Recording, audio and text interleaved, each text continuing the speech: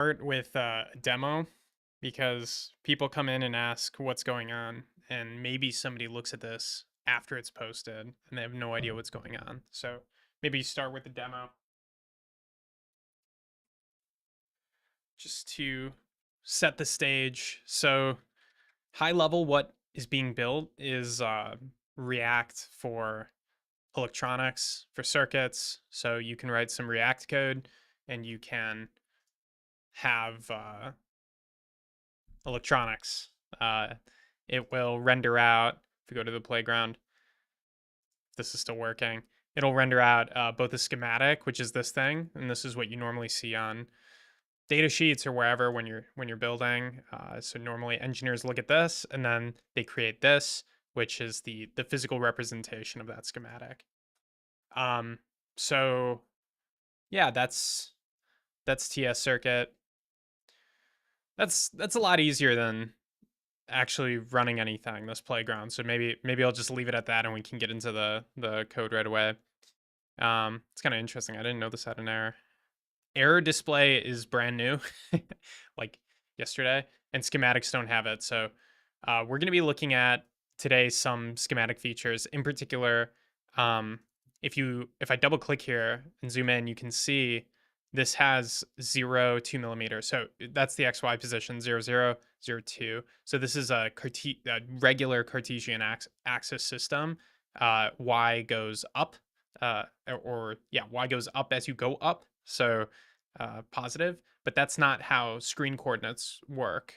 In web development, they go negative. So this is very recent that this became positive, and it has actually messed up the port mapping for almost everything. You can see this is like it's supposed to go counterclockwise 1, 2, 3, 4, 5, 6, and you can see it's totally backwards. So that's why I didn't do this for a while, because I was really worried about messing up everything. But I decided to do it because now that we're building AI, which is the second part of the stream, now that we're building AI, it's pretty important that the API becomes stable. So a little bit of work on API stability, and then we're going to do some stuff on square routing or square layout, or something to that effect, where we work on the AI's automatic placement capabilities. So that's kind of the setup. Let me take a second to open up some chat stuff. Yo, what up, imposter? What did you do your cam's aspect ratio? Yeah, you noticed I'm thinner, like thin-ish, I guess now, the transform. So I have two cameras, and this is my second camera, but I really don't like configuring this thing. So I might change it, but I like the colors slightly more. This one needs a better setup. It's not good. Oh, shoot. Is it the resolution that seems off, or just the, oh, it's the light. Yeah. Yeah, it's not as bright, and resolution. Okay. Well, I do have the other camera here, so it is kind of easy to just pop that guy in. Let me see if I can fix it. I didn't realize that this was a bad camera. We can look at it side by side. But I definitely want to get an actual camera, because I feel like none of these are particularly good. So this is camera 1. This is actually a GoPro that's hooked up to like an HD thing. And then the second one is, let's see. I feel like I'm not a native on any of these tools, so well, maybe I'm crashing things. We can do it. You can do it, computer.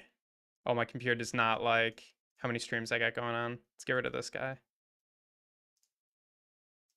Ah.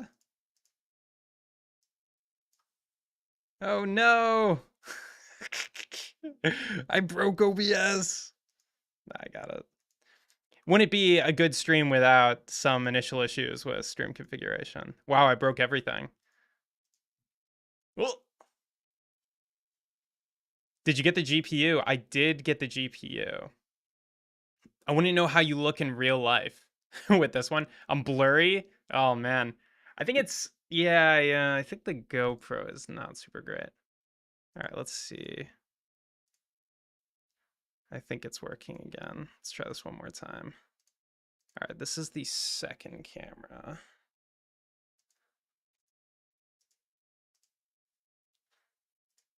Well, I don't think anything's gonna work. You might have to deal with blurring me. Actually, this looks this looks weird. Looking at these side by side, I look more normal in the left one, and then the right one is somehow worse. I actually don't know what's going on there. That's so weird. You know what? I'm gonna mess around with this for a second. I don't care. um, so does it happen when I chroma key? No, it's fine there too. This makes zero sense to me. Why is it? This is the same camera. All right, I guess I just don't know how to use OBS. I'm just gonna delete this other one. Or maybe, oh no, this is my webcam. Yeah, okay, so these are the two cameras side by side. Sorry, I confused myself. So these are the two cameras side by side. And the right one is the GoPro. Um, yeah, I guess it is just kind of bad. I don't know. I probably need to, yeah, all right, fine. We'll get rid of it. Stick with my webcam here. All right, let me move my face more optimally. It's a little, it's not, it's reminds me of a bathroom light. Like, you know how bathroom lights aren't particularly or white lights, as opposed to warm lights. Let's try on that. I don't know. All right, anywho, doesn't really matter.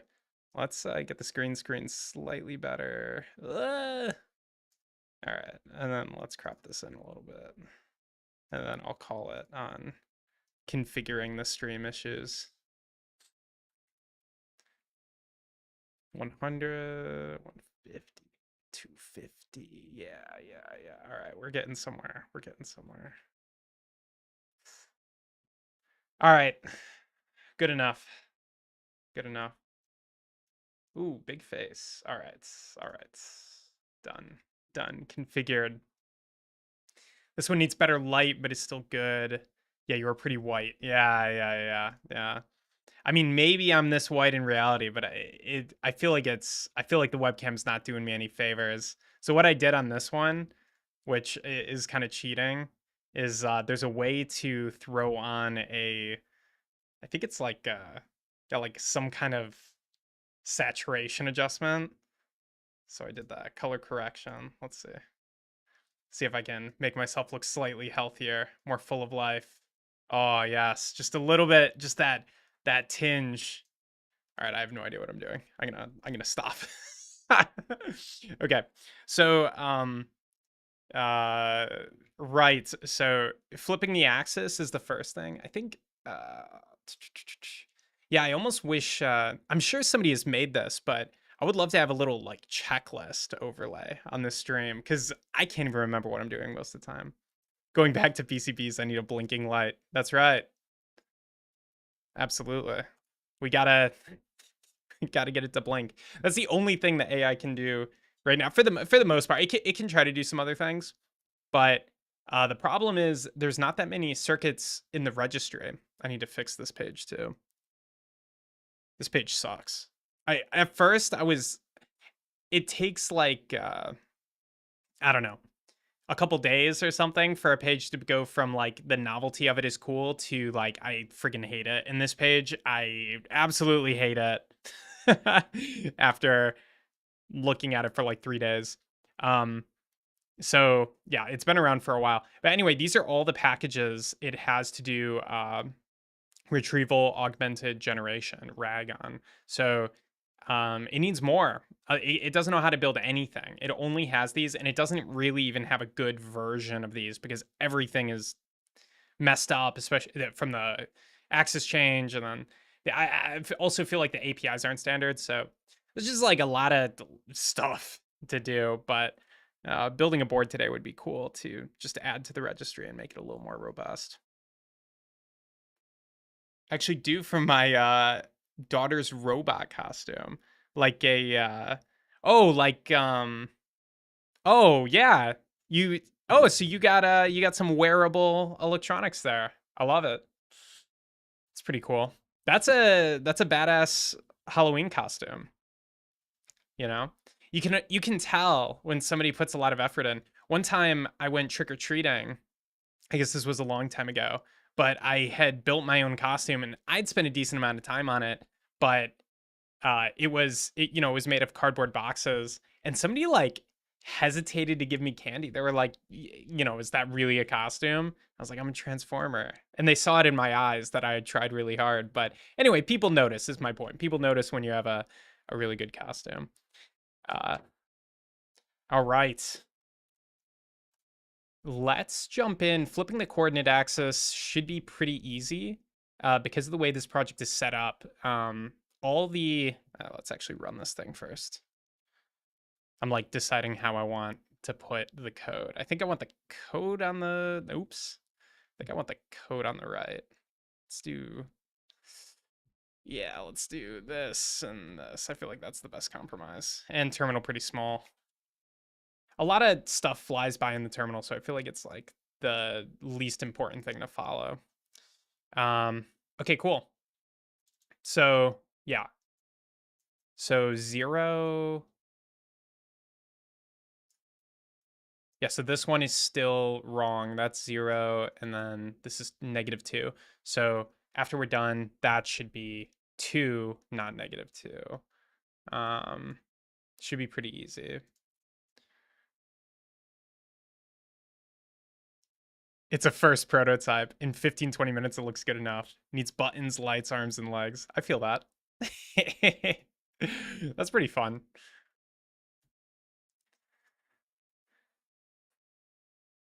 I feel like also if you know what you're doing, that's like not as hard of a costume. If you didn't know how to wire anything, that would be like a pretty tough costume. But if you kind of know what you're doing, it's like, high ROI. All right. Let's pick a random story. It doesn't really matter. It doesn't really matter what story. We just got to figure out how this thing works and then flip the coordinate axis. It's been a while since I've looked at this project. And I know it is really broken in a lot of ways because the general approach of how these things should work has changed. But yes, build this PC and let me have one so I can hook up these lights. Oh yeah. You might want a flexible PCB for wearables. That's becoming huge now. All right, let's see.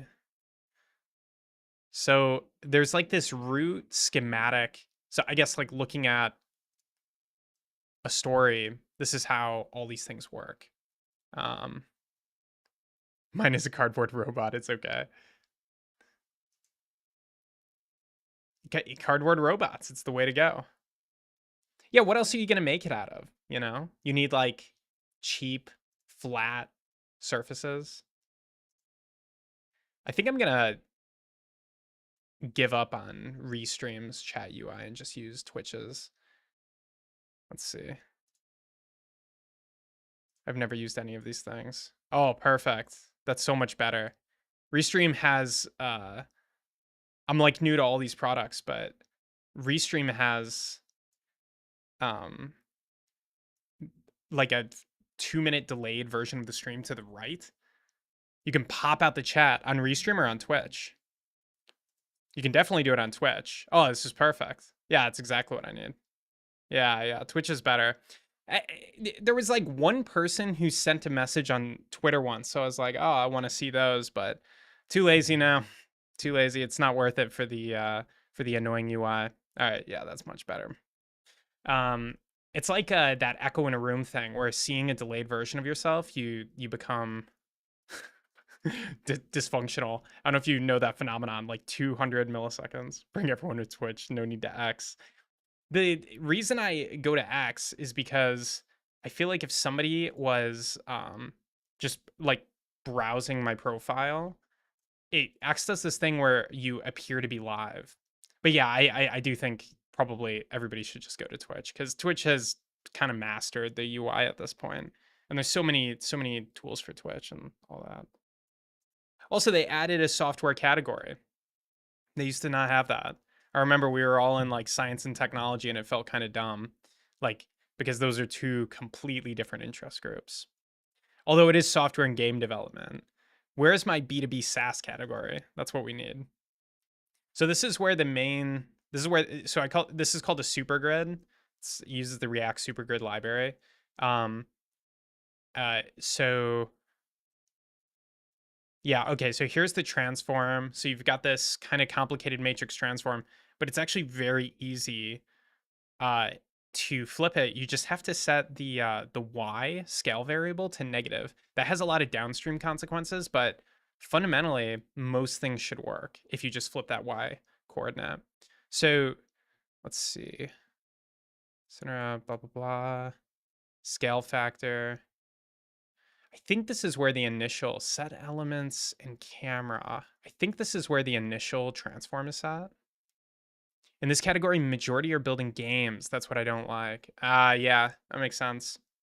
Yeah, game development is a little weird because it's not like strictly software development, but it's probably okay because like for me, I got started with programming building video games. So, and I do think that that's like an entry path for a lot of kids or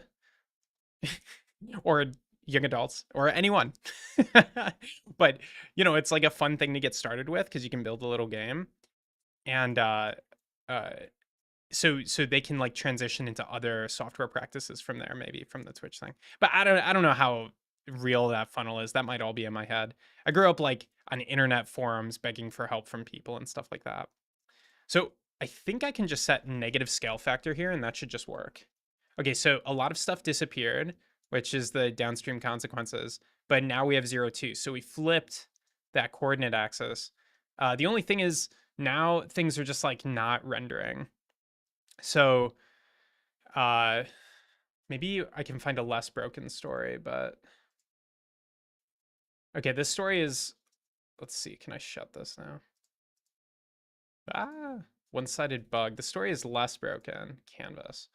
Um, some things are rendering in the right position and other things aren't. And like a lot of stuff is broken in crazy ways. So seems like a pretty good place to start. Um, so the main issue when you flip the coordinate axis is sometimes the code uses this, pulls out one part of this matrix to get a scale factor and they expect an absolute scale factor. So let's see if we can figure out where that's happening. I searched for .d because yeah, that's not gonna work because the matrix is usually represented by A, B, C, D. And if anybody was using D, we just inverted D. But I don't think that hack is going to work. I'm pretty sure this is why the coordinate axis wasn't flipped, is because I did this once. And everything is like not that broken. Like when I do LED circuit. Wow, storybook. Okay. That mobile view was switching stories when I changed canvas. But this one is not that broken.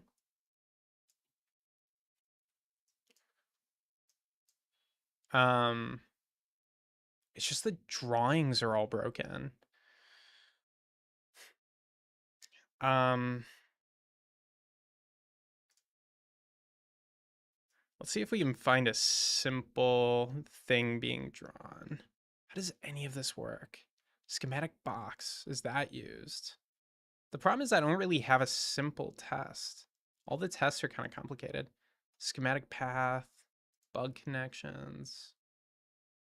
I think this net alias one was pretty simple. It was just like 2 lines. So maybe that's a good place to start. Let's investigate what is inside of this story. I think like 30% of programming is just finding a good entry point to the problem. Like, oh, should I write a test? Whatever. Okay, so it uses TS circuit soup, which is an internal data format. And it has a net alias. Let's see if we can figure out the path that this goes through to figure out the SVG that it's rendering. I think this problem will take, the flipping of the coordinate axis will take about 20 minutes, is my guess. So by let's see, 11:05 Pacific time. Okay, so we go through each element, we render a schematic element. We've got all these if conditions, schematic path. This comparison appears to be, oh, interesting. So this is where things are rendered. Is it rendering like a schematic box as part of this? Let's see. Schematic component. All I see is schematic component. So we could go into that rendering function. Schematic component. Hey.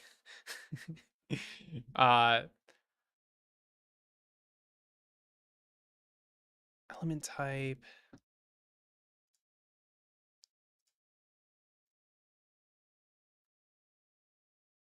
Schematic lines. Oh, that's what's going on. Okay, so it's trying to render these schematic lines. So schematic line. And then this is where we construct the SVG. I think I'm going to log out this path. That should give me a pretty good amount of information. See ya.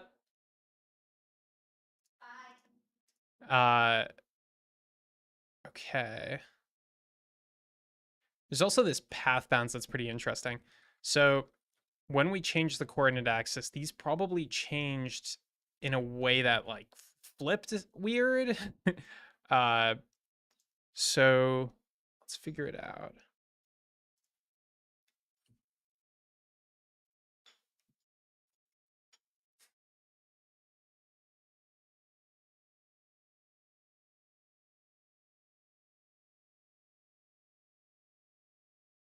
I was just shown bread starter that apparently got a lot bigger. Bread is kind of weird. You feed it flour, I guess, or sourdough is kind of weird. You feed it flour and it gets bigger, and then eventually you put it in the oven and have bread. I don't follow all the details, but that's the essence of it, I think. This looks fine. Min y, max y2. That looks min x, max x2. That's a little weird, but that might be okay. I'm guessing it's a vertical line. So the path bounds look okay. M21, L22. This is pretty simple. There's a pretty good tool. It's called like SVG Path Editor that you can just paste in these paths and see what they're all about. So this thing is super helpful when you're debugging. So yeah, vertical line, I can also manipulate it from here, but I don't think we need to in this case. It's just a vertical line. And for whatever reason, this is not appearing. So why is this not visible? Center. Let's take a look inside. What does this do? Is there something weird going on here?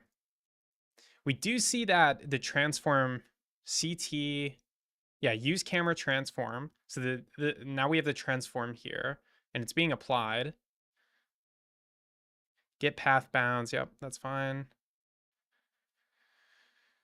That should be fine too. Absolute center. Okay, so this one is this is using the .d. So if we were to log this matrix, it's going to have A be positive and D be negative. That's the Y scale.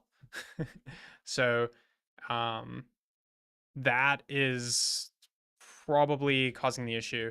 A really simple fix, maybe too simple, is just to do that. Oh, I guess that worked. But it's actually off. So pretty subtle, but the blue box should be down here. So the problem, the essence of the problem is that the SVG is used to rendering down, but now it's rendering kind of like up.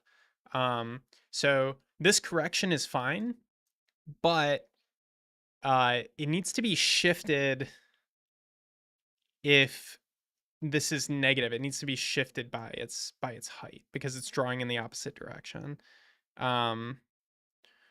So SVG top, we could say minus ct.d less than 0. Or we could say greater than 0, nothing. Otherwise, the absolute size dot height. This might be a little bit of a hack. There's a couple ways to do it. Oh yeah, that doesn't line it up perfectly. But we've approximately fixed a lot of things. Or not.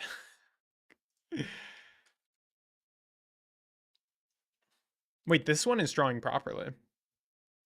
I think. Pin 3, pin 2. Yeah, that looks fine. It's still got this counterclockwise issue because that's gonna be a much bigger deal to fix. Most basic breeds are just water and salt. Yeah, I had no idea. I had no idea. It's kind of cool. I mean, I get why people get into bread making because it seems like you don't do that. I mean, I mean, I'm sure it becomes a lot of work, but you don't do that much. I think like it seems like you just kind of put stuff in a jar, and then you get bread starter, and then you can make bread. It's pretty cool. This all looks fine. I don't know what's up with this one. Maybe that one was always broken. No, there's no way. That's just wrong. Why are the other ones okay? This one's wrong. Okay, this is a good. This is a good. This confirms it's not like inverting properly.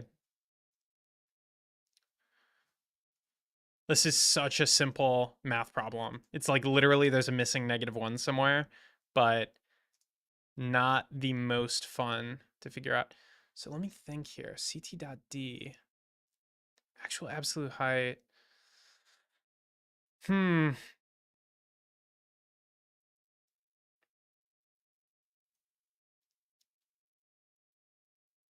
Draws inverted. Y-axis isn't inverted here, but it draws inverted. How does this work? Path. The problem is like it's kind of translating the SVG into its own sort of view box transform thing. I'm glad this is the first problem I'm doing today. If it was the last problem, would not be fun. But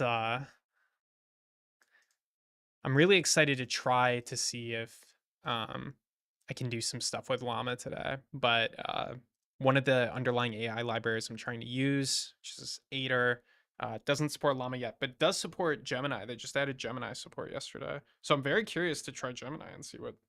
Like I've never tried Gemini for anything serious coding wise. I didn't even really know it was possible. I like thought they might have an API, but that'd be pretty fun to see if it is able to code electronics better than GPT-4. Because for electronics, you have no idea who knows more because it's just a super untested space. Like maybe GPT-4 has a corpus of electrical engineering exams that Gemini Pro doesn't have, or vice versa. So um, who knows? The other thing I'd love to play with a little bit is just kind of look at general approaches for getting AI to understand space because in the demo I posted yesterday on Twitter, you can see it's not really aligning the resistors super great. So I would love to improve that resistor alignment. Um, but anyway, problem at hand. Missing -1 somewhere.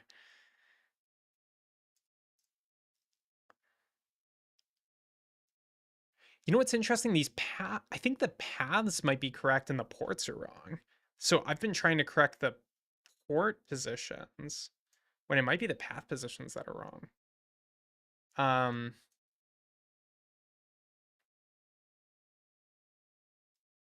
because yeah, the path positions actually seem right because if the text is appearing in the right place, then the path actually seems right. So I think we actually have a problem with schematic text. So I think that one's actually solved. I was just mixing up two bugs. Okay, so apply to point, CT position. Oh, this is text. Text is good. It's the schematic port we're worried about. Um,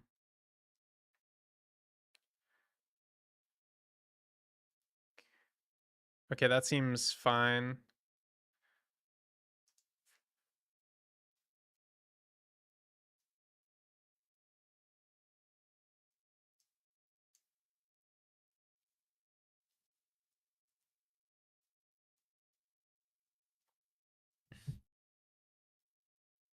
In college, I had to drop out of a geometry class called I think its name was literally basic geometry, but it was the hardest class I'd ever taken. It was a graduate class. I have no idea why they called it that.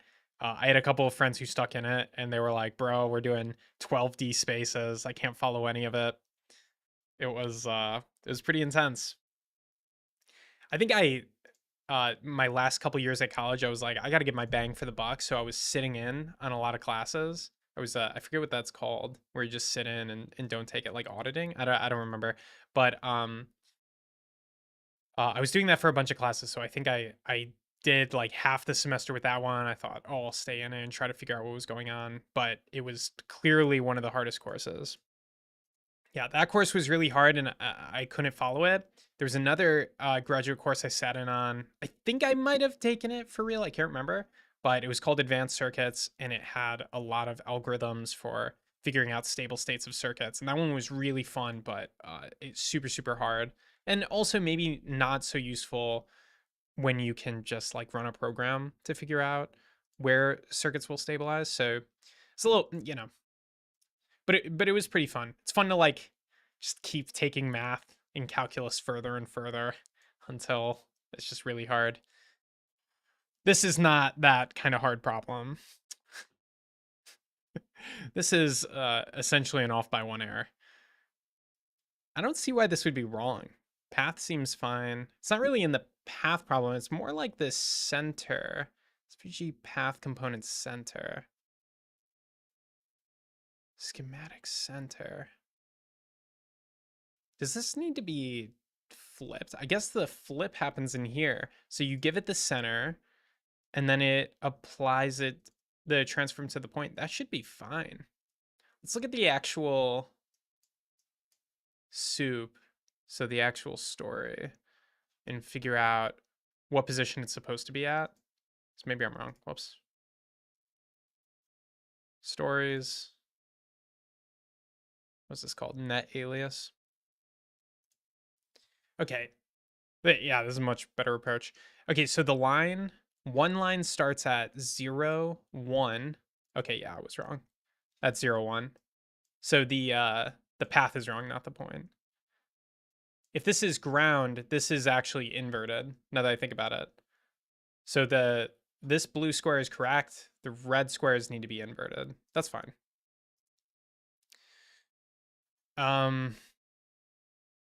Yeah, okay. So how do I invert this guy? Or actually,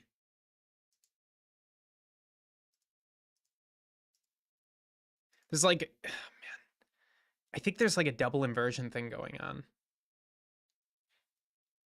If, like, are these defined correctly? Because since we're changing how, so 0 to 1, 1 to 4. Well, it's definitely rendering incorrectly. Yeah, all right.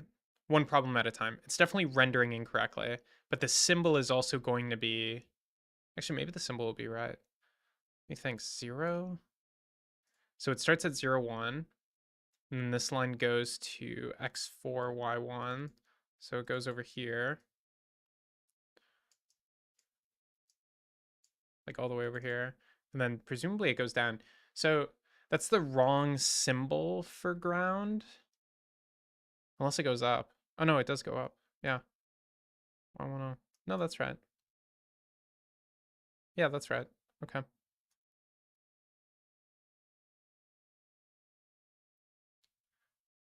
X2, X1. Yeah, no, that's right. I thought it would invert though. I think the story might have originally been wrong, the symbol. So D ground symbol. D ground is like,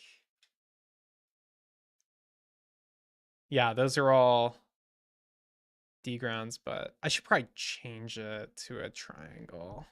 It'd be less confusing. Whenever I drew circuits on paper, I would always use like the simplest form, but it's definitely a little annoying in this context. It kind of looks like everybody's using a triangle. Yeah, I should probably just change this to a triangle. I'm gonna have to make a list for today. All right.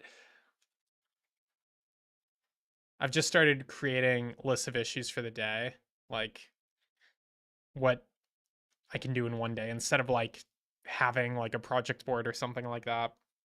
Because it's just kind of it's more fun to work with your momentum. So we'll say April 24th issues, and I could just close these after. Once things get busier, I'll have to be more organized, but for now it doesn't matter. Um yeah. So better ground symbol, triple line triangle. Triple line triangle is the most conventional. Um what we're doing right now is flipping schematic viewer coordinate axis.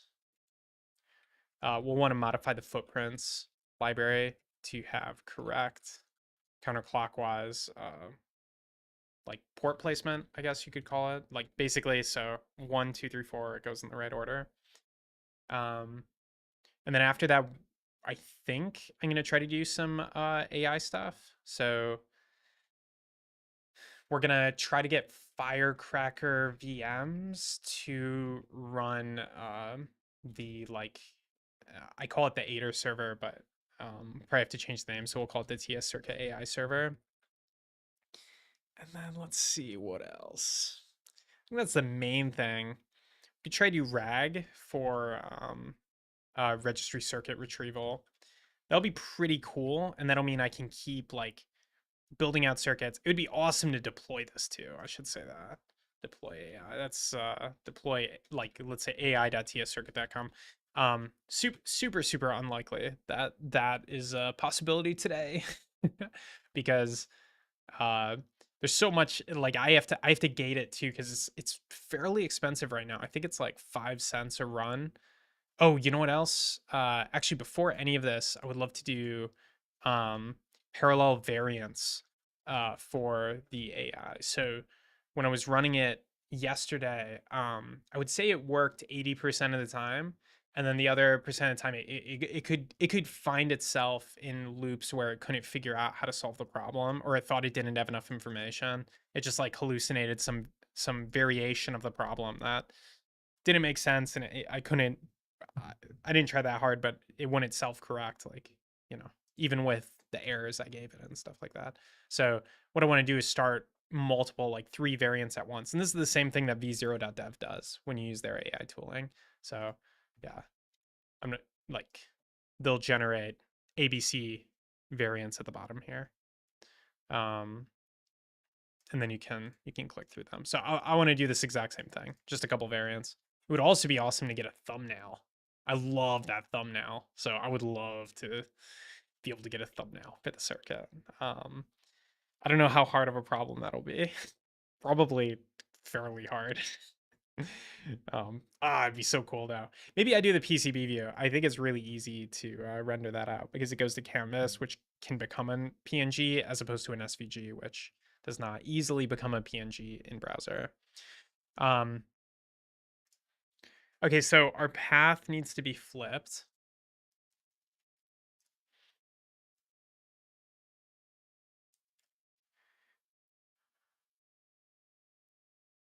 It's kind of interesting. It's like, I get what's happening. So we flipped the height downward. Hmm.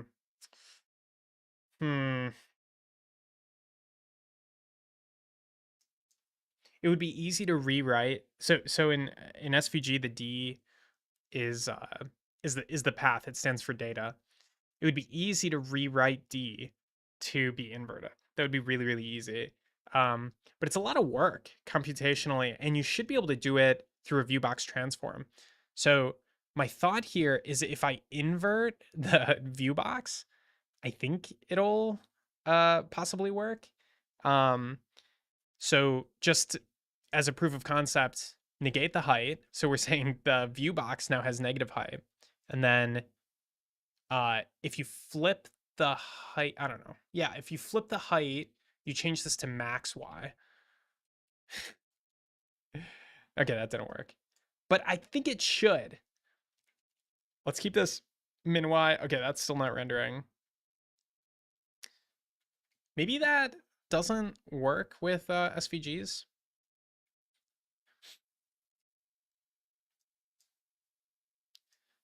I think it should work though. SVG's negative view box. This would be a really cool hack as opposed to rewriting that whole D thing. Plus, it's like reusable if for non-path components. Negative coordinates are supported. Oh wait, negative height. I need negative height. Let's use meta AI. Can an SVG have a negative height in its viewbox parameter? Says it can.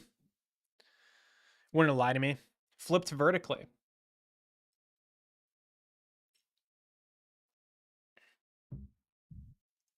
Oh, we can get this to work. We can get this to work. Let's print this viewbox out so we know what we're working with. We can get this to work.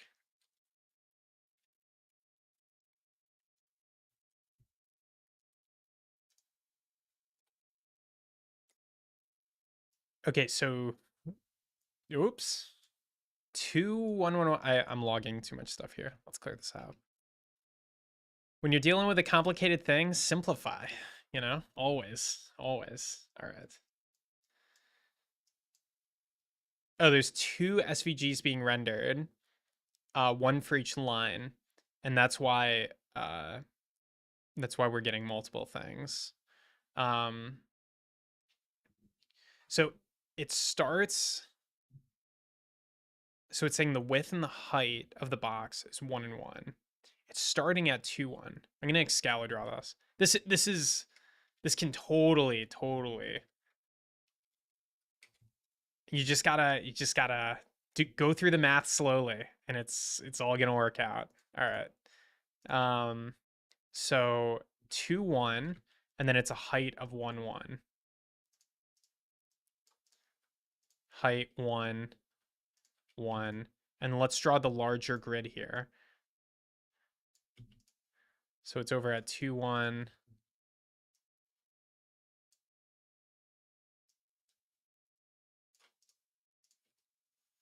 Okay, 0, 0.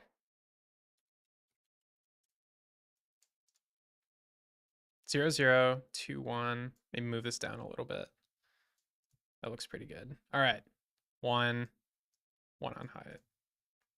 I guess that's conventionally how you would do it. 2, 1, 1, 1, and then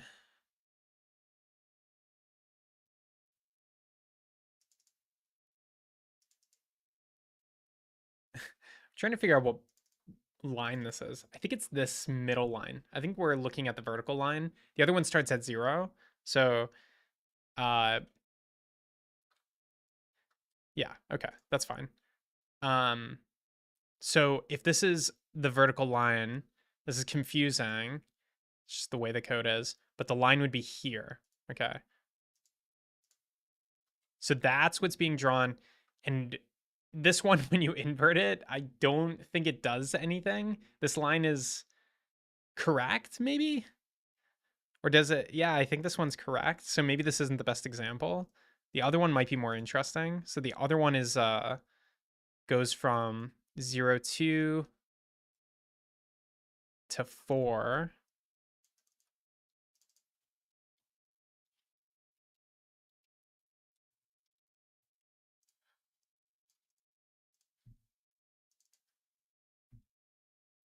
Four, 2.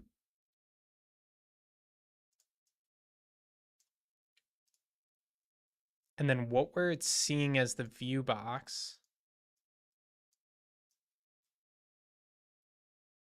is 0, 1, which is here, or is here. 0, 1, 4, 1. Okay. I think I get it. It's very confusing, but I think I get it. Okay.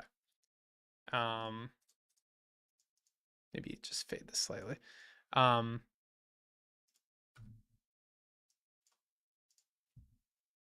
starts at 0, 1. Then it has a width of 4, height of 1. Okay. So if we wanted to invert this, really trying to figure out if this one is in the right place. I need to see the original before we did anything, but I don't want to revert everything. So I'm going to see if there's an online version because I usually make online versions of the last built version. Okay, cool. So this is the correct version, which is helpful. So now we can look at what the correct and incorrect version is. And that is very helpful because this one is wrong and I did not realize. So let me fade this box a little bit. Yeah. And let's do this. This is the correct version. Actually, I'll do green. So that's the right version. Then over here, the right version is like this. Excalibur really doesn't have thicker lines than this. I really want to give it a real, oh, it does. It has sloppiness. I'll make it more sloppy. I don't think it really helped in one of these cases. But anyway, now we can see where it's wrong and what we need to do. So yeah, one way. Oh, interesting. This is super interesting. So even if we flipped D in this case, it wouldn't work. You would have to recompute the view box.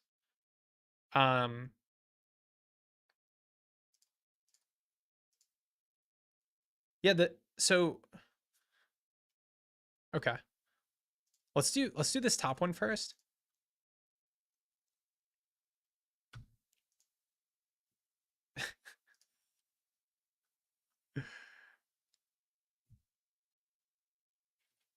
It's funny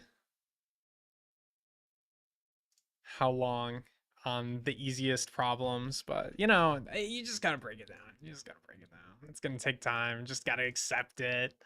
That's like where like 90% of my anxiety comes from, I would say. It's just not accepting that you have to sit down with a problem and give it time, which is definitely why I gave up on this and why I'm in the mess I'm in with all these coordinate axes being annoying to deal with. So that's the view box of this one. That's the view box of this one. We're going to transform the view box, this gray square, and then yeah, okay. Thinking. Okay.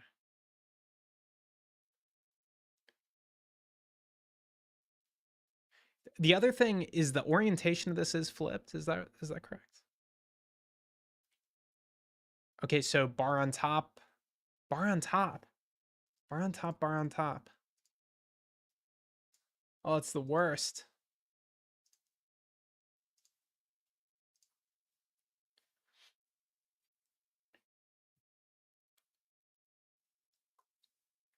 I wonder why the translation didn't work just by the height. Down, down. I think maybe the reason the translation didn't work is that port in the right place. That port should be at, oh, it is kind of weird. This thing isn't about center. It's not about 0. Man. All right. So this is at 2, 2, 2, negative 2, 2, or 2, negative 2 here. Whatever. When you flip. Okay. I think I need to, I think.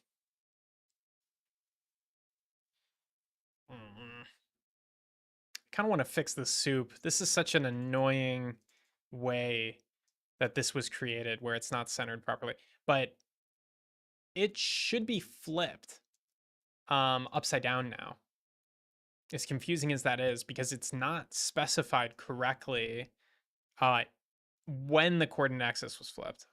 So let's modify. This is maybe regrettable, but we got to modify the story a little bit. So we're going to alter the test because it should be different.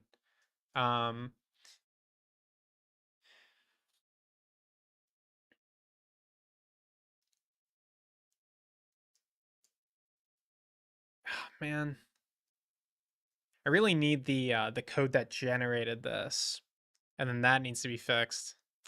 Ah, man, this is gonna take because I'm just realizing all these symbols, how they're generated, has to be flipped. Oh, I know why I didn't do this. What am I at? Oh my gosh, I'm 10 minutes past the time I thought this would take. Yeah, well, you just gotta give it the time. Just gotta give it the time. Yeah, so these green is what it should be if the points were right, but I think how the points are specified is actually wrong. And that's where things get a little complicated. Hmm.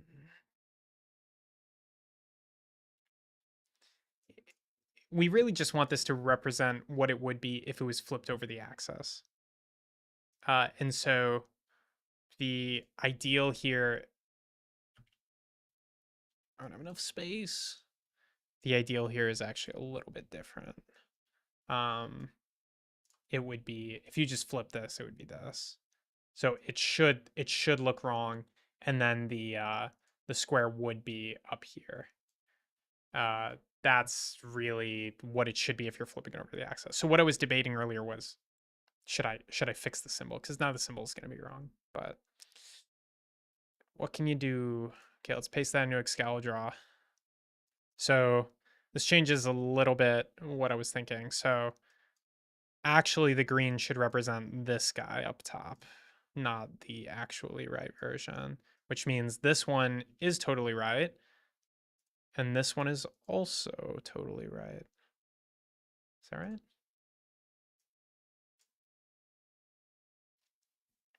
Those are both right, I think. Yeah. Huh. Interesting. No, no, no, no, no. This one. No, no, no. Yeah, no, no, no. This one is wrong. This one is wrong.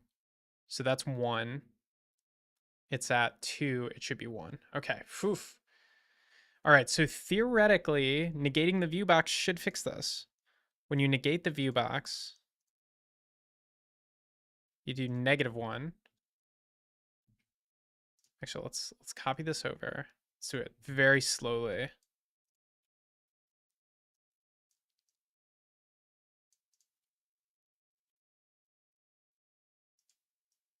There's so many people who could do all this math in their heads and figure this out. So the top of the view box is going to be up here now. The view box is in the same position, but now we're referring to the top, and the height is going to go downward in the negative direction. The height is going to be -1, which means your top point is going to be 2, 2, and then this is going to be -1. So that's what we want. That's the new view box that we want. Um, so to get that, I think you just negate the height. This is what I tried to do earlier. Negate the, oh, maybe I subtracted when I should have added the height. So simple. All right. No, actually, I think I did it right. Did I? Yeah, because I did max x. Well, anyway, we know what it should output now. So without doing it, let's just output this. So I changed this to max y, which should be equivalent to subtracting the height. And then this one, we're going to do negative. So this should log. Let's move this guy to the bottom. Okay, that is very difficult to read. Let's just add a pipe. 2, 2, -1, -1. I think that's it. Let's call this view box. And then we'll paste in the view box wherever it needs to go. That's the only place. I don't know, maybe I made a mistake. I thought this was exactly what I did. Yeah, no, okay. So disappears.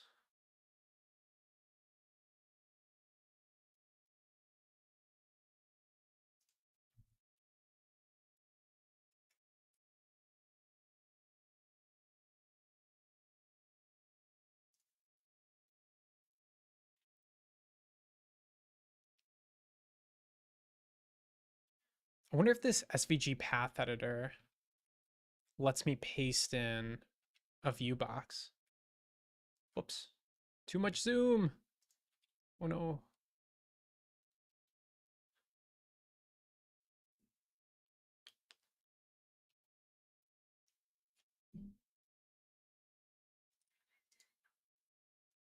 Oh, it doesn't. That's so unfortunate. I mean, it makes sense because it's an SVG path editor. Snap to grid. Yeah, they don't let me do it.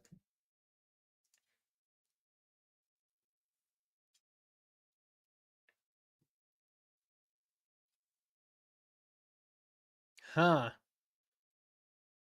Okay, no help there. If I could just inspect that SVG and copy it out.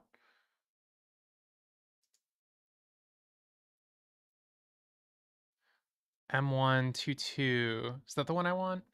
Or is it this one? 01L41. M01L41. That's the one I want. There's our view box. 014 -1. Okay. So we'll copy outer inner or copy outer HTML and then paste that in. Just keep breaking, just break this problem down until there's nothing left. So we'll say view box bug.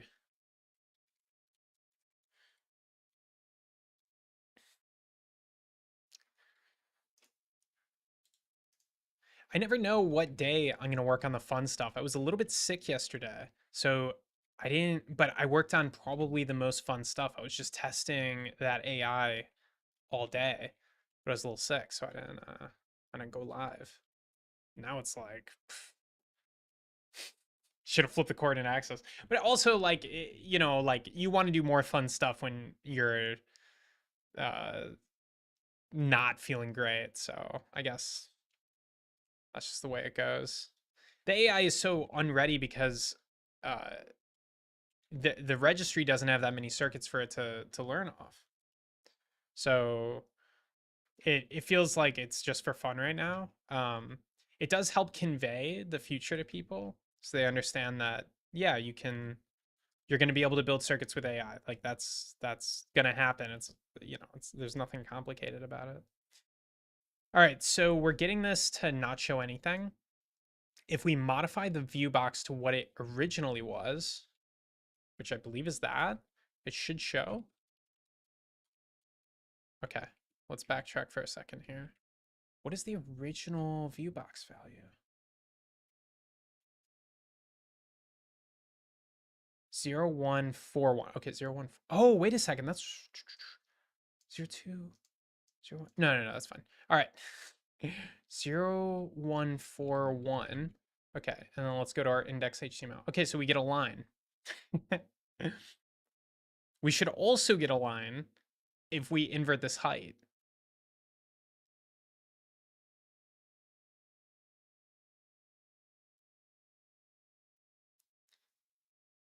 This is definitely the simplest version of this problem. If we invert the height, we should also get a line.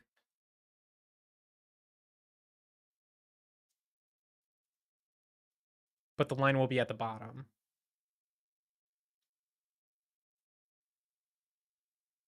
Starting to feel like you can't invert height on these guys, but negative 0.1 goes up.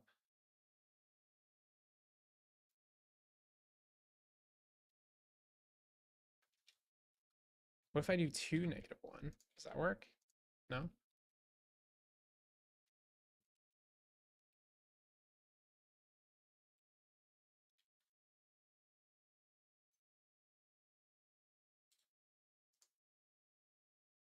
I feel like I'm in crazy land.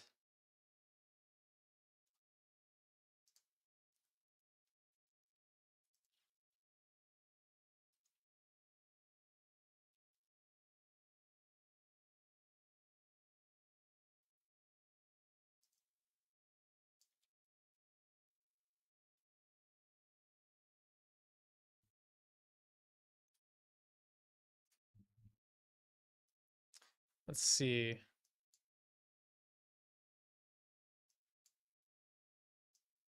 M01,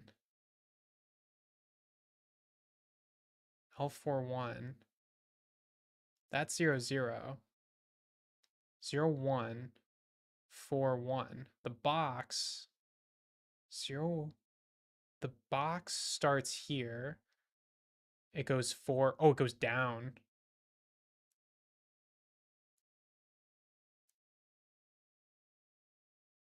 Okay.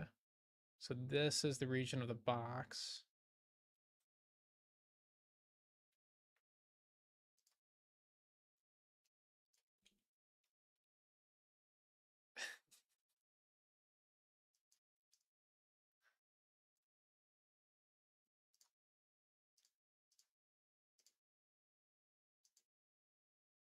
Do red, give a little pass. Okay, so I believe the box is here.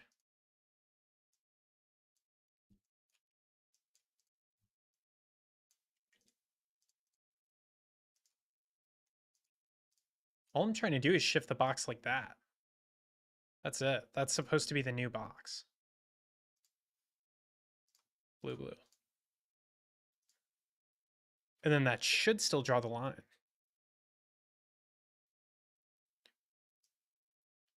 Because I'm just saying, take that start point, make it negative height. It should still draw the line. I think maybe SVG doesn't support this. Did Meta lie to me? Okay, hold on. SVG view box negative height. Oh, it's an error. Oh, what the F, Meta? What? Don't trust AI, kids. Let's see if ChatGPT gets this right. It was a good tweet. Was that 30 minutes gone? That's over 30 minutes gone. Oh, Meta. I'm about to shame Meta.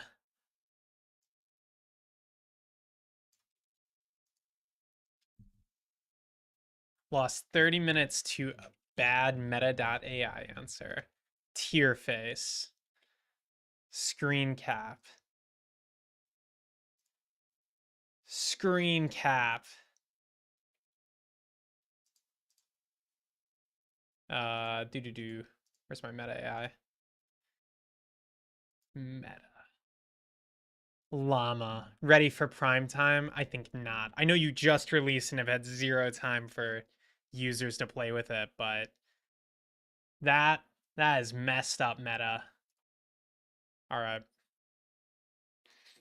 Well, now we know. So then how do I invert? How do I invert the inside of let's ask Meta.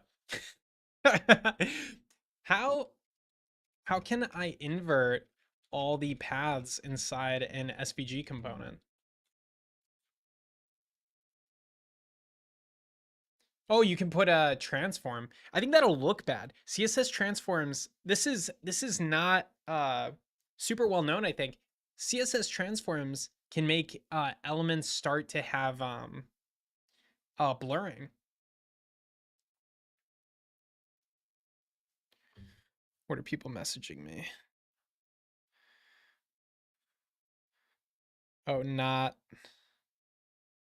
anything. Okay. Random things. I was worried the law was onto me. They were like, yo, Meta. You can't talk smack about Meta. Meta has so much money, they're like a country. They have more money than many countries, maybe most countries. We could try this scale thing and see how it goes, but it's not. I'm pretty sure it's gonna blur the component. I do already use it though. Apparently, I do this transform here with rotation. So, combining transformations is a little bit annoying. Let's try putting these in an array, and then joining with a space. I think that'll work because I think they're just supposed to be space separated. And then we'll scale 1, -1. And we'll see if that does it. Okay, that's the production one. This is our new guy. I think I also need to revert that view box change. Um, so we're gonna revert that.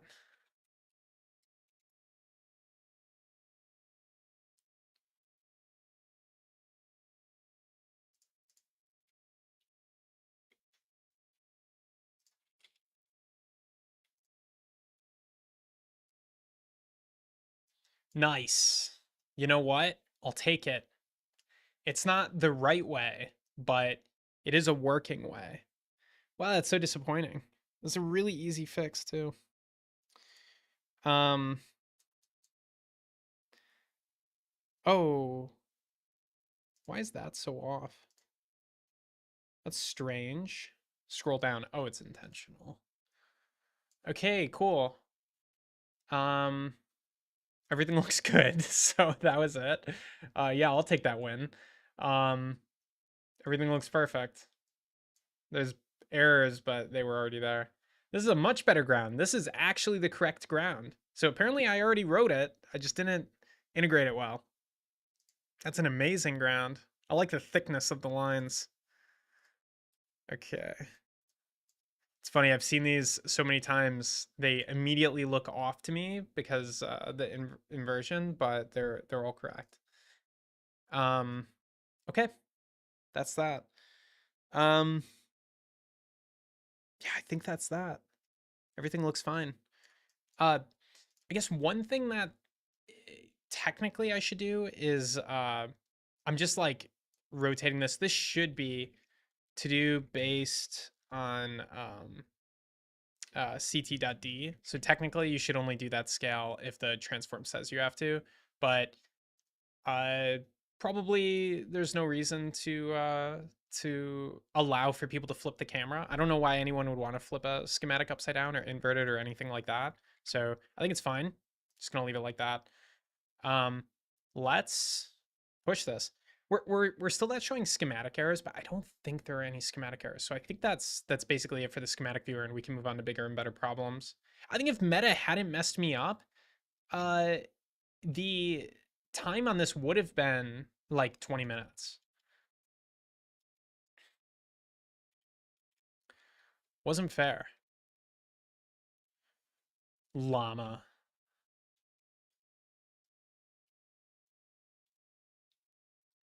Just reviewing this PR very quickly. Um, I think it's all good. Making sure I didn't introduce something inadvertently. Okay, so fix, flip, coordinate access. I'm actually gonna release this as a new minor version with the feet prefix. And that's one item off the checkbox. Flipping schematic viewer coordinate access. All right, better ground symbol, triple line triangle. That's an easy one. Might skip it though. Kind of want to do. It's easy, too easy. Modify footprints library. If something's really easy, I'll save it for a slow day. Save it for a day where I'm like, my brain's like, I just need an easy win. Better ground symbol. Correct CCW port placement. Correct port placement is pretty important. Everything is going to look wrong to everybody who looks at it, who knows what they're looking at until we do that. So that's pretty important. The parallel variants would be fun too. I could hop back and forth and do parallel variants for a little bit. All right, so between this guy and this guy, let's reorder this. So one of these parallel variants would be pretty fun. I might flip over to parallel variants and I'll come back. Doesn't really matter. All right, so yeah, at about a 1 hour, I'm gonna take a quick bathroom break.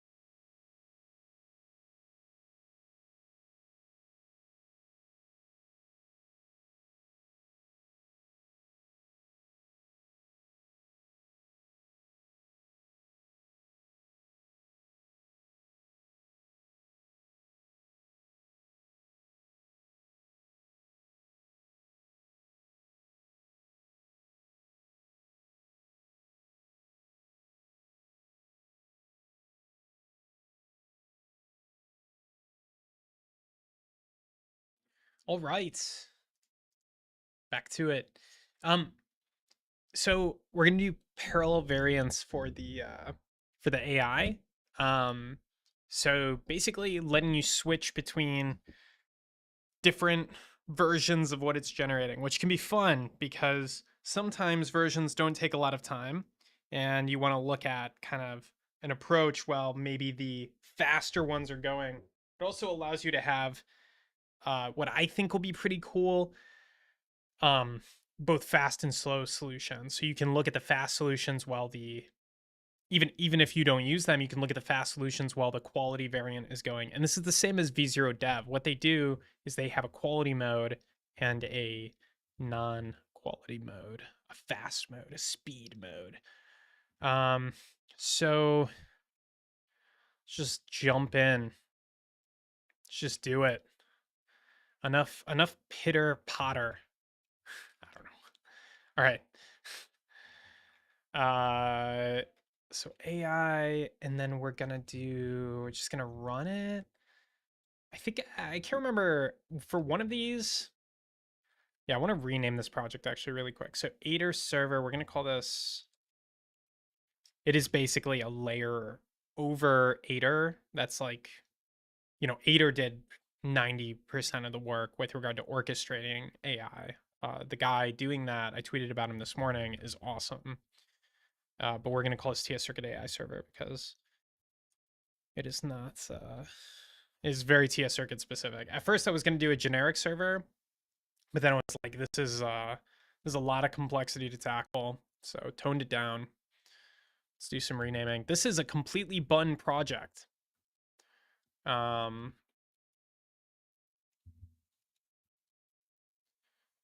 which is super useful when you want to uh, keep your stack pretty simple. And I did want to do that. Also, for running things, for if you have to keep initiating node, it's a lot faster. So let's run the whole system.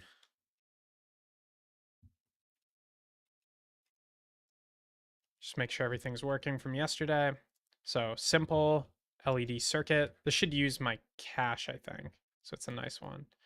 Yeah, I don't know what's going on with Next.js, but the first time this page loads, I can't submit. I think it's something with the server-side rendering. And I can't debug it because as soon as you refresh the page, it fixes itself. I have no idea what's going on here. It's got to be something with the server-side rendering. I think maybe, but I have used client here. Makes no sense to me. There's very rarely on key down, enter. But also this button's broken. It makes no sense. It's like none of the handlers loaded.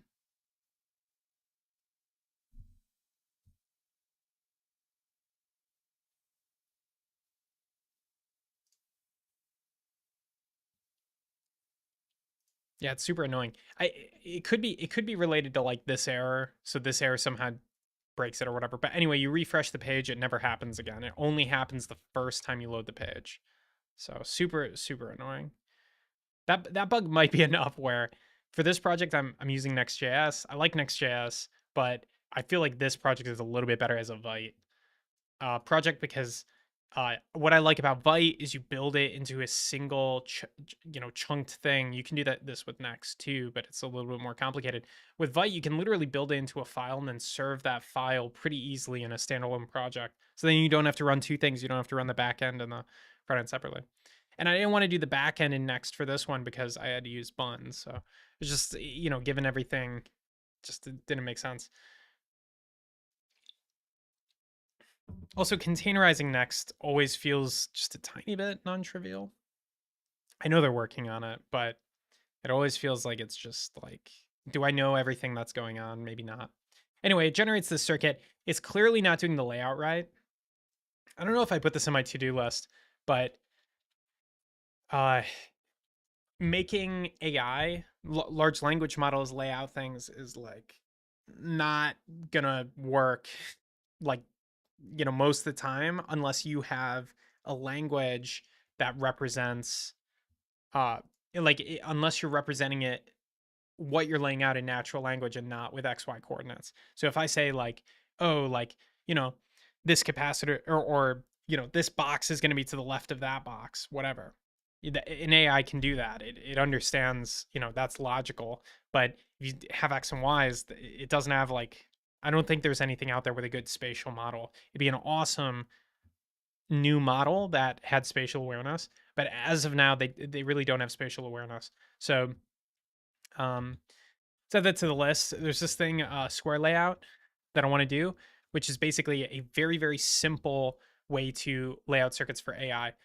There's another one that's pretty interesting that uses ASCII art. So we could try to get the AI to use ASCII art. So um, yeah, we'll say square layout and AI ASCII art. I totally forgot about that.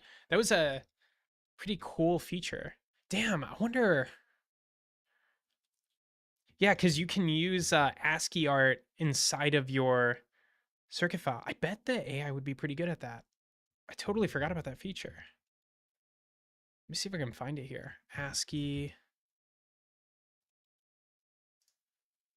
layout.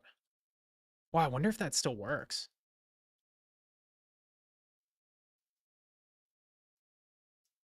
This feature is insane. I totally forgot about this. I built this a while ago and I was like, oh, this is going to be next gen. But then I realized it wasn't the hardest problem. Oh man, this will be so cool. Hold on. I got to figure out where this code is. Is it part of constrained layout builder? I feel like I scrapped it. What did I call it? Constrained layout builder. Let's see. It doesn't look right. Constrained layout builder. Where's the ASCII parser?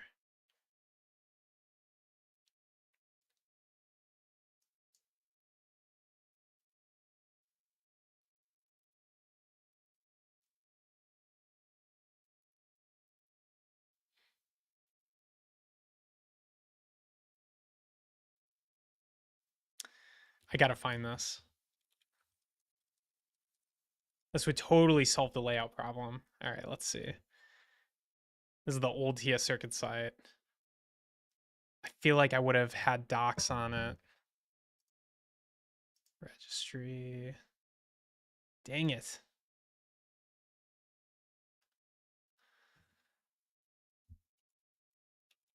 Let's try searching the code. ASCII. Yeah, ASCII diagram layout.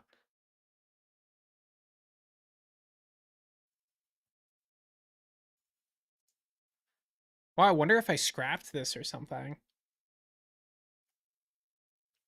I could probably find it if I did like a dash dash, something like that. That's how it worked. You would have these ASCII diagrams that connected things together, and it would automatically parse it into a usable layout.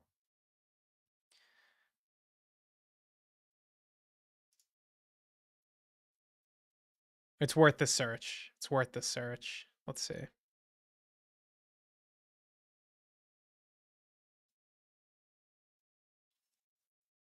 That engine is super non-trivial to build. I think maybe I should search in the Sevi bar org. Let's see. Sevi bar ASCII, because it might be that old. Let's see.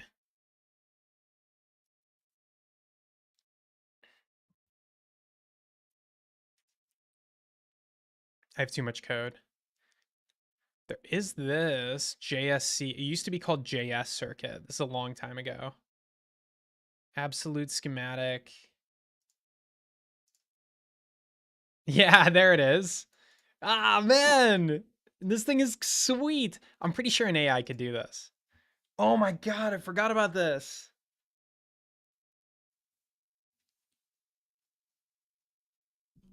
I think this could work. I think an AI could produce a diagram like this.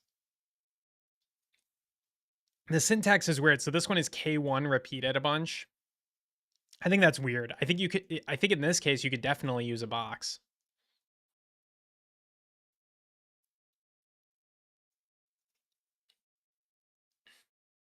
One huge issue with this, I just realized, is you're not really specifying what ports connect to what. I mean, with a diode, there's a positive and negative. So you would have to specify that somehow.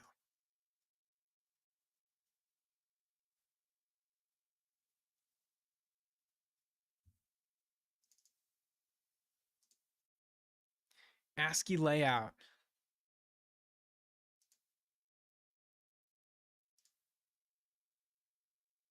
UI. I feel like I didn't finish this. All right, no problem. ASCII layout, and then we'll say owner Sevi bar. I'm gonna find the code. I probably won't use any of it, but it's good to know about. There's another example of it. Looks like originally I wanted this like capital R syntax too. I don't know about that. Oh my gosh. How are there only 2 files with this? I bet it's in some other org.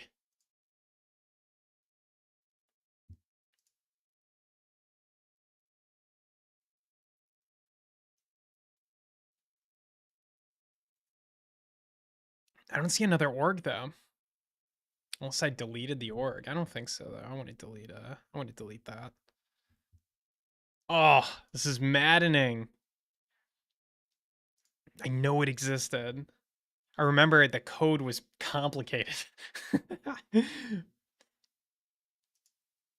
But it definitely feels like there's not a trace of it. Let's try this again. Owner TS circuit ASCII layout. Wow. Huh. I don't know. Maybe I'll recreate the parser. Oh man, that's so interesting. I wonder if I should do that. I'm pretty sure. Let's ask AI. Let's do it.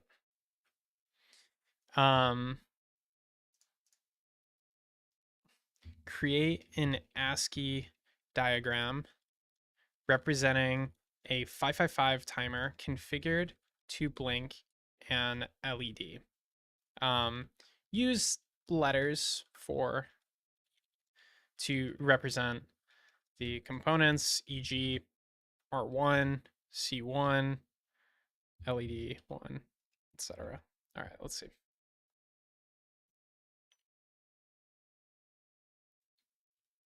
Okay, so the syntax it just invented is pretty sweet, but I would say this is not as readable as you would probably want it to be.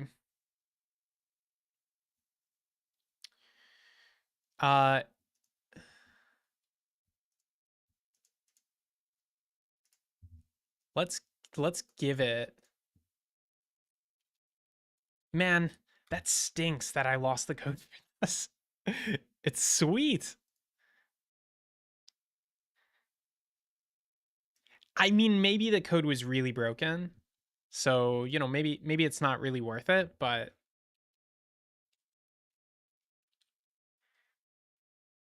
oh, that didn't format super well. Hopefully it figures it out. I think the spacing is all correct. Here's an example. It kind of didn't follow my instructions too great either. So the other big problem with connections this way is it's not type safe at all. So that might be one of the reasons why I dropped it.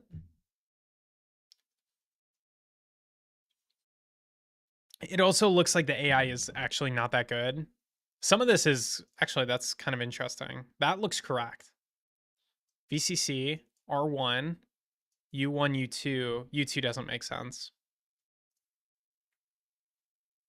It's kind of close, but yeah, I think it's cool because it clearly has some spatial awareness when you organize things like this. So maybe connections this way, really bad. But maybe layout, pretty good this way.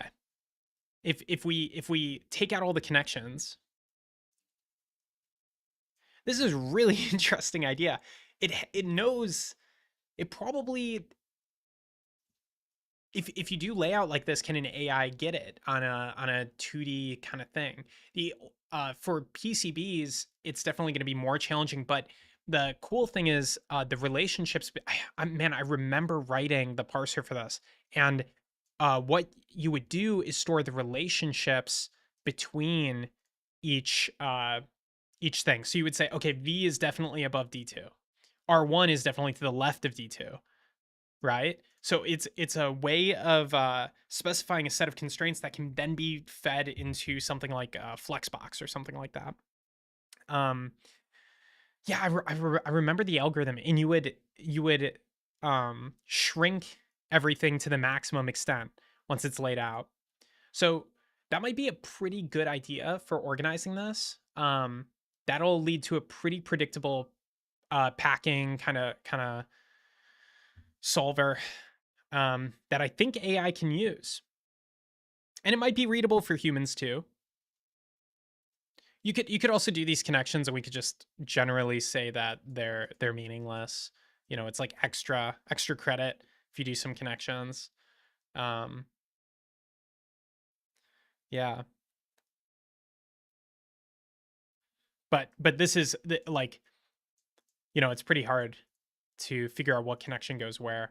It does make sense to do a connection. In this case, it's saying like NC, like that's pretty clear, that side of the connection, but this side isn't clear. This one says COM, and that makes sense to me. You could say, hey, this pin coming out is COM. You could do stuff with it.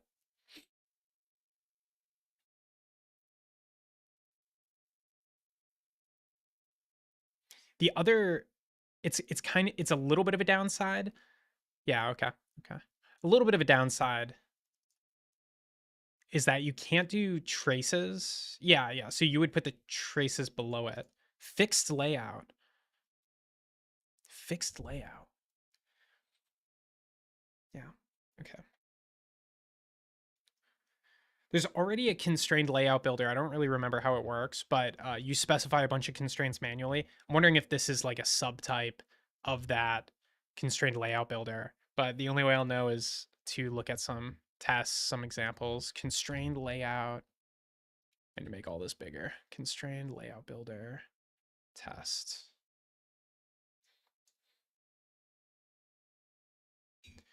Add constraint xdist. What constraints do we have available? We only have xdist and ydist. So you're setting, I think you're setting a preference or maybe a requirement for a distance. So it's not very good, but you could definitely build a system of constraints and say left of, right of. This guy uses uh, a Flexbox implementation under the hood, Kiwi. Or no, this uses Kiwi. This uses a constraint solver. Oh, Flexbox might not be the right choice. It can't solve a packing problem. We really need a module that can solve a packing problem, because like this left of right of thing, it's like a very simple packing problem, I think. I don't know if it's Flex is, whenever you're using Flex, you're really only looking at a column or a row at a time.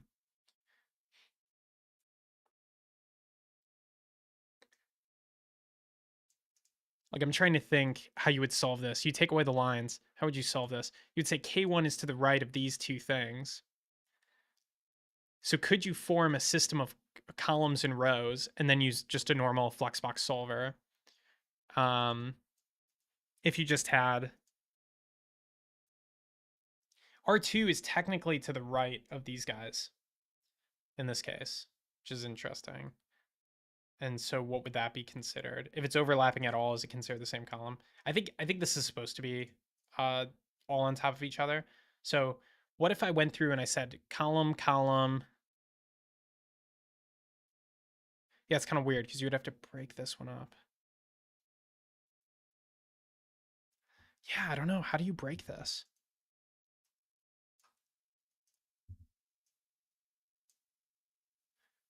Like if you break it like this, then how do you enforce that this, like that D1 is below this one, basically? You want D1 D1 should be below this one, but that doesn't work in Flexbox, right? You only have rows and columns to operate on.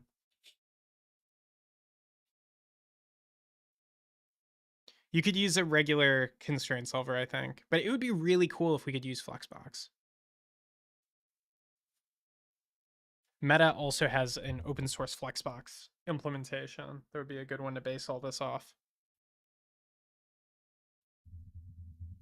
And there still is the question is if AI could really be good at generating these things, at laying things out this way versus what it's been trained on, which is um, conventional Flexbox XML, JSX sort of code. Um,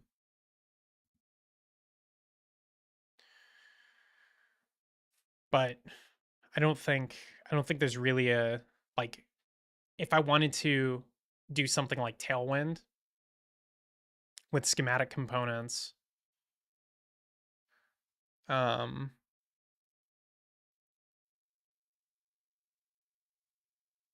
like just taking Flex and FlexCal, I think it would get weird. I don't think it would be the best for the circuit use case. Schematics are just slightly different. We really need a custom engine. Um, you you could do this column breakdown thing, or maybe row oriented. It's interesting. You could do it row oriented too. So you would say, I don't know if each of these is an element. Trying to figure out, is there an algorithm here? Each of these is an element. How do you group them so that you have this left and right constraint? I don't think you can. I think it's a packing problem. I think it's a packing problem. Even if you know that things are to the left and right of each other, it's just a much easier packing problem. Basically, the issue is how do you pack K1 here? Yeah. K1 is also weird because in this case, it's not a coordinate. It also has a size attached to it. And you have to ask yourself, like, oh, would would we even support that? Like maybe K1 is only this, in which case, if you only have points, but then you got to do the size out. Yeah, I think at the end of the day, you would have to do the size on these, even if it's not represented like this. Could just do it row wise. If we did this one row wise, that would be one row. That would be one row. That would be one row. That would be one row. And then you would want you want alignment here and here. So how do you get that? How do you get all of these to be aligned if they're all in separate rows? Because Flex is going to put these wherever. It's going to pack them.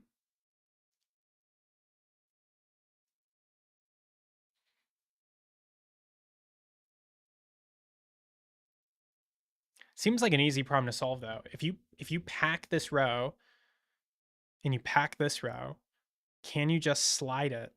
You can always slide it to the right position, right? So you just solve for the slide. Seems pretty easy.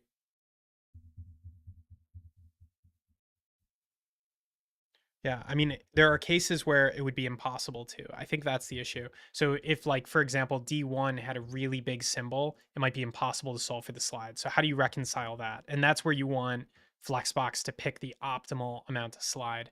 But you could also use just a regular constraint solver for that, I think. You're just gonna you're just gonna have a row, you're gonna have a row spacing preference. Like it's not gonna be as good as a packing problem might do it.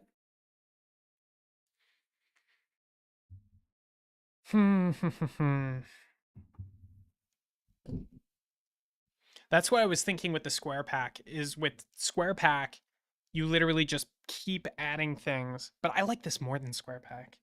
Although maybe other people won't.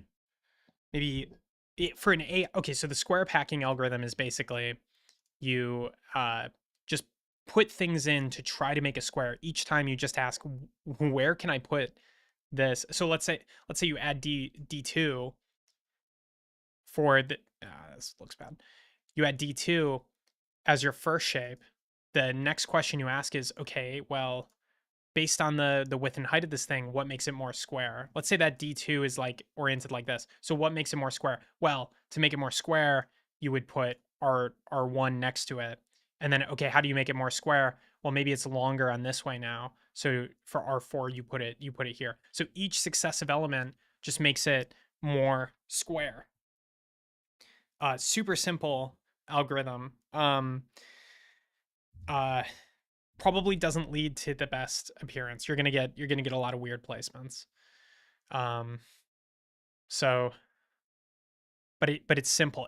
The AI can definitely do a square packing problem, no problem. Um, would be really cool is if I had some kind of default thing that said, I don't know, based on the way these are oriented, there's some kind of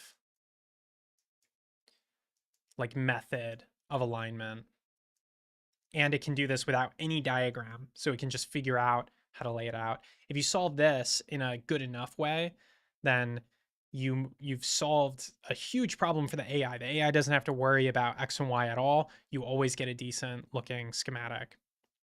So, but you also want it to be predictable for the developer, because the developer might want to tweak one little thing by, for example, setting a manual position. So you want it to be very, very predictable.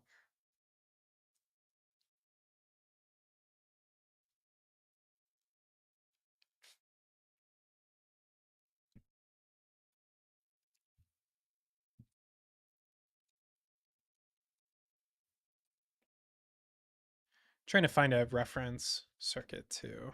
Just kind of blinking LED circuit, the classic. Let's open that guy up. So this is one of the layouts. So I manually laid this out. Trace lines are crazy. I gotta fix this bug. I forgot about that. But trace lines are crazy. Also, ports are now messed up because I guess is that right? No, actually that's manually configured, so that's fine. Um, yeah, they're right. Uh, Actually, this is wrong too. 1, 2, 3. This should be 4, 5, 6. At least, yeah, no, 4, 5, 6. Yeah, that might be manually configured too, though. So it might not be a problem. Anyway, yeah, automatically derive. Imagine you don't know where anything should go. How do you automatically derive this layout? Um, there is like there is an algorithm I have in mind, like uh, where you kind of look at the connections and you kind of push out, but it's got to be really simple. People don't want things to be flying all over the place, especially as they change things. So it has to be very simple. But you can kind of see, like, why is this one in the bottom right? Well, it kind of pushed this way. Why is this one over here kind of pushed this way? Like, and it's kind of obvious. This side generally goes to this side. That side generally goes to that side.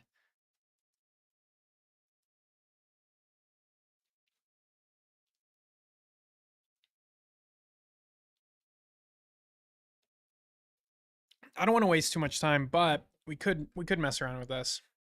I think I could give it like an hour. So I think starting with a fresh repo and a really good way to test it visually is going to be good. So we'll say I don't know what to call this. Let's call it auto pack 1, and we'll initialize a project. Um, let's do maybe a Vite project, because I just want, I don't know. Storybook might be better, but yeah, Storybook might be better. We're gonna build it as a library, but yeah. Let's do getting started. How do they recommend getting started? Okay. npm create Vite at latest. specify the directory. Hopefully that works. We'll do React. I don't know what TypeScript plus SWC. I don't know that much about SWC. Let's install.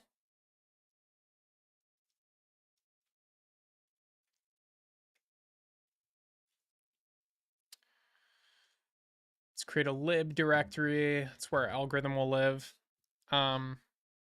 So instead of doing a algorithm with a fixed solution, I think I want an approximation algorithm that basically uses the technique I just said.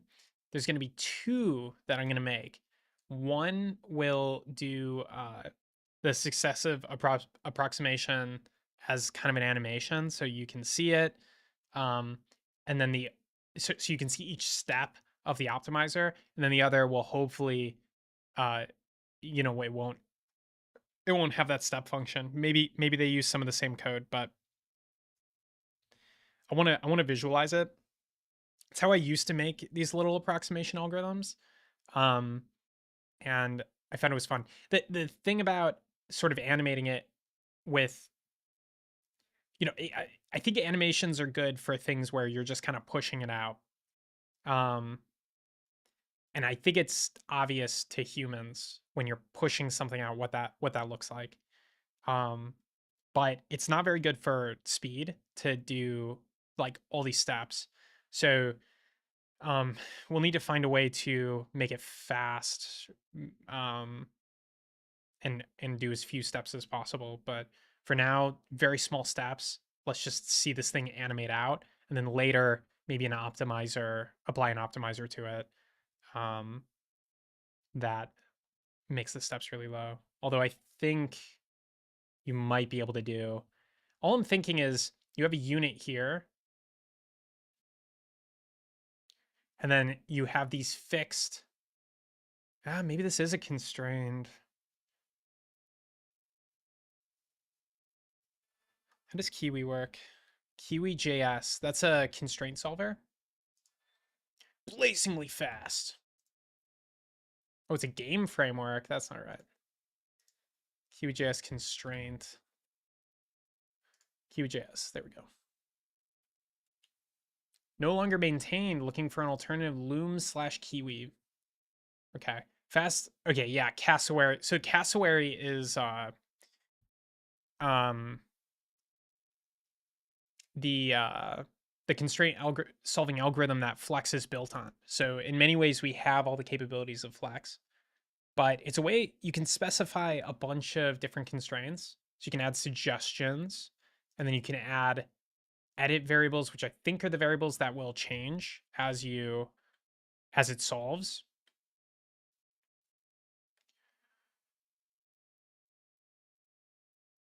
Update the constraints and recalculate. Okay. Yeah.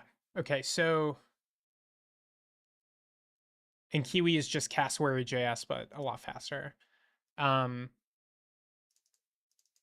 yeah, and you add different strengths. Okay. So, depending on the constraints we have available, we'll probably have to look at the Cassowary website to figure this out. It solves systems of inequalities.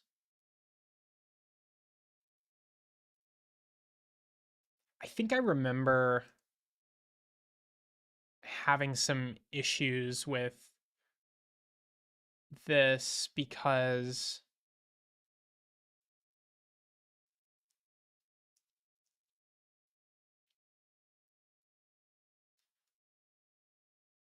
I think the ports, to keep them a fixed distance from like that unit from the bug, I think keeping that fixed distance was not very easy, or it added a lot of constraints. So basically you have the center of the bug, you have a strong constraint to this port, then you have a weak constraint, a suggested distance from this. That should work, but I can't remember if that failed with a lot of constraints or was difficult to solve. Um, kind of makes me think we should build this on the existing constraint solver, but it would be nice to just be able to visualize that algorithm by solving it with an animation. I'm trying to see if we could leverage Kiwi to create that animation, because that would make it easier to port.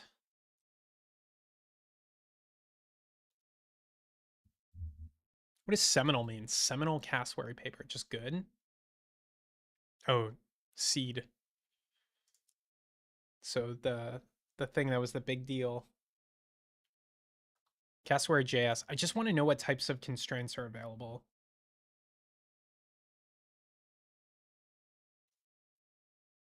Hmm.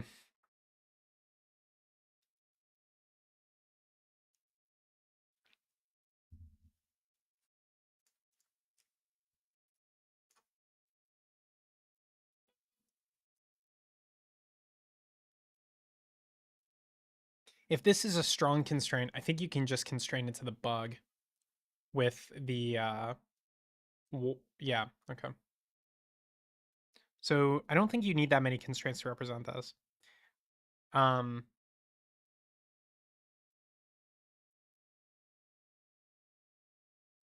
yeah, okay. I don't know. Let's build a really simple solver. We'll see where it goes. I don't know. This is probably a dead end, but if we solve this stupid XY problem for schematics, it'll make life a lot better. If we solve it well. The AI is really struggling with this, and with PCB layout, it's like also a big problem, but um, it's more it's more like routing two things is worse than routing one thing.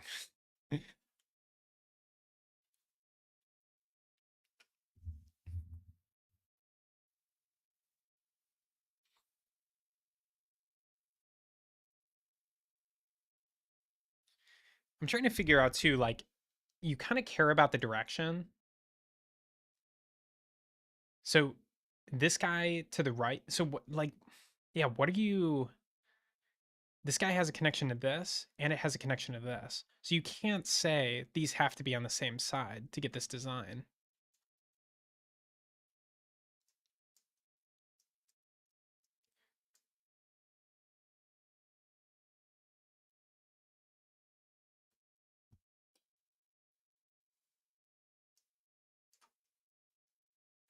They could be on different sides.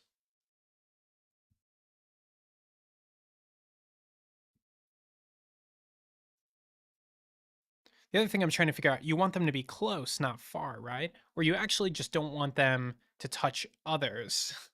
Like it's really, it feels like what you're trying to do is like get ports that aren't connected as far away from each other as possible and get ports that are connected as close to each other as possible to simplify the routing.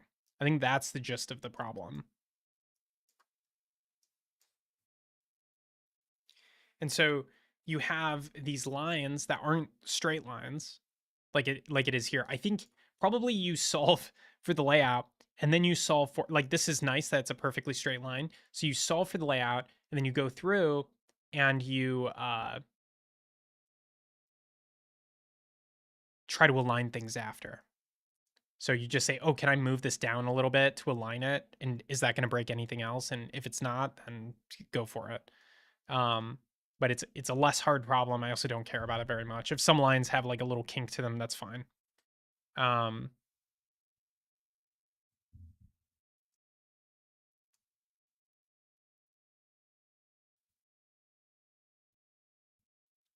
I don't know of any existing algorithm for this, but I think what you do is you create a constraint. Yeah, and I don't want it to explode in complexity. You could create a constraint between every point that you know that you want to connect to and between every point you know you don't want to connect to and try to so these ones push and these ones pull. And then you could solve for that. That would solve. That's not a problem. And then you could ignore non-connected points and you don't have that big of a network. I think you could do that. Uh, there's this thing, D3 force graph. Force Directed graph. It should be maybe an easier problem than cassowary if you solve it that way. Um, the thing is with this push pull is nothing is allowed to overlap either. So if something like if this LED starts overlapping as it tries to get closer, you need to push it away more. And so I think that's how you set the amount of push or the amount of pull, but you might still get some overlap. It's actually okay because this is an approximation algorithm. But anyway, so D3 doing these computations very quickly. I think this one is all. Oh, yeah, there's some push. So there's some push and some pull. But there are known algorithms for solving this, for this push pull, and hopefully with the strength layout. So we could recreate this, uh, that circuit with this push pull, and then I think what you would do, these points, yeah, this is where it gets a little confusing. These points all really should be coupled together. Ah, okay. Let's ask ChatGPT if we can find something good. This is a pretty hard thing to search for. So I'm trying to create a force directed graph. Um, but some points have fixed distances between each other. They're connected strongly. Uh, they're connected strong. Yeah, they're yeah have fixed distances between each other and fixed arrow. You know what? I'll say fixed x and fixed y distances between each other. Uh, what are algorithms that can help solve for the forces or for the position of all points? Uh, here, okay, so I'll give it a code example in a minute. Let's see how it does on that though. Oh, and I should switch to 4 here. And for some reason it didn't submit.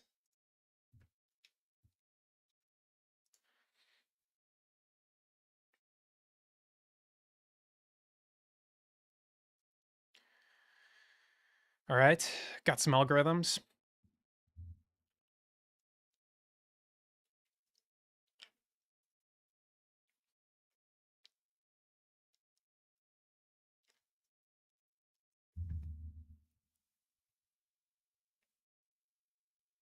Graph embedding with distance constraints.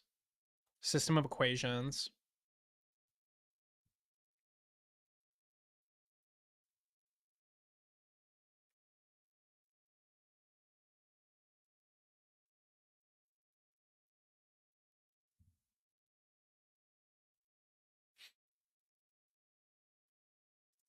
Okay, let's look this up.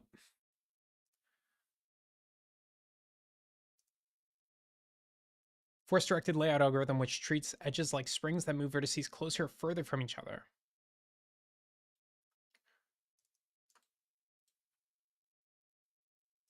Oh, there's a whole Wikipedia article on this stuff. Yeah, that's basically what I want. Aesthetic graphs. Force-directed algorithms being physical simulations, blah, blah, blah, sure.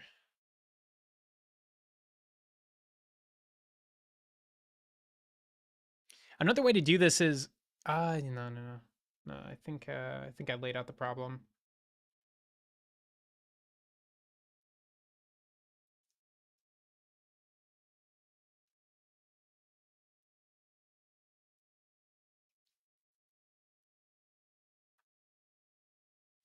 Constrained force-directed algorithms, stress majorization. Oh, I don't know.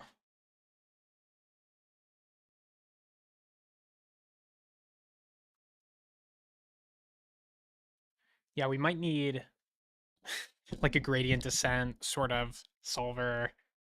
Oy. It'd be nice to use an off-the-shelf algorithm. Fixed x and y positions from each other.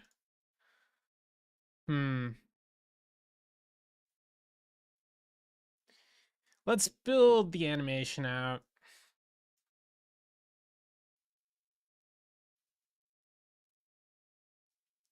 So, yeah.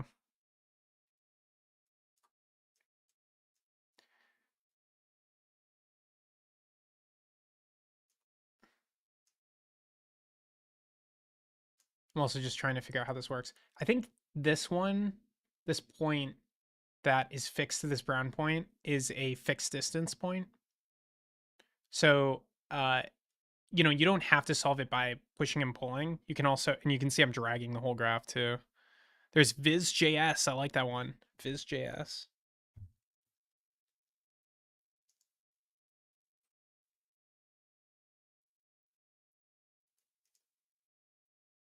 Yeah, this is definitely solving the problem. Oh yeah, look at that. Wow. Oh wow, that's sweet.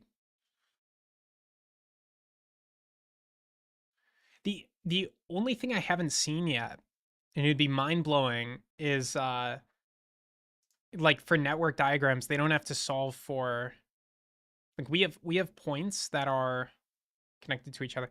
The other thing I could do is kind of just turn it into a network where this is one node. I don't look at the ports independently. So I could call this whole thing a node and it's going to connect to this, it's going to connect to that, it's going to connect to that. That would be fine. Um so that's definitely a way to solve it. Fixed can be done. So it's not, but it's fixed relative to each other. So it's like these two ports are always a fixed distance apart. Do you know if that can be done easily?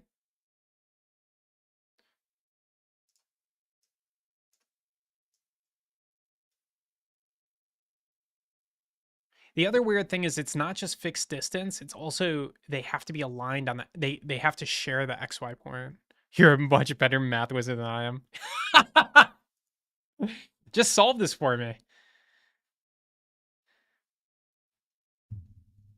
I don't know. I spent like 20 minutes today trying to figure out a -1 thing, so I don't know. I'm questioning my math skills as of late. Um this is good though. I could treat I could treat this thing like a graph or each of these like one node. I'm like a little bit worried, but I think it would be okay. So if you're connected to something, it's just a node. I think that's a good place to start rather than start from the ports. Maybe I was making it too harder than it needed to be. The only problem with it is like for this thing you really want this guy to be on the top right. Maybe what I can do is always have the starting position because the initial conditions really matter with force directed graphs, I think. Um, I could have the starting position basically be dictated by uh, the pins, and that should be pretty good, and then just solve it from there. I think that's probably a good compromise because the network problems are such a solved problem. I shouldn't try to complicate them with one little constraint. If I can get a good approximation, and then I can do alignment after. So the other problem that's going to happen is, um, like this resistor will end up right here. It'll be like everything will be arranged around this as a circle, and it's kind of a circle right now, but it's not really. It's aligned. So after it's all said and done, I'll run an alignment algorithm to just tweak things to see if you can get them aligned.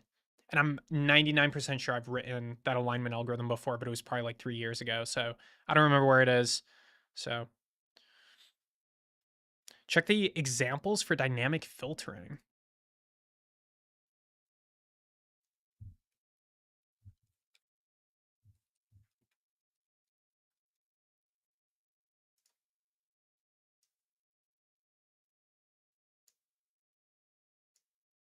Whoa, this is nuts.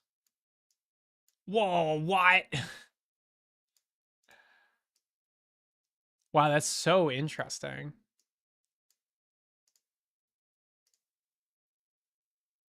I think still with any network problem, it's missing the. Ha, it's pretty cool. I think with any network solver, it's missing the fixed x and y constraints, but I feel like this is the way to go. This is pretty cool. I is this sol man, should I use this thing? Viz.js? Viz.js. Let me check the popularity of it relative because the site is a little maintain and improve. Oh, interesting. Let's check out the 7.9 archived. This project is not maintained. Use the libraries from the Viz.js community.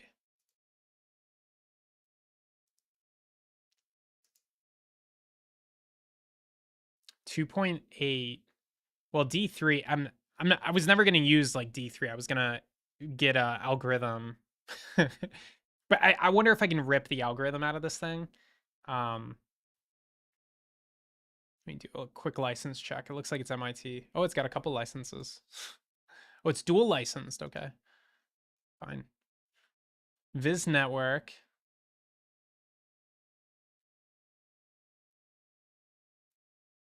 You can uncheck.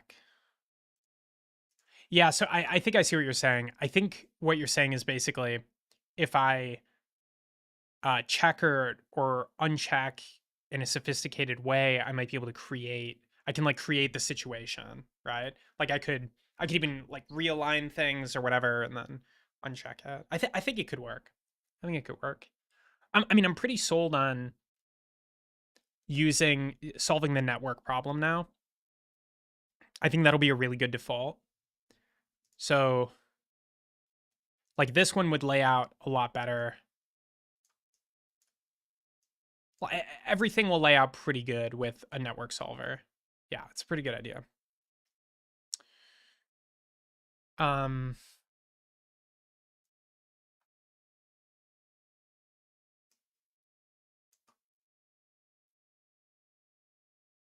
I am like, it is very tied to a UI. So I'm trying to make sure I can if I can rip the algorithm out, I'm very happy. But let me see. So let's add Viz Network.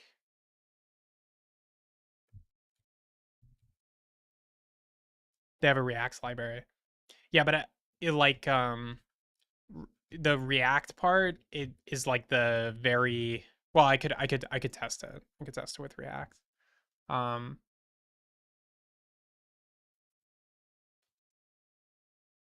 but it doesn't actually matter because the product or the project it's used in doesn't use React at all. React is used in the last stage to draw things, but it's a little weird, suffice to say. But I have to generate JSON that represents the circuit because this layout is used, for tracing and stuff like that. So I have to go to JSON first. Yeah, but it does. I mean, I imagine they parse dot network, parse Gephi network, parse dot network, Gephi network images. Let's see if ChatGPT knows how to do this. So can you let's create a new one? Can you use the npm module viz network? I used this for one of my projects, but it was not React. Nice. Can you use the npm module viz network to? That's good to know. To solve a directed graph problem without rendering to DOM, just output JSON. Oh, with S? Shit.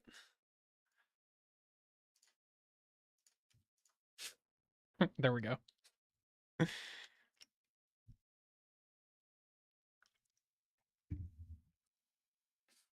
Give me the code. Give me the code.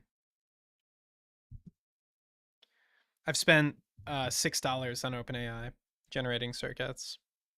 It's a very reasonable number. I haven't fine tuned yet.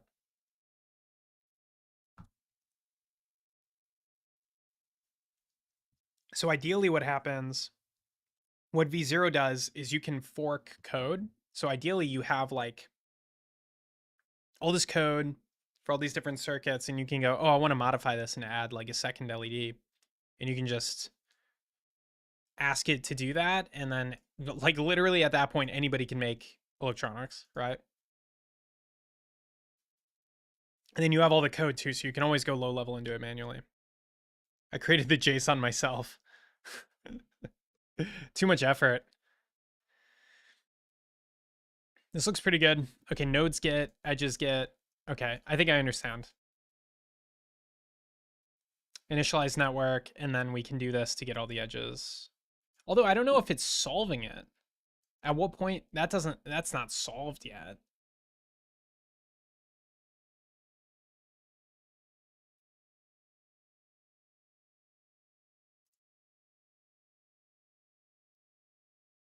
Maybe it is.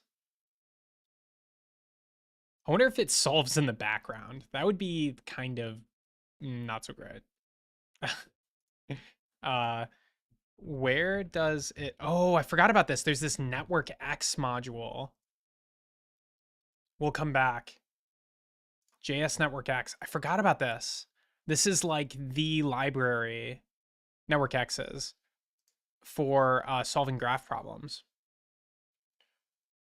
This is a built version of it. JS Network. Whoa.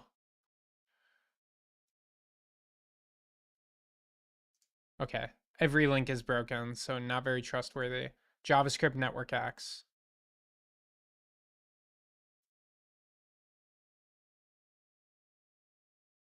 Network X, network analysis in Python. I don't know, but let's see. How do I want to do this?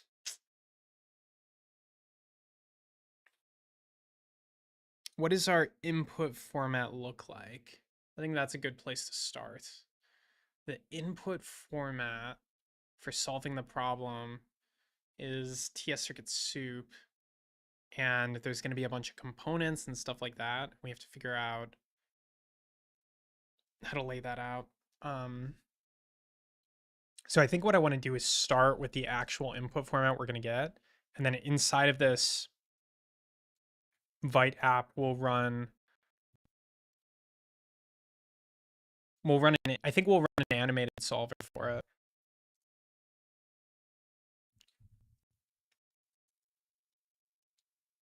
I thought you already have JSON. Yeah, I should have the JSON. I should have the JSON. For this thing, I should be able to download it. Let me rerun this because I think I turned it off. Let's see. Did I turn it off? I think I turned it off. Okay. Let's go to... I'm literally just going to download the JSON from this and then try to use it. This is the PCB I actually ordered.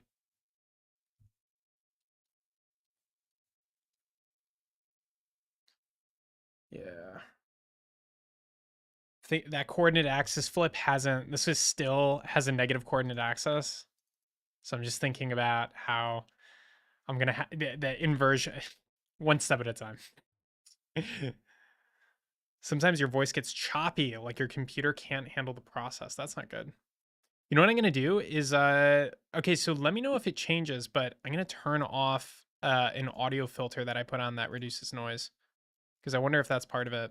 It did say that it used a lot of CPU. So let me know if that fixes it a little bit. Yeah, appreciate that. Audio, critical. I do not like it when the audio is not good. Yeah, just turned it off.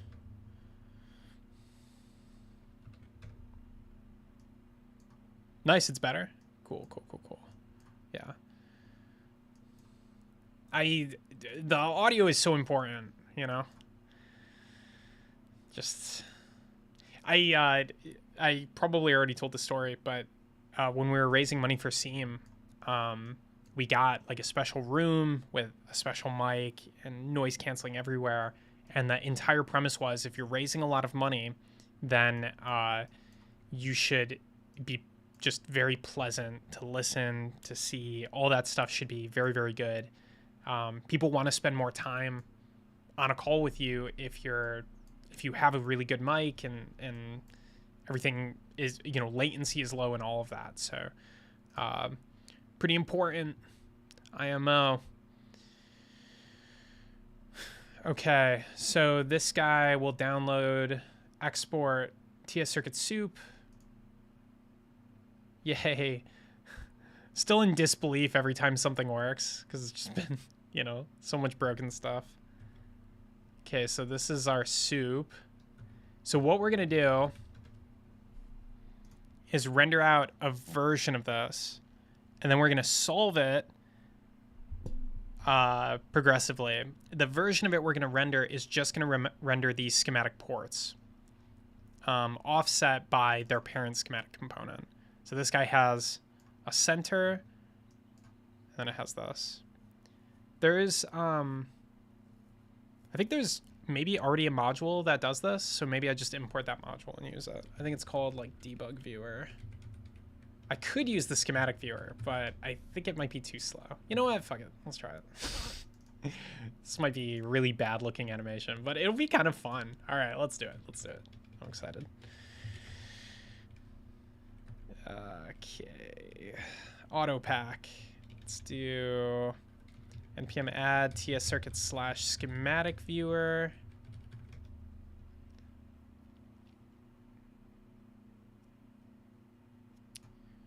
Yeah, okay. And then let's see if we can render this guy out. This project is started and running at 5173. Okay, cool. So let's see if we can render our soup.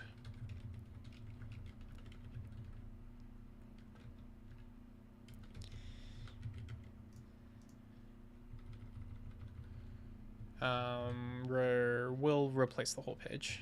Why not? Schematic. Say soup equals soup. Show table false. That shouldn't be necessary anymore. Okay. This is going to be inverted, so it's going to look weird because in the latest version of the schematic viewer, we just inverted that axis. So it'll look weird, but that's fine. If it works at all, which it didn't. Let's do height. Usually this is because the container is 0. These things adapt to their container because I was too lazy to do like... I think it was probably the right move to not worry about the layout too much. Anyway, let's do width 500, height 500. This is going to be so jank. I'm very excited. Oh no. How do you use this? Soup, element, style. I don't know. Let's give it a style. If it doesn't work, the debug viewer will be way more performant, so it'll probably be a win. This not working is probably a win. Ah, it's weird. It's strange.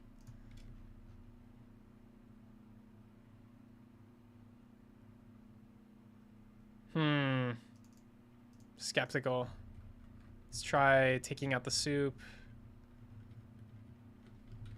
I don't trust it. It should probably work.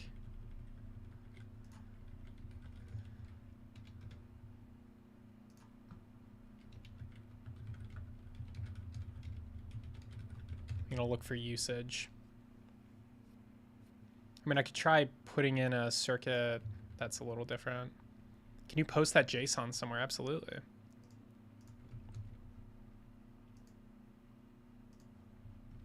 Isn't there like a site like JSON drop or something? Drop text online. Imposter engineer looking over here, frustrated at my speed. Paste bin, that's it. Paste bin.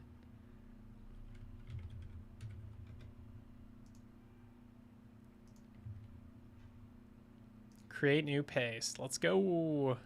Okay. Boom.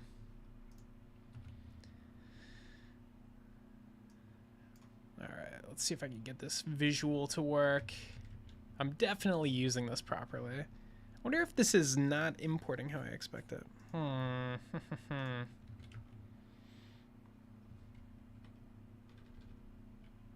Vite. Or maybe I just released a broken version. I don't think I did. don't think I did. Let's try adding the builder and React Fiber, just some other nutrients that it might be a transient dependency.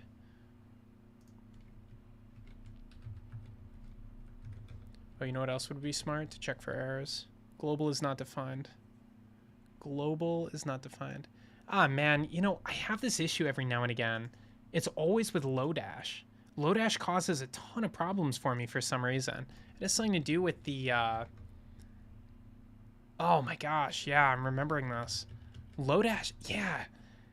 It's super, super weird, but sometimes Lodash, like, overrides global in some way. It's probably something to do with tsconfig or something, but it's always a huge hassle. Oh, I totally forgot about this. Global is not defined. This thing should definitely work natively. You know, you shouldn't have to do anything, but... Oh.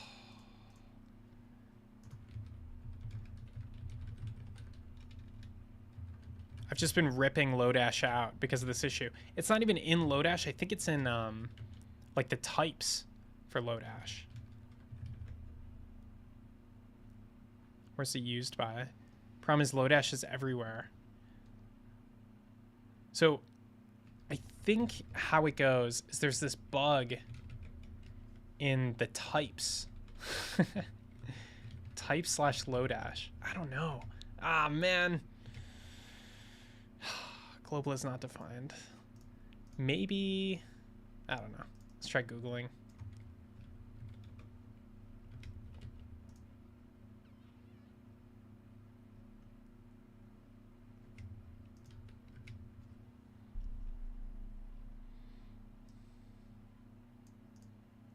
We're not going to add polyfills for Node.js built-ins. I wonder if it's because of the target, actually. It could be the target of the schematic viewer is wrong. Why do other projects not have this bug? I don't know. I don't know. Next.js mixing up the... target is ES Next. I don't think node modules should have a problem there. I'm not using global anywhere. It's used inside of Lodash for some reason. These guys are saying it might be an optimization issue. Storybook dependency, okay. Vite config define global. All right, I'll do it. Whew.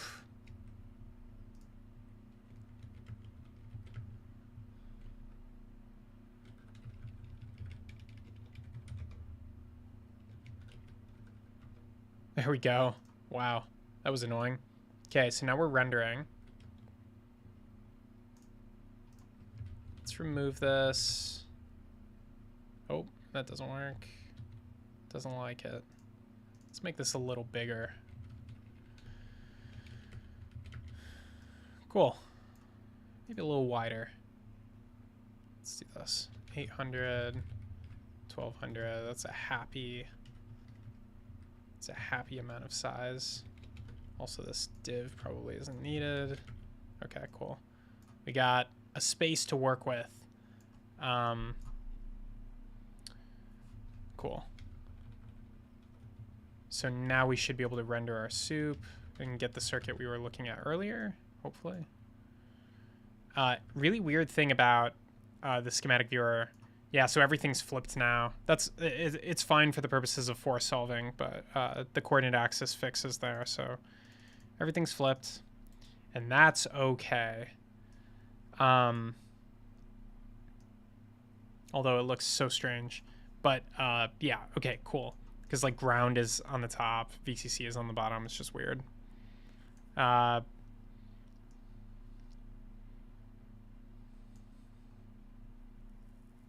So everything that's a schematic component in the JSON is going to become a network node, I think. And the center, all of that is fine. I think it's consistent with the format. Yeah. And then we move it around, and then we adjust the center. The really annoying thing about this is all of the points here are non-absolute. So yeah, it's a little yeah. So basically all the ports, they're given, the coordinate is absolute. It's not relative. So inside of this format. So that means that you'll have to translate all the ports for that part to update. I think maybe to simplify that. Yeah, and you know what else? The trace lines won't resolve. So the trace lines will also be wrong because those need to be resolved after it's laid out. So we can still try it. It's gonna be a mess. It's gonna be a wreck. All right, but I'll go for it. All right, BRB, quick bathroom break.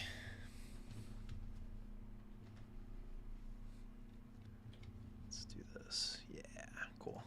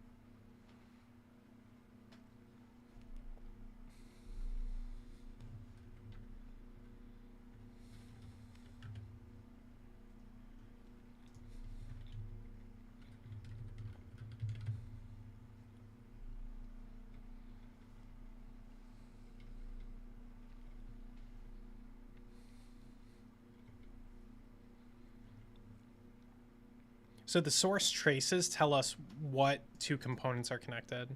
So there's basically three like general types of things in the soup. There's source, schematic, and PCB.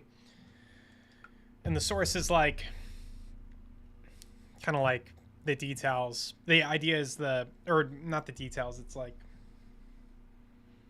the meaning without the representation. So source trace is like, okay, the trace was defined like this. It has a schematic and a PCB representation. It's kind of like a core thing. So those connect to source ports, and then those source ports connect to components. And that's how you can break down this into a network. So I guess we'll do that. So we need to get a network out of the soup.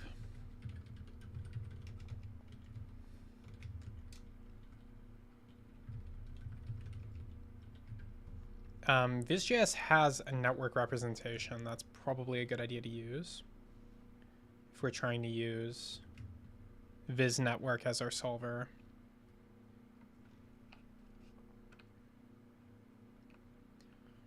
This is a really simple format, so I think this is good. So they have a node, they have nodes, and then they have edges. Can you specify the weight of the edges?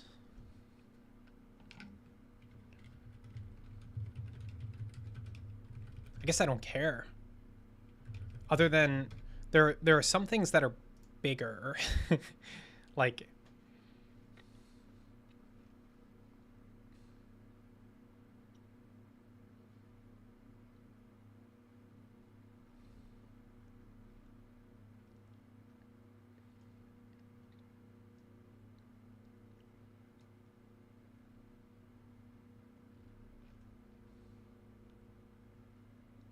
I think you can probably give edges a weight.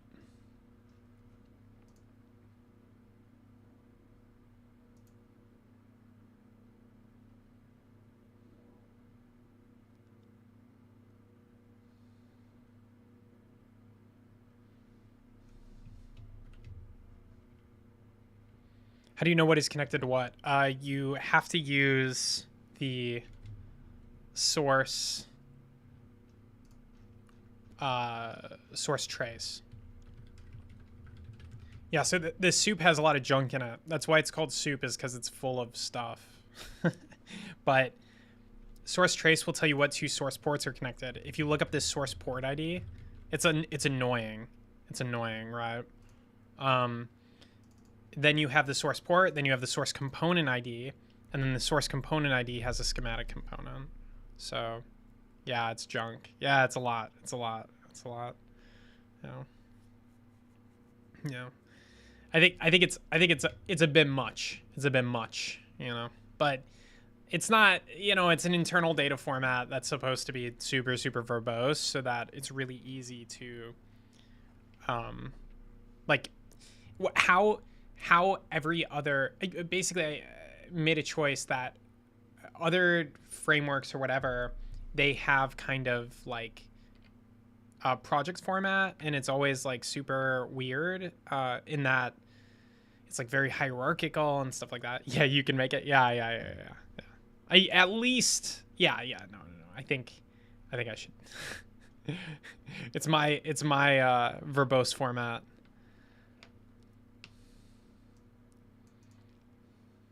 I don't know. It has this thing value. It has width constraint, which is pretty cool. Maximum. Really, what I need is minimum. I want to push things away if you know, if you have a big bug, you kind of want to push things away, give it space. If it has a lot of connections, you want to give it space. I don't really. When a value is set.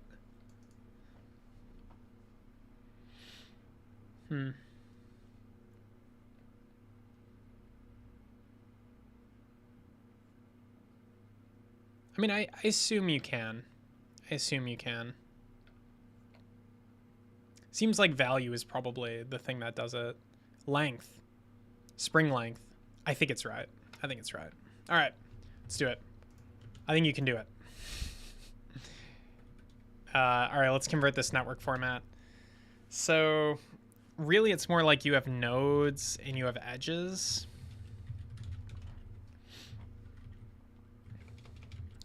And then how you get each node is you go through each schematic, you derive it from each schematic component. So do soup.filter element.type. Oh my gosh. Schematic components. And then we map the schematic component. It would be nice to have types. I would be happier with types.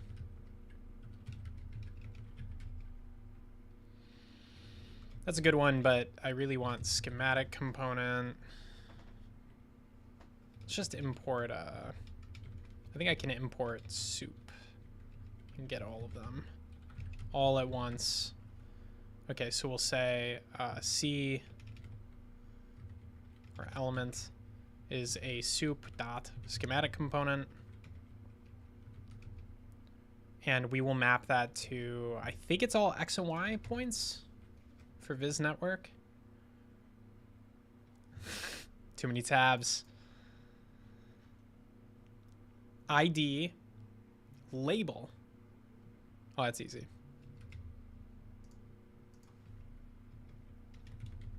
ID, we'll say e dot schematic or source component ID. It's probably a little easier. And then Name, I guess, is the visual name. We'll say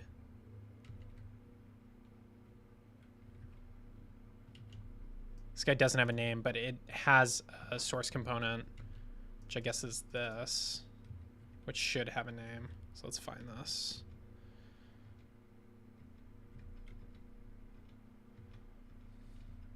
This format is supposed to be a database. That's partially why it's so verbose. Yo, what up, Alberta? If I was able to make this work, I'm sure you can too. Yes, yes, of course. It's all about the speed. Not of course, like, you know, I'm sure, you know, I'm sure there are problems that would swamp me and you would be like, that is so easy. But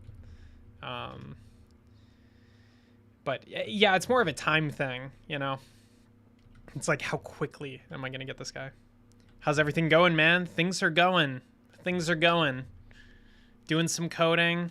Trying to solve a graph problem so that an LLM doesn't have to. So I guess that's the deal.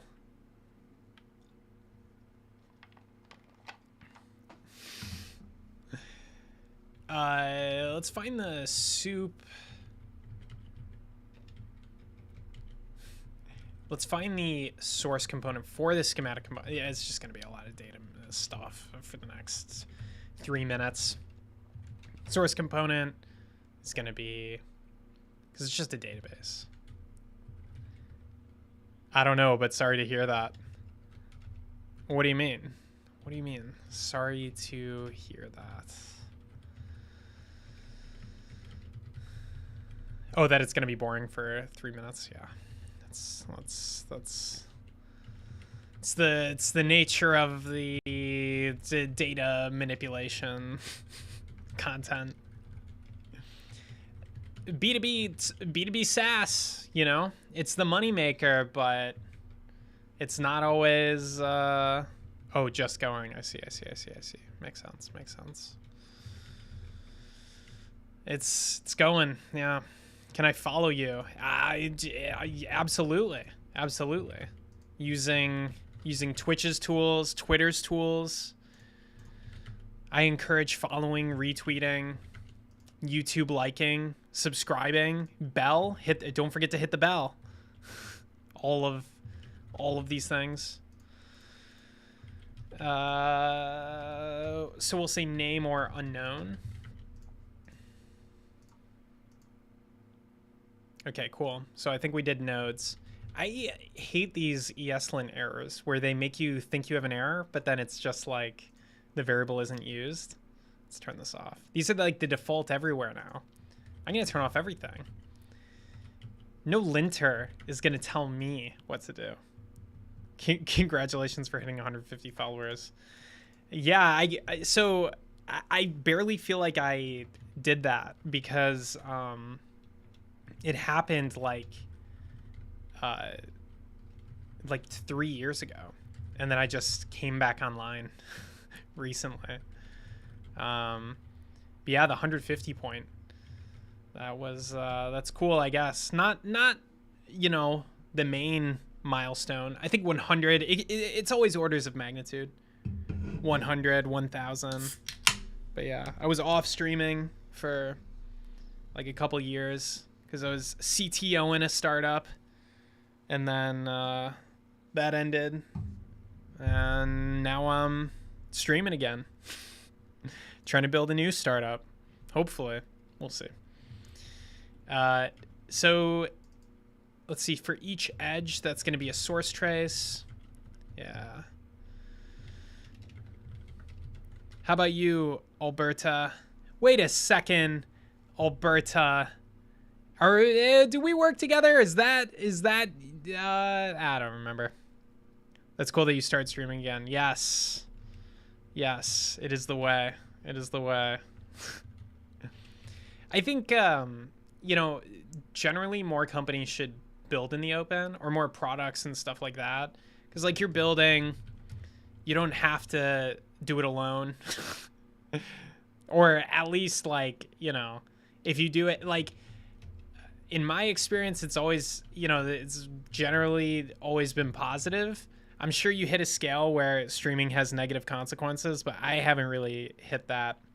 There was one time I was streaming something and a friend of mine kept DDoSing it, and that was really annoying because the pages weren't loading. I was trying to like put something out there, but you know, that's how it goes sometimes.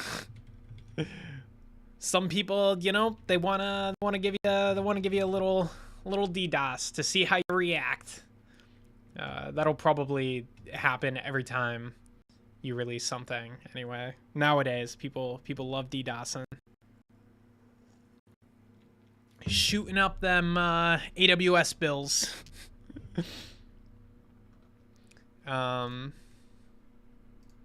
Let's see. Okay, so source trace for some reason isn't in here, but if I look at the soup file, I'm just gonna derive this file format real quick. So it has connected source port IDs, source trace ID. That also seems useful. So that's a string. There's a string array. Where are you from? I'm in San Francisco right now. I'm from New York originally, upstate New York.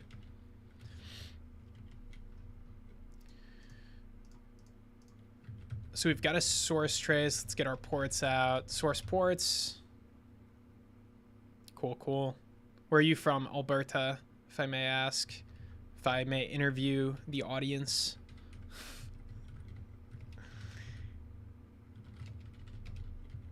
Let's see. Type equals source port. st dot. Let's say, or e dot. Upstate, like Rochester. Yeah, that's not how they say Rochester. They say Rochester. Yeah, upstate like Rochester. Absolutely, by Rochester. Yeah.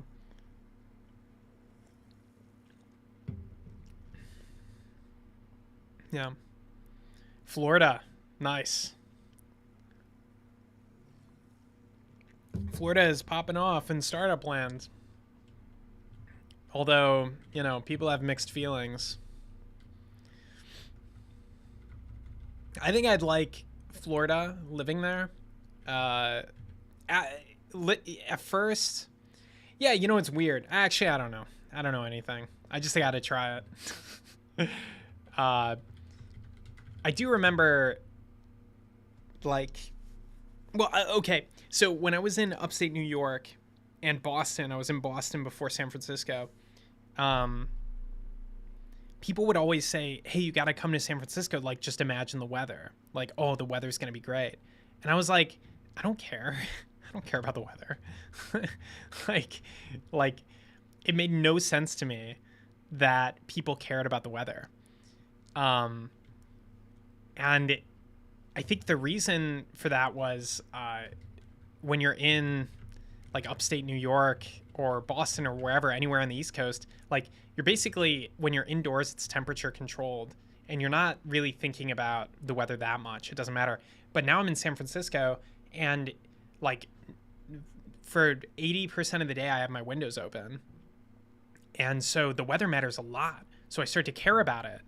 And that makes you like care a lot about the weather and actually consider it.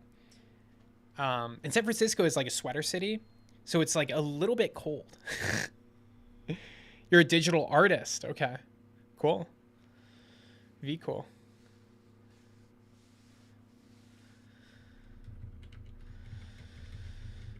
I have not experimented with digital art. It's a pretty crazy space right now because of all the AIs, but this AI is not going after digital arts. So good.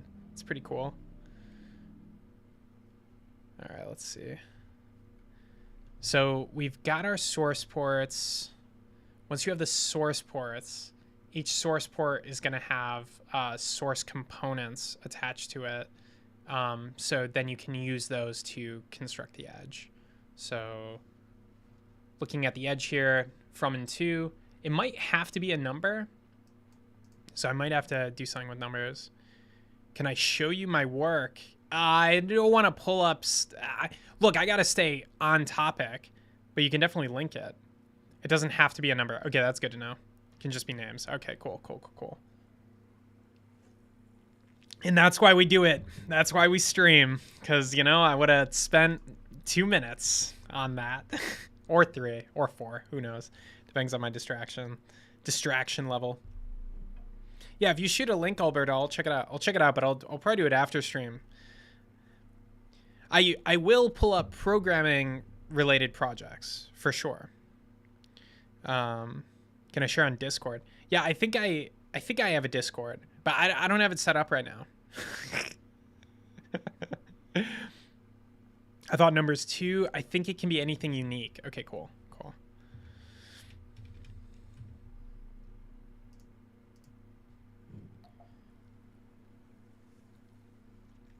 Yeah, my channel on Twitch is a bit sparse. No Discord. Although I did I went through the effort of getting Discord set up again. All right, so it's a little awkward, but I wasn't using Discord because the login, I had 4 accounts and the login was not working for me. And so I was really against it because I was like, I was getting it was really annoying. So anyway, today I sorted it out. But it was just really, really annoying to get in again. I don't know why. I had to sort out which account had username, what email it was connected to, because I use so many emails. I do have a Discord. I think it's called Sevi Ibar. I don't really know where it is though. I don't know if I'll use it. I might put everything on TS Circuit Discord. We'll see. I don't know if this is if I'm gonna. Well, I don't know. We'll see. Maybe it doesn't make sense to have a TS Circuit Discord for stream related things, but probably most of my streams are gonna be TS Circuit stuff. We're gonna take this company from bottom to top, right to $1 billion. Okay, this is not a real problem. Argument of type, blah, blah, blah. Yeah, I don't know. I'm just gonna ignore these type problems for now. I'm pretty sure, I think I did it. I don't know. Let's log these. It's the most distracted I've ever written a data function, but it's not, my focus lately has not been phenomenal because there's so much plumbing. This is all plumbing, right? I feel like I've been doing a ridiculous amount of plumbing lately. Once you have the foundation in place and you can just solve bugs, bug solving sucks, but sometimes it's a little bit better than just the data plumbing. So much. That looks right. Actually, that was pretty easy. That wasn't so bad. I thought it was going to be much worse. Okay, so we've got so yeah, let's draw the network visualization. Okay, so Imposter suggested using Viz Network React, and I will take them up on that.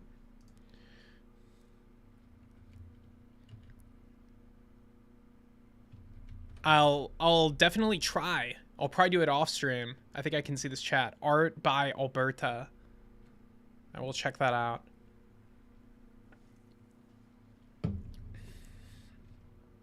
I am on topic AF though with regard to software. If it's on GitHub, you know, it's a different matter. React Graph Viz. Wait, this is Graph Viz. But it's probably the same. I'm just gonna go for it. The format looks correct, so the data.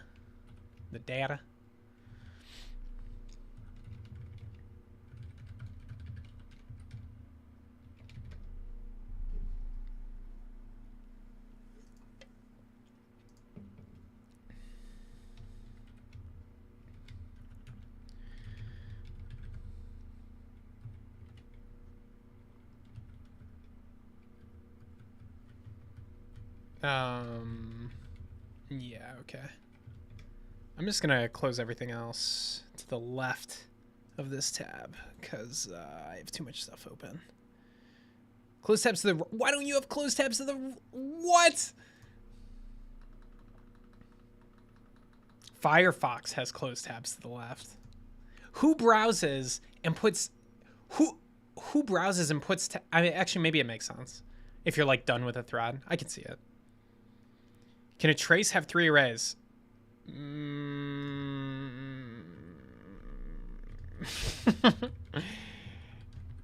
I don't think so. If it does, we'll just split it out. In this file, it doesn't. I think eventually, I think it can, although it honestly doesn't make sense to. Yeah, I don't think we can always adjust it after and create, like, you know, do a combinatorial sort of thing. But all right, let's put the graph visualization at the top. What I'm going to try to do, so a couple steps, we'll start with the React version, and then if that works, or it looks okay, then I'll go to the kind of more manual version. Yeah, there's like this Git network. If you want access to it, you can set the state. So we'll use something like this, and then we'll upload it to the schematic if it looks like it's working. Okay, cool. So that did a thing. I can't see the elements here though. I might need to give them more than a label. I might need to get them. Oh, actually, this should be label, right? Does that do it? Oh, I broke it. Let's do that maybe. Oh, it's there. It's just really small. Oh, that's sweet. Whoa, what? All right, let's make this bigger. That's sweet, but it's really small. That's actually pretty sweet. Because it kind of looks not terrible immediately. Okay, we can do it as an option, the height.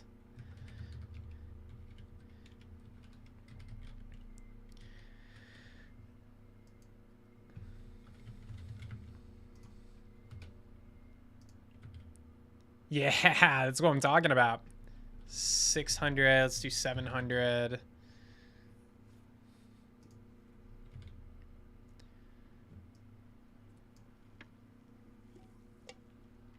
Okay, very cool. Let's study this for a second. So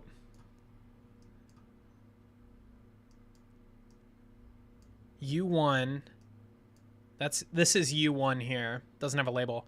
R1 moved over to the right. This would be much better over here. R2. Let me just R1 ground. R3, where's R3? R3 is up here. LED is there. U1 is here. B2. Yeah, down there. Okay. I'm just seeing if it can represent it the way I'd expect it to. So R1 here, R2. Oh, come on. Yeah, here. Where's the switch? Yeah. Ah. Okay. Yeah. Okay, cool. B1, B2. U1 should be above. Okay. Yeah, it's not really representing it how I would expect it to. It might look okay when you actually do it out.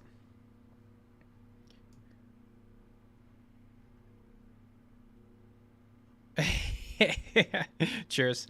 I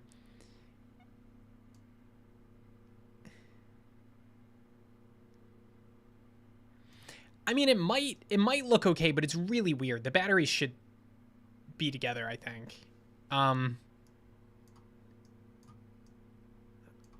okay. I think it would be weird. How can I make this better? Thinking. All right, you know what? Okay. Before I jump to conclusions that it would look weird, I think I should just modify the schematic viewer to reflect the updated soup, which is really easy. We just have to transfer all the node positions over. Formatting is obviously needed. Yeah. Yeah. I'm gonna schematics. So normally I would duplicate this to show the original too, but I think schematics have a little bit of an issue right now, where they have like some coupled global state that I need to fix. So I'm just gonna do one schematic, and because the ports won't move, that'll show us the old position, and hopefully that's not too confusing. So we'll say, yeah, if elm type is equal to schematic component. This makes no sense, but we'll return elm, but we'll change the center to be, we'll do, I don't know if these are mutated. My guess is they're not. So I need to get the network somehow. Let's do nothing for now. That's a no op. Oh, or it was supposed to be a no op. Did I break it? Blah, blah, blah. That should be fine. What? How did that break it? I shouldn't have broke it.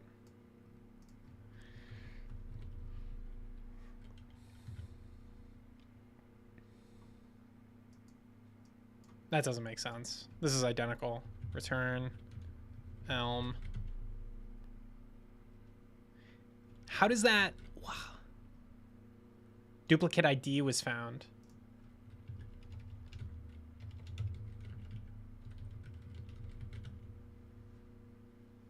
Oh, that's actually in the graph.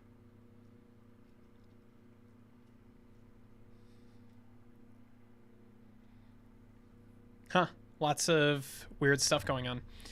I feel like this kind of prevents me from modifying the element. I don't know.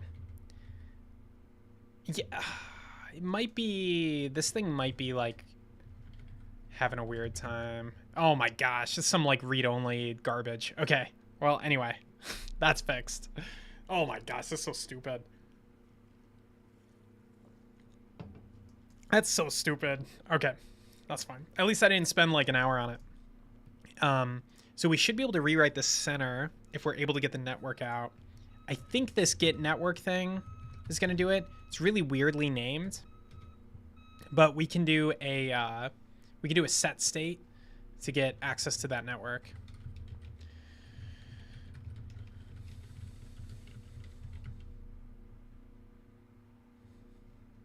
This was a great suggestion, this Viz network thing.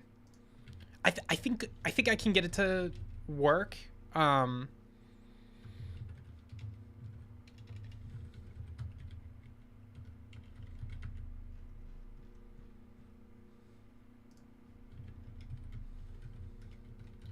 So you set network.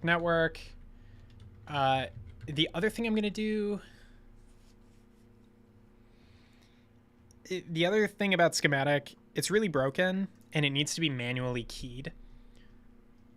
So I'm just going to introduce a counter, and then increment that counter using use reducer.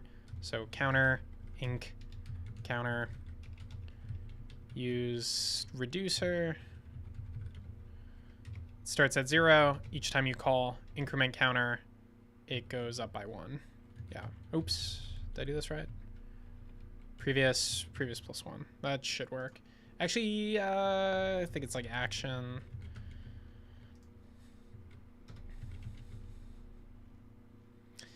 I can't remember the order of the parameters.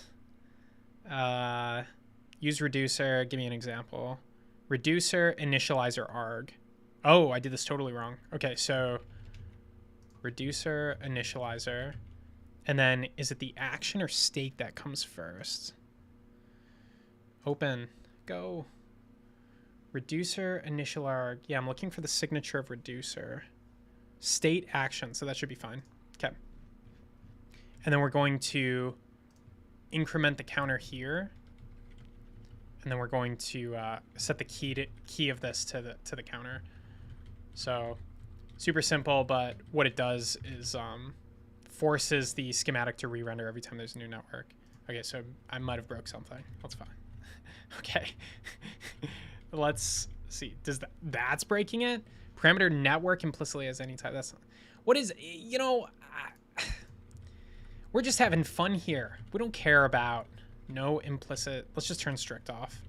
They say that not using strict isn't using TypeScript. They have the audacity to say that. That makes no sense. A set network. Am I crazy?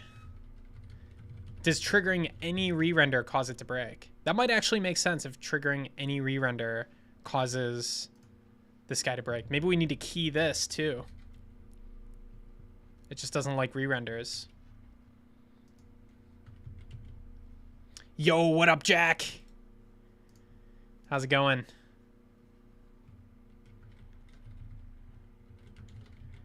I have no idea what's going on.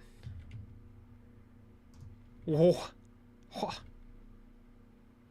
Oh, you know what's broken? It's hot reloading. Hot reloading is broken. Probably because of these being defined up here and the soup for some reason being modified or something like that. I didn't modify it though. I don't know. Or I'm just wrong.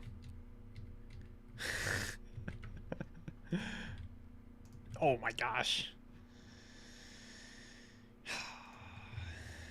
Why is everything broken? Busy day, but good. How are you? Excellent. I'm living the best life. We're trying to. So yesterday I was building out AI generated circuits, which are super cool. But the biggest problem is the AI doesn't know how to lay out the circuit. So I'm trying to build a layout engine so it doesn't have to lay it out. Yeah. That's the moneymaker right there. Hopefully people like that. My goal is to get yeah, I shouldn't say it, but it would be cool if I got some celebrity angels to invest in TS circuits. So we'll see. We will see. But who knows? You know, the world is dark and full of terror. So it's a Game of Thrones riff for those who had the pleasure of watching Game of Thrones before it ended, because I think after its ending, probably very few people would start watching Game of Thrones, because you know, it's actually kind of unfortunate if you think about it, because like it's almost like people would have probably watched it more had it not ended. They would have been like, oh man, yeah, you got to watch it, but you know, because everybody was telling everybody to watch. I don't know if this was really a phenomenon wherever you guys are. I don't know if Game of Thrones was popping off, but Game of Thrones was popping off here in the... I went to watch parties for Game of Thrones.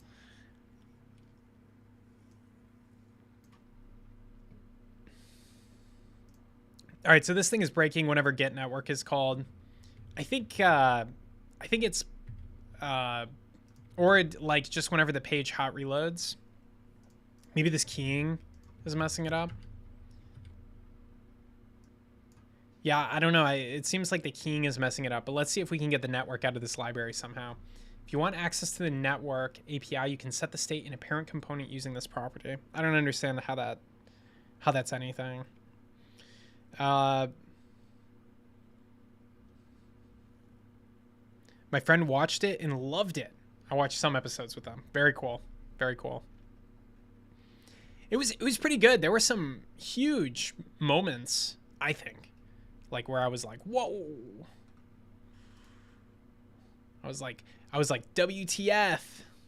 And then I was like, whoa, nice. And I was like, no. All the emotions. Those are, I think I itemized them. I want to watch it fully. Yeah, Game of Thrones watch party. You know, it's a shame because of there's no way to do a live stream watch party. Or maybe there is, but you know, copyright and all that. Yeah, there's some great scenes. Although I don't know if I would choose. I just finished Shogun last night. I feel like that's maybe that's not the best one. I don't know. There's some that are really fun to watch together. I feel like Game of Thrones season 1 and 2 definitely good, but maybe the other seasons I can't remember. I like Shogun a lot, but I read the book and I like the book a lot. It's probably one of my favorite books. Yeah. It's really hard to do the book justice. I'll say that. It's really hard. There are scenes that are crazy and like tons of subtlety and all of this. There's characters that just didn't make it in because they were like, this is going to be a one and done season kind of thing. I think the ending will confuse a lot of people. The ending of the book was amazing, but without the narrator, the third-party narrator, it's really hard to do to capture the ending really well. Which I don't think is a spoiler. Hopefully. But yeah, but super good, super good. I think the show did it pretty good. That's all I'm gonna say. Done spoiling. Sorry. All right, let's solve it without this React library.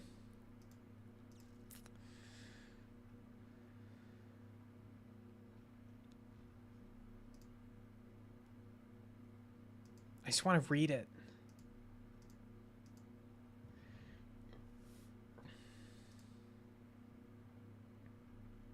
Give me the code. Well, I'm really struggling. All right. I feel like I was looking at code earlier. Viz network.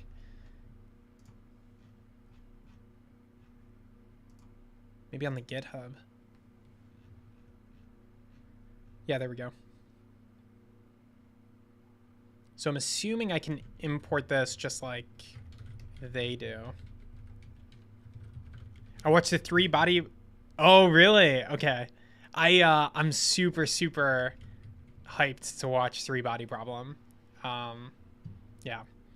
I've heard really good things. I don't know why I haven't watched it. I think sometimes intense shows I like pace myself with. Like I don't watch like 3 intense shows in a row. My girlfriend really wants to start The Bear. Shogun ended yesterday. That's right. That's right. Yeah. Yeah, they decided it was a one and done, and I think they did. I think they did a good job. There's a lot of potential, though. Like that 300-year period in Japan, so much stuff happened.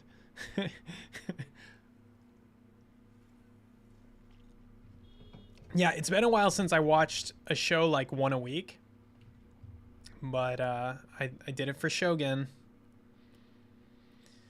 All right, let's see if I can import network. It looks like this module doesn't have types.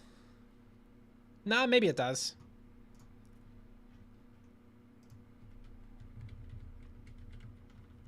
All right, we're going to comment out the Reacts library. Hey, I don't know if it's a good idea to... maybe we create the network once.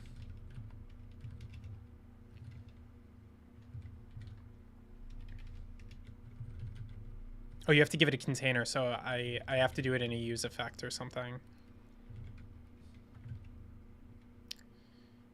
Yeah. Or... Yeah, I can do it in a use effect. I can do a use ref. Say graph ref. Use ref. I was expecting a few more episodes. Yeah. Yeah. Yeah. I don't want to, man. It's really hard to talk about it. I need to. I'll have a thing. I'll label it Shogun spoilers, and then I'll give some hot takes. But yeah, it's great. It's great. Yeah, no spoilers. Exactly. I'm refraining.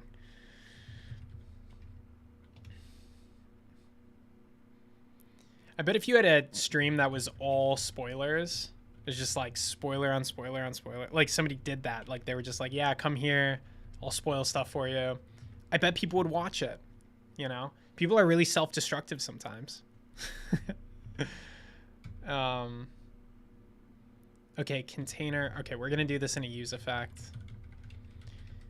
If we don't have a graph reference, we're going to return. Otherwise, we'll give it to the network. And then got to give it the data, which is the nodes and the edges. Yep. Okay. I don't know how to unmount it, so I'm not gonna. I also can't remember how this works. Hopefully that works. And then we'll set this ref equal to the graph reference. So that should do the same thing we've been seeing. in theory. Bro, why does this just break sometimes? Oh, no use effect. Okay, cool. So it didn't animate, but it worked. Actually, this seems to be giving us a better result.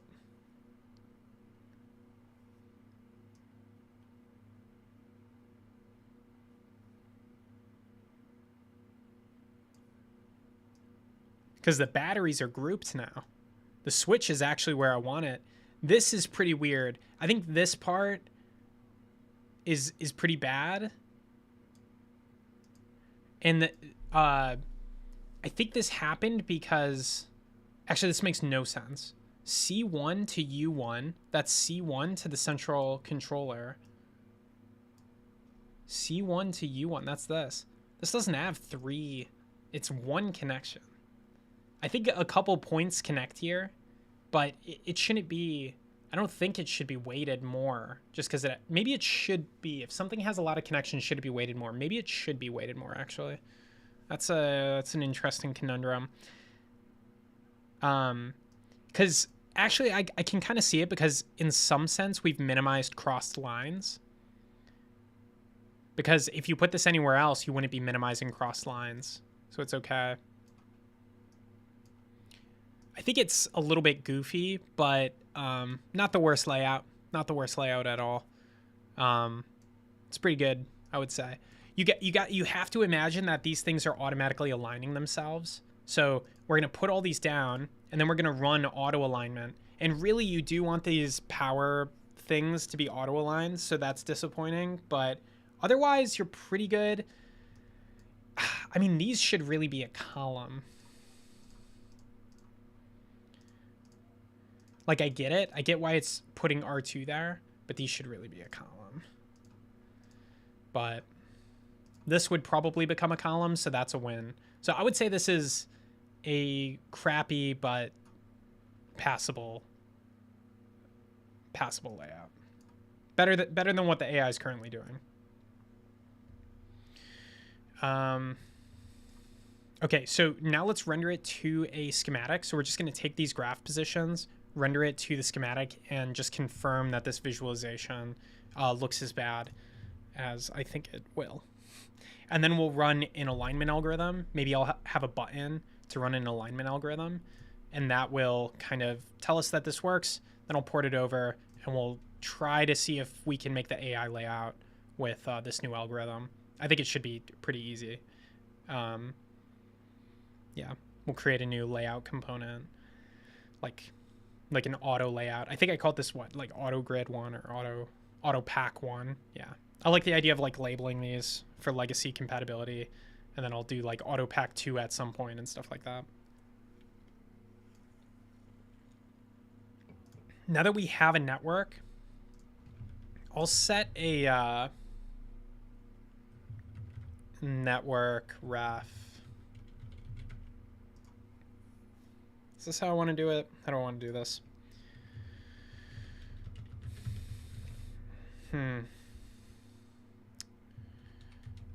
Soup, set soup, initial soup. We'll do something like this, where we reset the soup when we think the network is done. So we'll do it inside of the use effect. Initial soup, set soup, soup. Yeah, that should be good. These guys are complaining because I renamed their thing.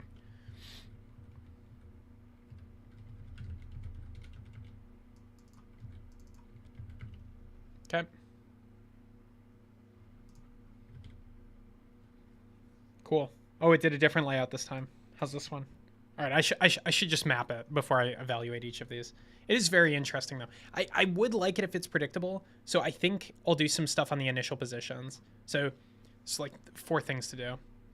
Maybe a quick to-do list at the top of the file here. Okay, so 1, schematic should reflect graph positions. That'll be really useful. 2, automatic alignment. Alignment, post-process step. I totally wrote this algorithm before, but I don't know where it is, so that really sucks because I'm gonna have to rewrite it. It might be, I might be able to find it, but I don't think I'm gonna be able to find it. Yeah, yeah. Exactly. Exactly. Yeah, it's got to be predictable. It's got to be predictable because it's like Flex. Like you really just want to be able to write code and like it just lays out and it almost always should just do what you expect. Same thing with Tailwind. If you look at Tailwind code, you know, you can do what you expect. It'd be what would be insane is if we did what Tailwind basically did and you have like a graph layout, but then you can add like class names to say, hey, give this thing more space or something like that. So you could try to create like a little bit of a sub language to or like class names or whatever to try to lay things out. And that would be cool because the AI would very easily know how to do that. It would start to say like, oh yeah, I want like even with these in a column, you know, you could say, oh yeah, align these in a column with the class. That would be sweet. But another way to do that is this could be within a subgroup, like a sub layout group. That could be like a column group. So that's another way to do it.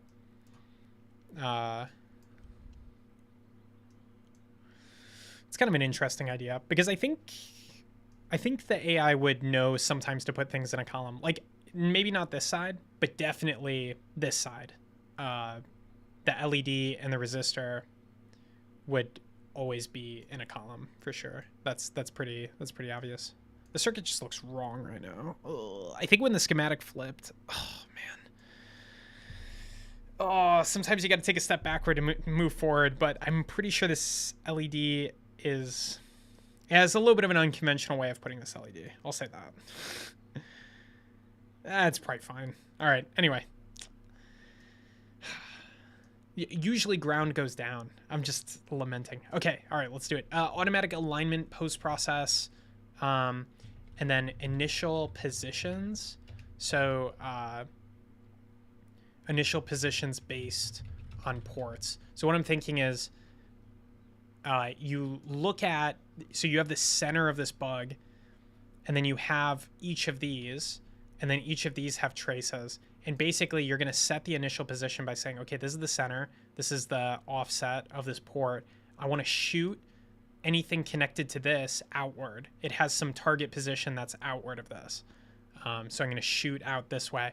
And so those initial positions should make this predictable and also roughly aligned to where you would expect. Because if you shoot any of these out with this, I think, pretty human alignment, if you shoot any of these connections out, it goes exactly where you expect. So I think that initial position will be really good. This thing's all over the place with its initial positions. I think every time I refresh, it goes, maybe not. Yeah, no, it goes somewhere random. So it starts with random initial positions. I do like how U1 always kind of makes it center. My man, have you eaten yet? I've been stuffing muffins every bathroom break.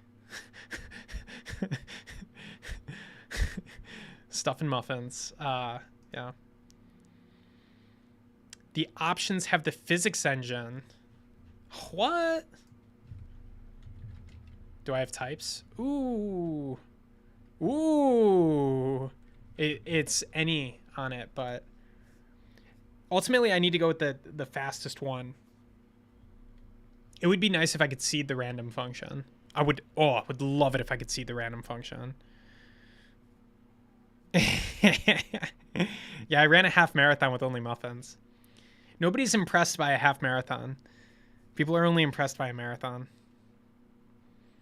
I technically had some sugar packets. Okay, so there's a whole thing on physics. Oh, look at this. Barnes Hut. Oh, this is awesome. All right, Imposter, you're getting like some serious... If there was some way on Twitch, I know this doesn't exist, but if there was some way on Twitch to give a viewer some kind of props, you know, I would be giving it to you. But unfortunately, there's no way of interacting with your audience other than through chat and speaking. It's such a limited medium. I wonder, fastest in default. So Barnes Hut is a quad-tree-based gravity model. This is the fastest default and recommended solver. And I'm non-hierarchical, I think. So that's good.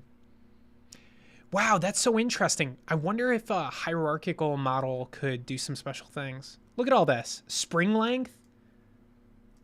Yeah. So the spring length, I wonder if it's if it has to be consistent. Avoid overlap. Whoa, what? The size of the node is taken into account? That's awesome. That's huge. There's so much you can do with that. Most of the other things I don't care about. Spring constant and dampening. Actually, spring constant I care about. Actually, I care about both of these. This is awesome.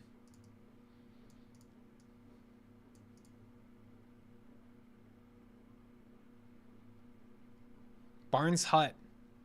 So possibly when I put this into the builder, I'll just want to, the builder is like the low level library that compiles that puts together the position and calculates everything. I think when we go to that, we might want to skip Viz Network and just find a Barnes Hut algorithm solver. You can make me VIP. I don't know what that is, but certainly you have had it. I would certainly designate that to you. Or not VIP, or sure VIP, but MVP for sure. You can actually set the X and Y position for each node. Yeah, for the initial position. That makes sense. Yeah. Okay, let's get this to reflect. Go back up to our list here. Schematic should reflect graph positions. So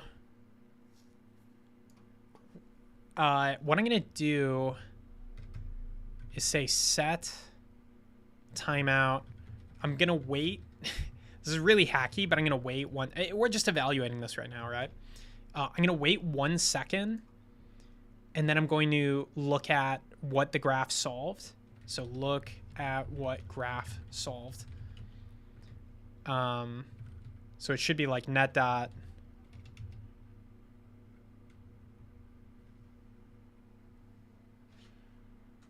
I have a heated pad under my foot, and it's getting really hot. It's because I'm very bougie. Just type /VIP imposter engineer. VIP imposter engineer.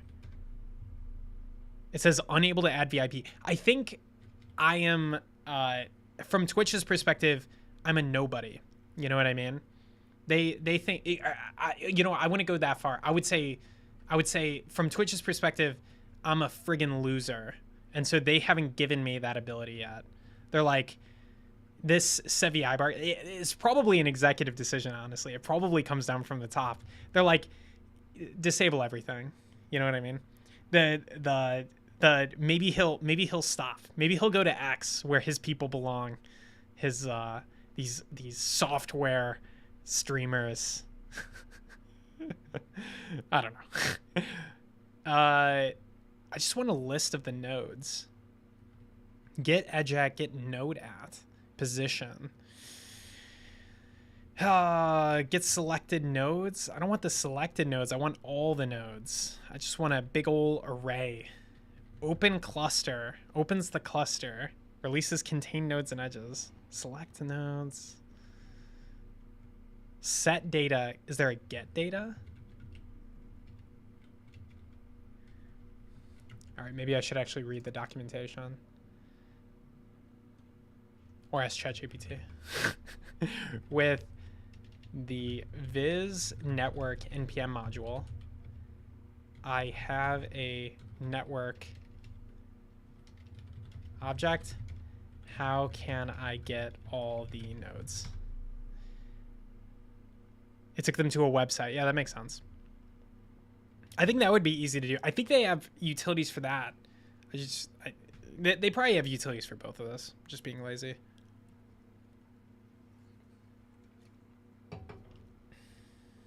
Oh, it's just .get.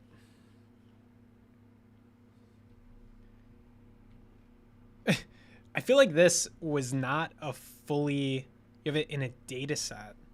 Is it mutating the nodes? It might just be mutating them.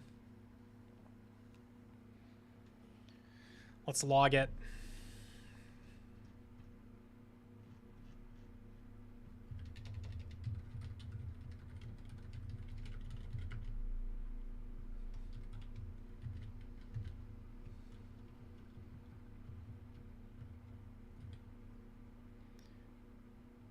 If the part numbers are easy to link, that's what I was thinking. It's a good idea. They're not easy to link. Yeah, it is a good idea.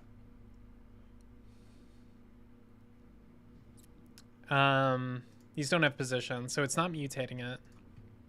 I'm surprised there isn't just network.nodes. Yeah, undefined. Data? Set data. How do you get data?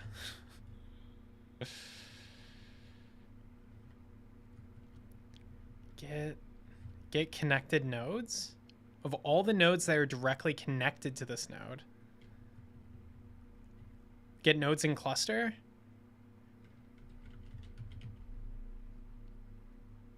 Node does not exist. Ah, it needs like a cluster ID. This is kind of crazy. Okay, I can do select all. I can do unselect all. What is going on right now? Get positions? Returns the XY positions of the canvas space of all the requested nodes.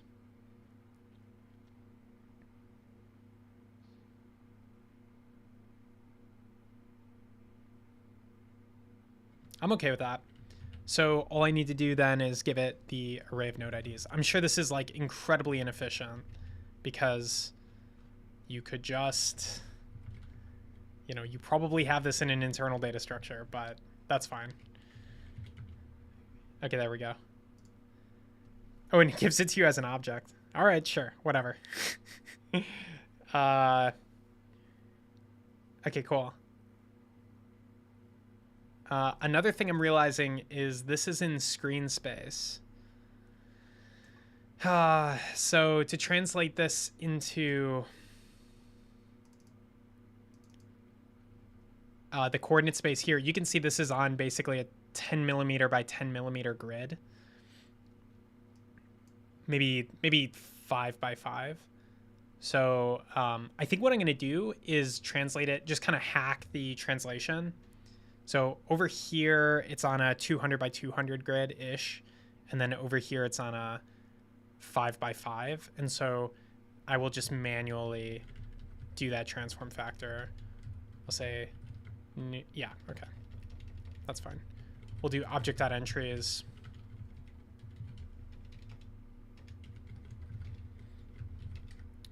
So source component ID, position, and we'll say screen position.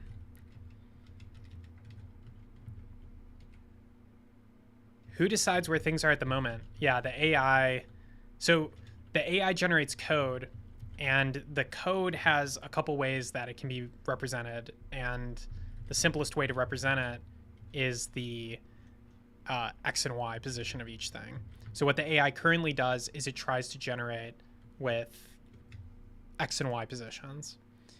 But AI doesn't have good spatial awareness. So what we want to do with V0 Dev, what they showed is that if you generate code with Flexbox, and AI knows how to do that. Like it'll lay it out pretty well. It doesn't always get everything right, but it lays it out pretty well. So we're trying to create a system by which an AI can code and things kind of naturally go into the correct places.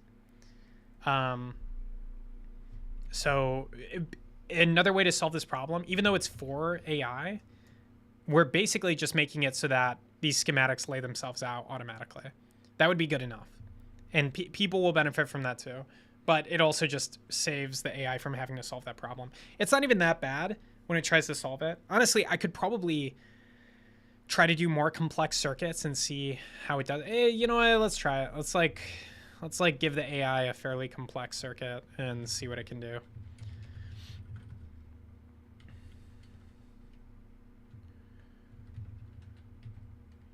TS Circuit AI server. Button start. What port does this run on? 3000. So let's say like, yeah, I think a battery powered circuit that blinks 3 LEDs, something like that. So fairly complicated. By the way, the other thing we were going to work on is having different variants. So right now, so it's doing, if we if we go down here, you can see the AI thinking. But right now, it's only generating one variant, and I really need it to generate many variants. With just one variant, it only works like a certain percentage of the time, and I kind of feel like I don't know, I'm a little bit doubtful it'll work right now. But anyway, let's watch it go. I'm gonna run to the bathroom while this thing is running. I think it usually takes like, I don't know, 30 seconds, or sorry, 60 seconds per run, and it does up to 5. So we could be here like 5 minutes max, probably like 2. Anyway.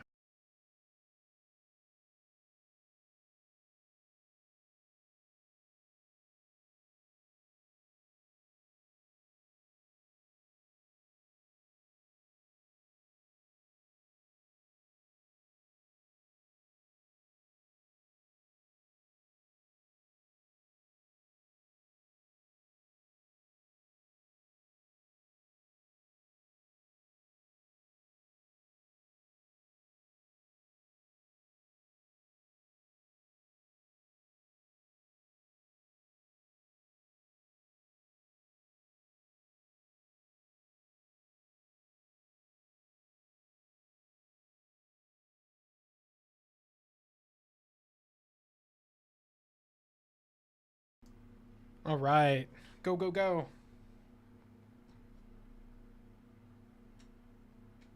See if it's got anything we can look at. So it's updating the code, but there's nothing we can look at yet. But the code actually looks fine. It is messing up this part. That is not the signature for the 555 timer component. So I kind of doubt it's going to reach a solution. This is why we need multiple variants. As far as positioning goes, yeah, so what it's done, like, yeah, so it failed to generate something that we can look at here. And that's because its usage of this, it really comes down to the RAG problem. So RAG is retrieval augmented generation. And so it has to pull documentation on these registry components. And it failed to do it in a robust enough way because it's giving, these are great properties that do not exist. But they absolutely make sense, and I would love to add these things. The other thing that's really irritating is like it's using snake case here, and that's correct. But in React, you don't use snake case, so that needs to be that's like a library issue. Like it really shouldn't have snake case here.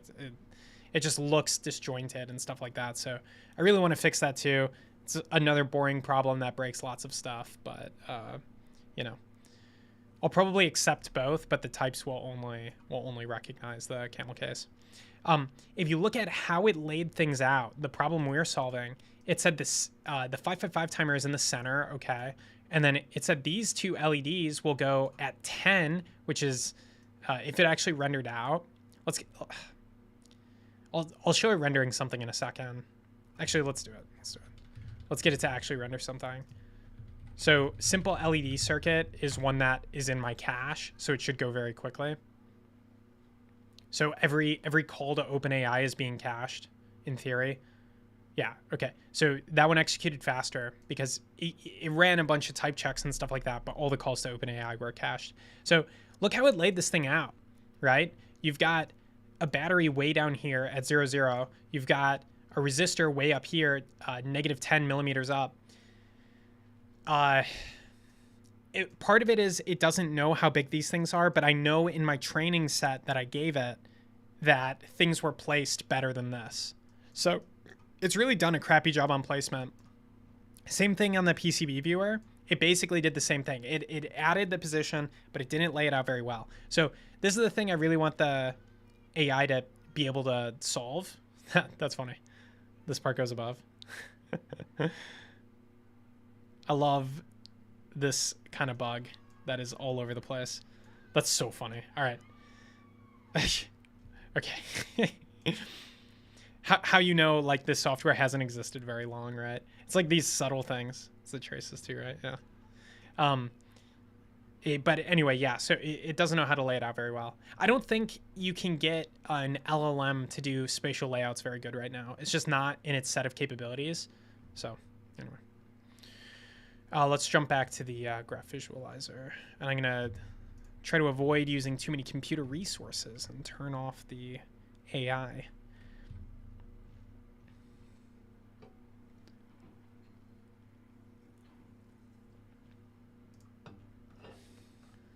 Let's close some tabs.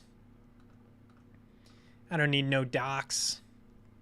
Although I kind of... No, I got the positions out. We should be good. So we've got the source component ID. We have the screen position. So now we need to find the schematic component associated with that source component. So that's going to be, yeah, soup.find.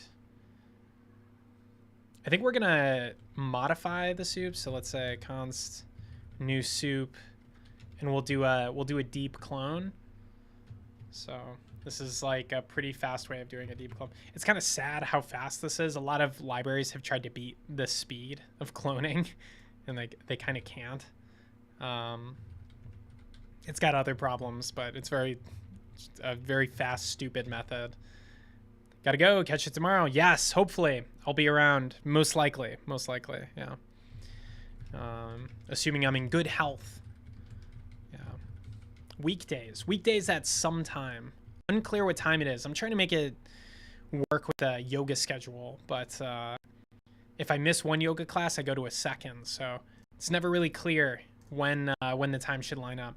By the way, thanks for, if you're still here. Thanks for all the assistance. I appreciate the help with the libraries. Okay, so if schematic component, screen position. We also need to say. We also need to do an ID check. So e.source component ID equal. Yeah. Perfect. So if we have a schematic component, although we always should, then we're going to say schematic component dot center. Yo, what up, Pikachu? Puck? I don't get it. I don't understand the memes. X, let's see, screen position dot X. So this is where we're going to do the transform. So first I'm going to divide by 200, multiply by 5. And then for Y, we're going to do this, but we're also going to invert it. So that's just translating it from the screen position, like very roughly translating it from the screen position to the to what we're expecting. Y, and then finally we'll set the soup to the new soup. Set soup, new soup. Okay. Be funny if it was perfectly aligned first time, but I doubt it. So I think the reason why it's not updating the schematic is because it needs to be manually keyed. So we'll do that. Counter. Oh, I already have it. There we go. And then after we set the soup, we'll want to increment the counter. Okay, there we go. So it worked. At first, your first thought is probably, this is bad. I think inverting the Y has confused me a little bit, and it shouldn't matter. So I'm just going to turn off that Y inversion. I don't think this is working. Schematic component, new soup's fine, blah, blah, blah. Type, source component, yeah. Source component ID, object entries, net, get positions, map ID. Some of it is definitely mapping, but it seems like not all of it. U1, C1. Let's try to find some stuff. These two resistors, R1, R2. Why are these so close? That doesn't seem like it's mapping properly. And the batteries didn't move at all.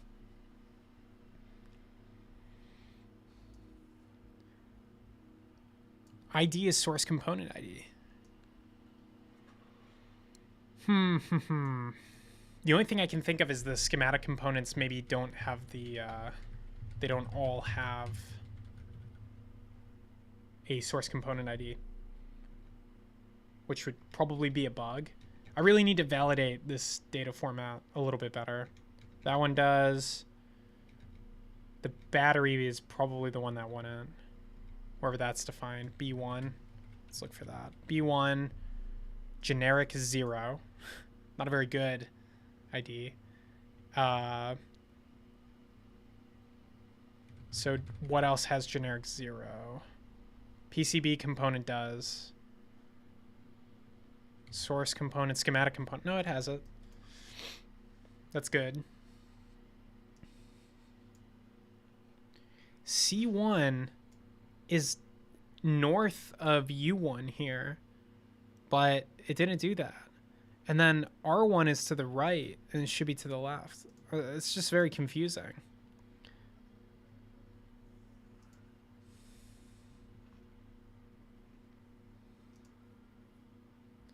Get positions. Net get positions, nodes map ID.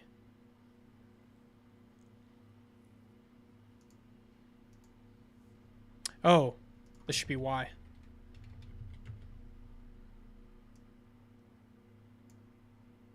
Okay, let's invert this because I do think that inversion is necessary to make it.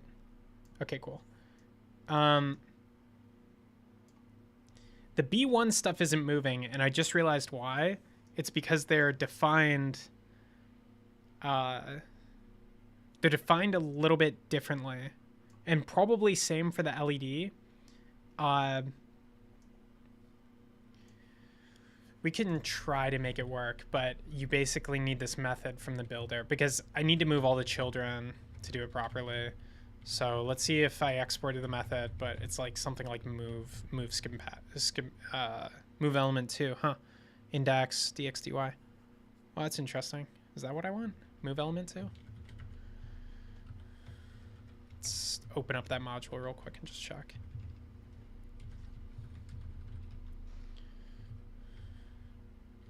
Move element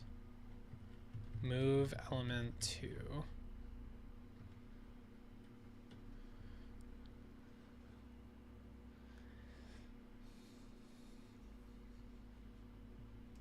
This doesn't offset, which is kind of weird. I need to set it to an absolute.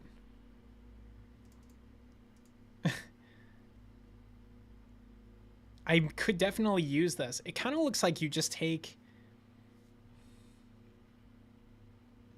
I could hack this very quickly.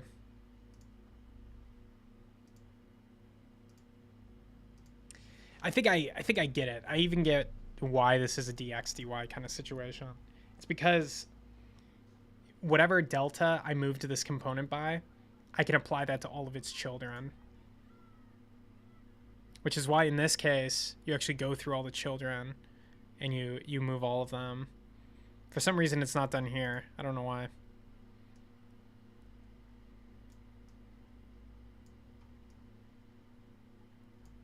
It's like some of these component. Yeah. That might be why this component is so messed up too. It's not rendering relatively. Oh man. Okay, let's export the method that moves elements better. I think it's in the component builder. Oh, so much code. So much bad code. Transform schematic elements, and then it takes a way of moving it. It's all going to be relative. Basically, what we want is the delta between where it started and where it ended.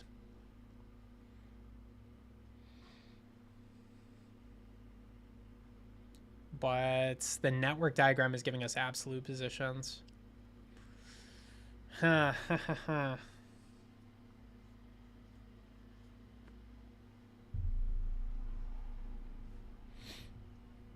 kind of interesting.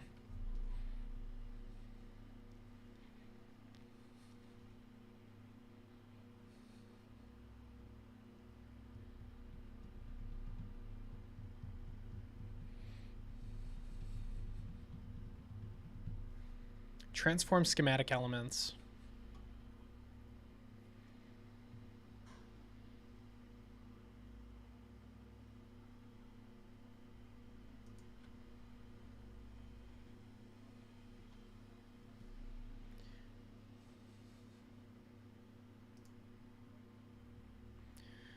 Yeah. So it applies a transform matrix to every child.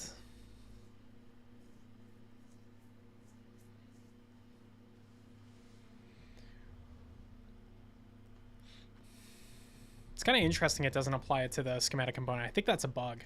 I think it should apply it to it. But I think also the center of the schematic component is recomputed every time you, after these types of transformations, because it's too difficult to figure out the sizing when it rotates and stuff like that. So it's like, why bother? Like, you can technically do it, but it's just not worth it if there's some kind of complex transformation being involved. Just recompute the size of it. So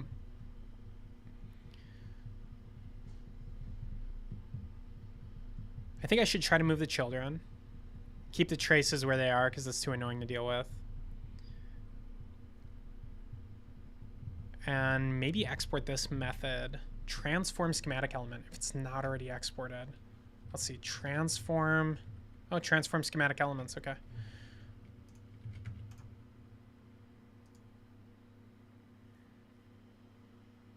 This is gonna transform all of them though. Does it mutate? It does mutate.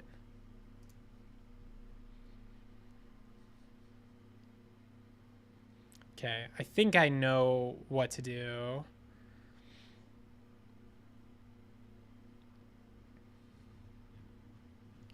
So the this kind of sucks. Okay. So it goes schematic component, schematic component children equals new soup.filter, and it's anything that has, it's actually anything that has a schematic component ID equal to schematic component ID.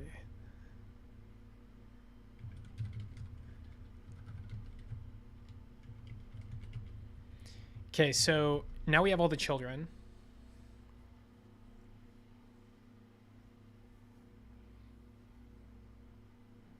Now, the first thing we want to do is reset the position. So they've all been at their absolute coordinate. We want to reset them so that they're at their, they're all at like some absolute position relative to the schematic, or relative to 0. We want to reset it so they're all relative to 0, which is like, and then we'll retranslate to the new network position point, and that should work. So transform schematic elements, schematic component children, and then we'll construct a new matrix, which I think I can do with just the translate method. It should be in here. So we'll import transformation matrix, one of my favorite libraries, for simplifying transformations as much as they can be simplified. So translate produces a matrix. So you don't have to translate anything to have a translation matrix. And how we translate it is the center X and the center Y negated. Schematic component. Okay, so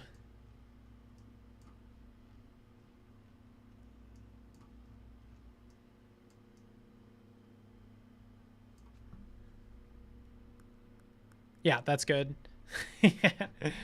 Then we negate it. They should all go about 0. Oh, it didn't do anything. There we go. Perfect. Okay. See how all the blue ports are all about 0 now? That's exactly what we want. They're all about 0. The schematic components, for some reason, this method ignores schematic components. I don't know why, but it ignores them, so they're not set at 0. But we've reset them. So now let's do schematic component dot center equals x0, y0. So that'll reset this one too.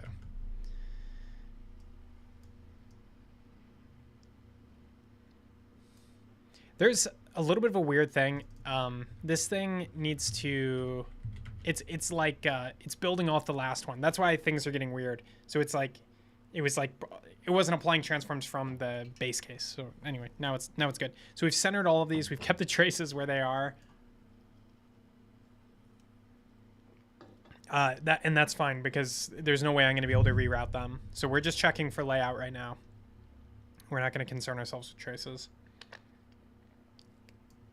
other than to produce the network diagram.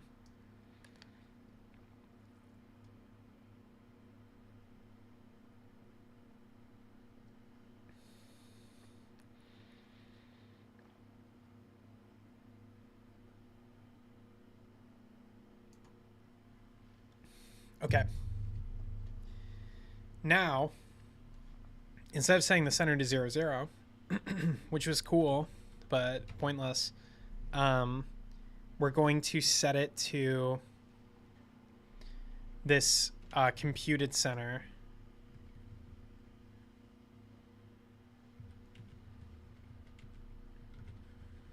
From the screen position. So that'll first move the red stuff out. So that's good. That's now in the network position. Now we want to remove all the all the associated components. So we just do the inverse of this operation. So like that. Okay, cool. So now everything's moved. The schematic traces are pretty annoying. So I think they're also useless. So we might as well remove them. We'll just filter them out.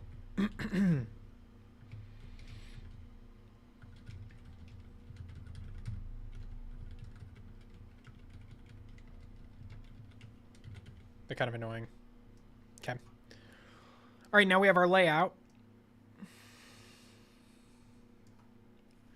There is something that's bugging me, which is that it's really difficult to know what is connected.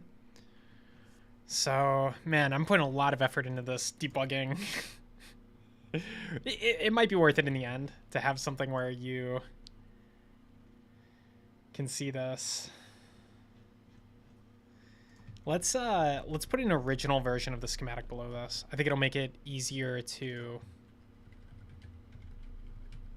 parse out, understand, deal with.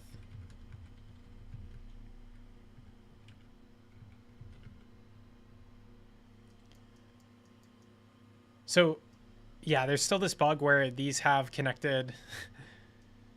The camera transform is accidentally shared between these, but it seems to not be breaking too much, so I'll leave it.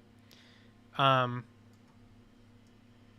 you can see the network did okay on some of it, but it is way different.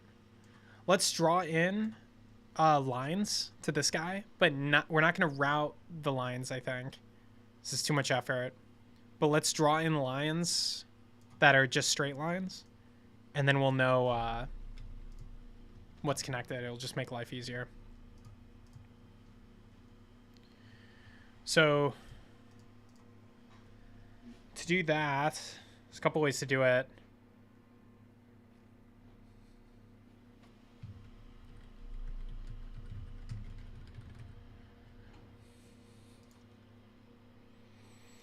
We just need to produce a lot of these schematic traces.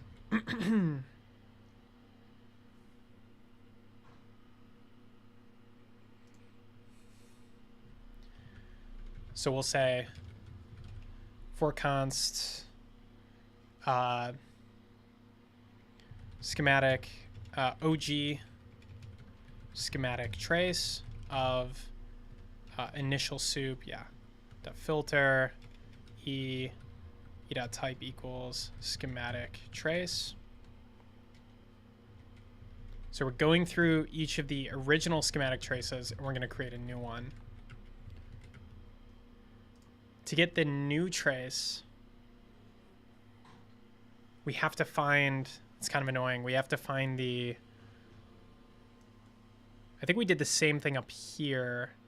Actually, we went through source traces. We could go through source traces, and then we can literally execute basically the same logic.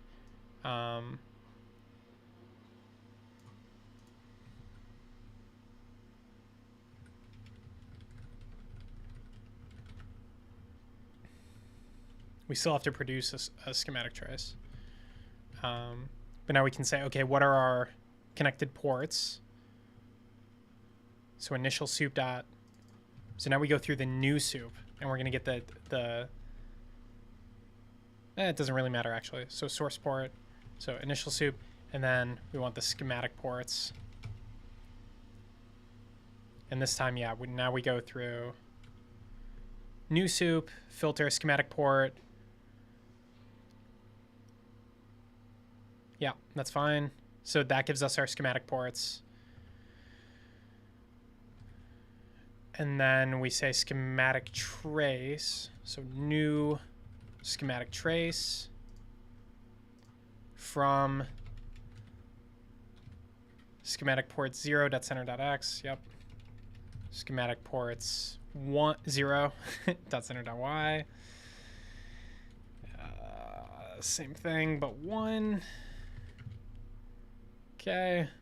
And then these IDs need to increment, but you can kind of cheat here and use the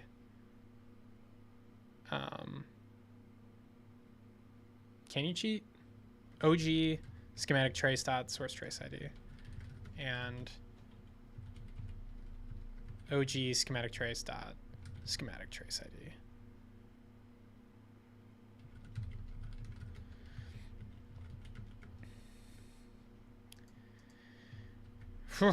Okay, new soup dot push.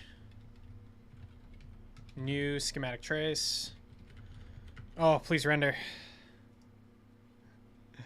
I probably have to refresh for this one. That's not right.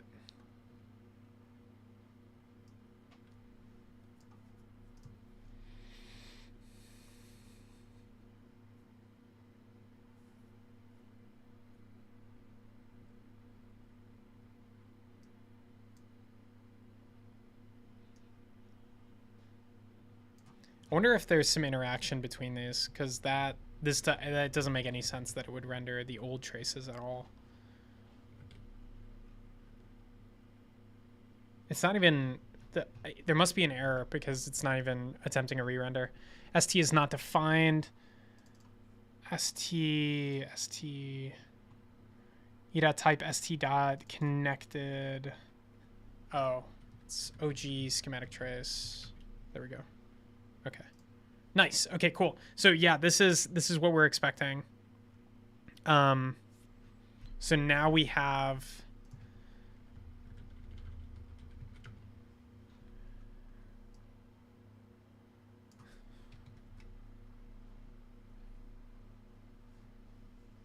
yeah, so you can see B1, B2 at the top here. They've moved to the top. And then you have the capacitor here. And R1, R2, R3, etc. So you can see everything that's connected to everything now. That capacitor really throws it off. These, yeah, I mean. So what the alignment thing would do is it would say, okay, this is probably aligned with this. This is aligned with this. This is aligned with nothing, I think it would probably say. It might say it's aligned with B1 on a bad day. It might say these three are aligned. It should probably do like column alignment and then row alignment, like separate operations. So I think this would be, I think C1 would be its own column, which kind of doesn't make sense. And then R3 and LED would hopefully be their own column. One way to look at it is if you're alone in your column, you should join with another column. And so you could even have an algorithm that goes left to right and says, okay, am I alone in my column? Okay, go to the next. Okay, I have something in my column, and I can't move any more to the right. So I think C1 would be probably in its own column anyway. You might say B1 moves over to C1's column, which is good. It's not a bad layout. And then, yeah, B2. Yeah. I still kind of want to crush things together.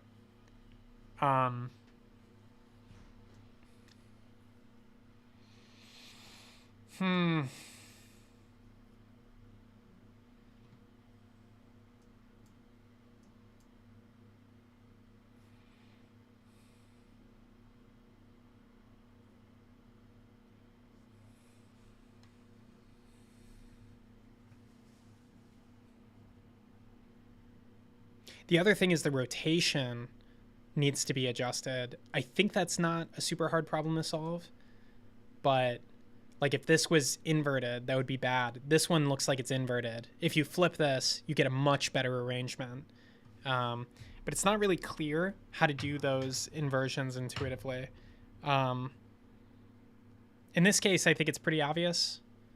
This one's above, you know, so maybe you do all the obvious flips.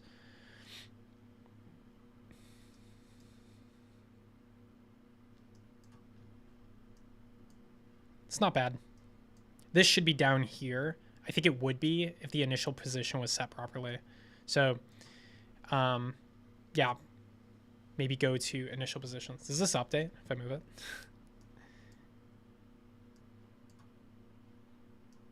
Yeah. It's pretty fun. I could probably make this so it updates just by doing a set interval instead of a set timeout.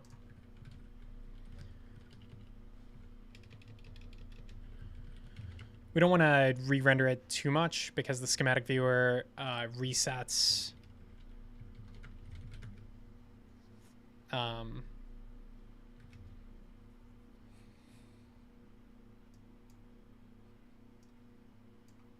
I could also do it like if you click a button. That might be the best way to do it.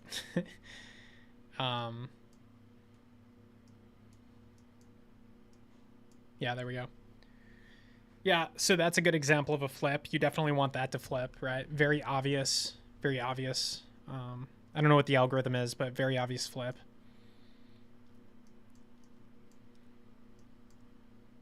I don't know how it got into this state where these two are crushed together.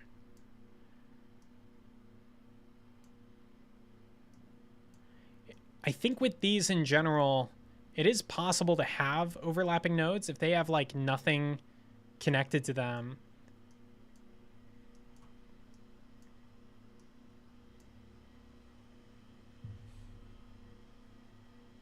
It's kind of funny. There are so many stable states for this, but they don't all look good for sure. I don't know how much initial positions will help us out. I need a button. It's too annoying without the button.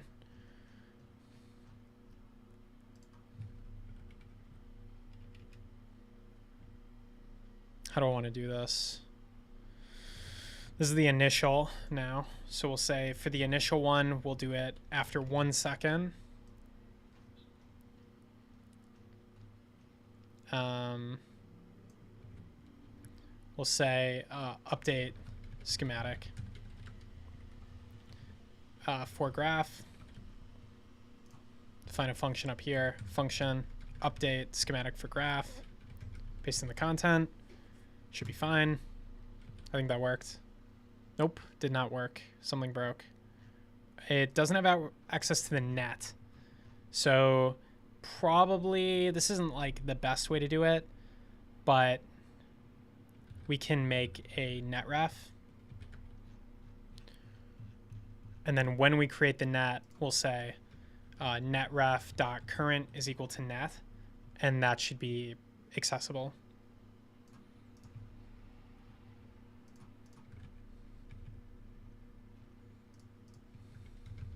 Net equals netref.current. If not net, we'll just return, but it should be there. Okay, so that's working again. Yeah, I think initial conditions solves a lot of this. So we got to do flipping too.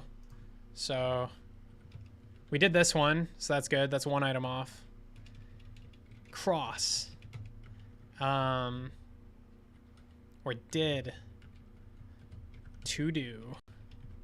Make us feel some success.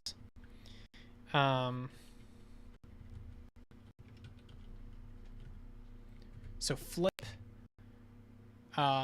Flip components where lines cross.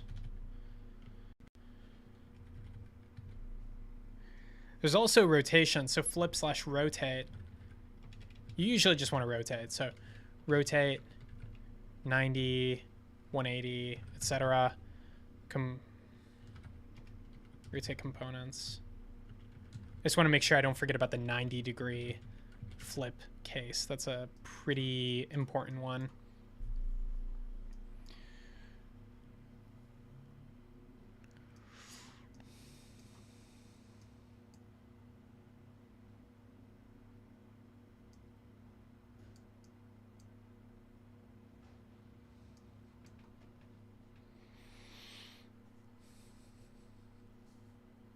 I'm just wondering if this is like really feasible. Like, you know, you can't really, I don't know if you can get a good looking schematic just using a force directed graph. Like, and it's not that predictable. So I'm wondering if this is kind of maybe I've given it a little bit too much time.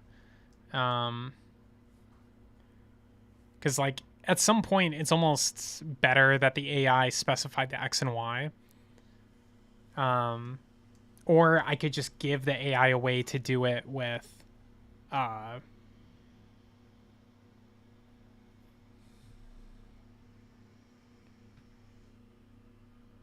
with a Flexbox like kind of system. Um, I really what I kind of want is for there to be a grid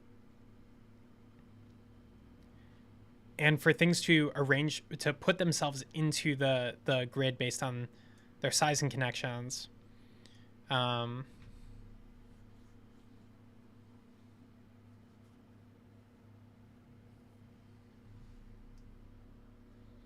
which is very similar to like just aligning them after the force directed graph. It might be the same.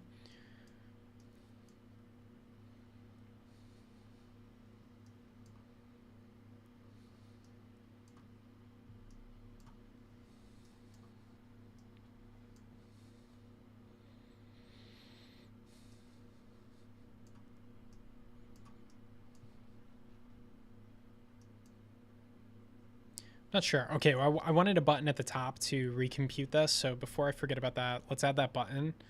Um, so button on click, and we'll recompute the graph.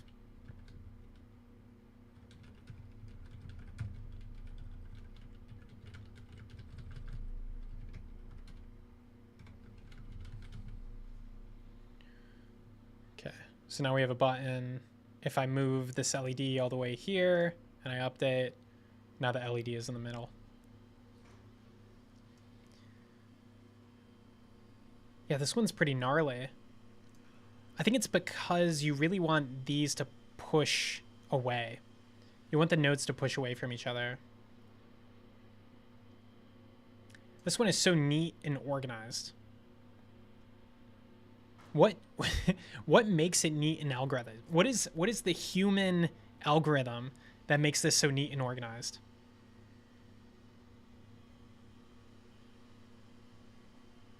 I think probably hierarchy does make sense. Like the fact that these are in a column is good. Like there's a sub row, sub column. Arguably, this whole thing could be a sub column, and it would also be fine.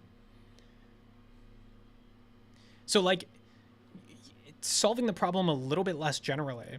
What if for a just hypothetically for like a central kind of like bug like thing, which is a pretty common standalone configuration. I guess there's this guy too. But if you have this central bug pattern, you pick your center component and then you establish a row and a column outside of it, right? I don't want to get too crazy, but like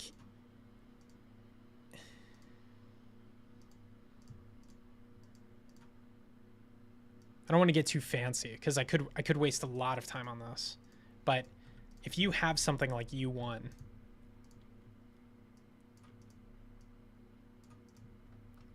you could say, okay, I'm going to have a column here. Like you could just say that this is a type of layout. I think probably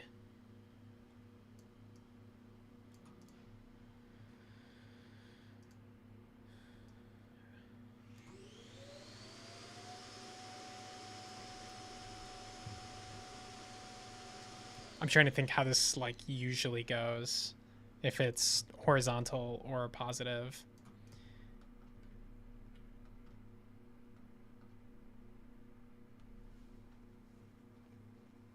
Okay, so this is what I'm thinking. I don't know. In this case, this definitely works, basically. um,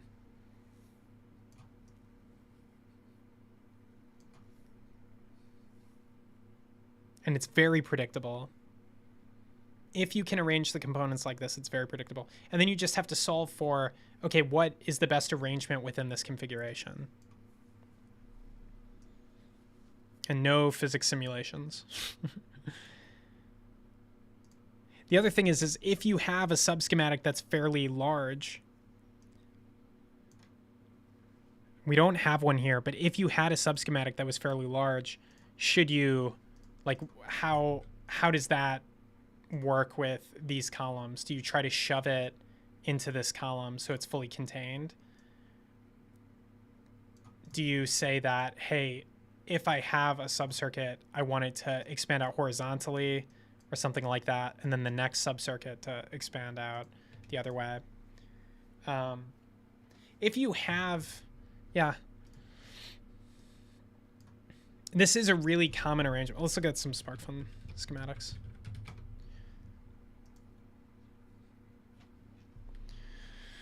Taking a pretty big piece of the pie right now. I don't know if it's a good idea. Solve a really hard problem. Automatically drawing schematics. Has anybody else solved this problem?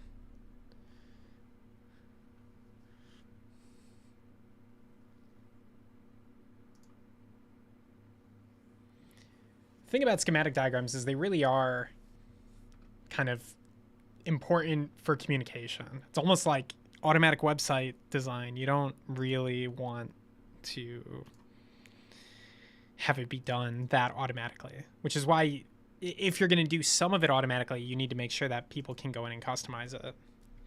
But I do think that this layout system is pretty common.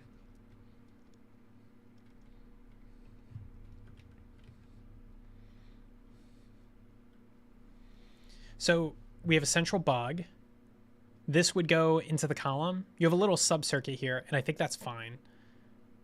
But you have that. This is arguably a column here. They're not perfectly aligned. I would say they're only not aligned to clarify the schematic traces. So this one gets more complicated. I can see why this needs a human touch. I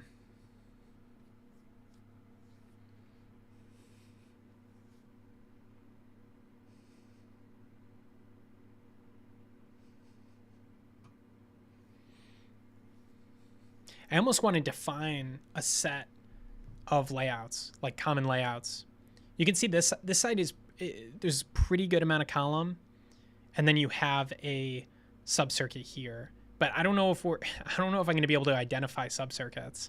So I would probably just stack these. I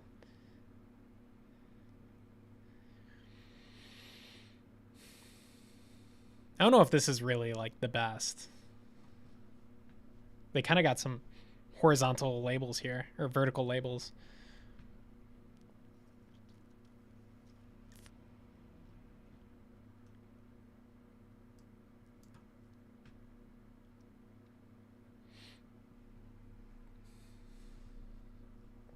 And these ones, it kind of goes upward. This is kind of unconventional, I would say. I would say that one ground is probably a little bit more normal. And then you could do a column. It would look yeah, I think column offset might be the right idea here. I don't know how this is going to go. You know, it's just a default. It's just one way of routing, so people could customize this. But the idea with this is it goes outward as you have components, and it expands vertically to how much space you have. So like that. Um,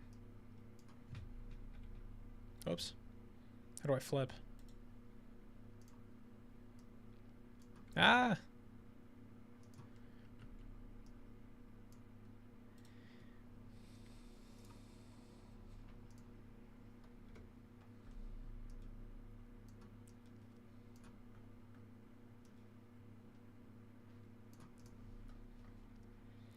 Another way to do this, if you wanted to think of a sub layout language, would be you could call some of these like you could call this like left call, something like that, right?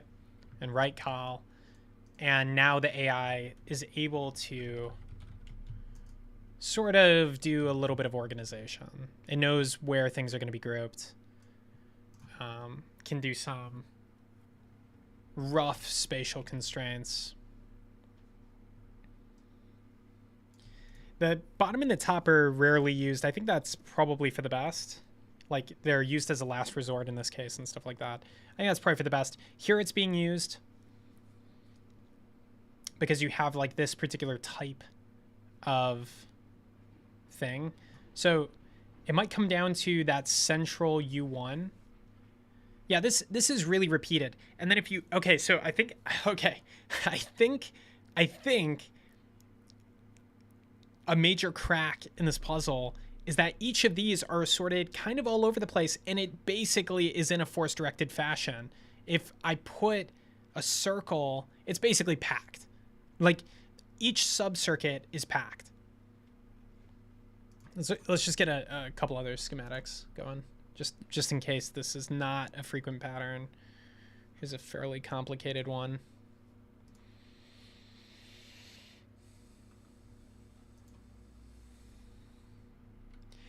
I think the reason they're like this is because that this is another option is kind of put these dashed lines and literally just separate each sub-circuit. That's a really good idea because it solves a lot of problems, but it's clearly a packing problem. With those explicit lines, it makes it even clearer that it's a packing problem at the large in a large way for the major circuits.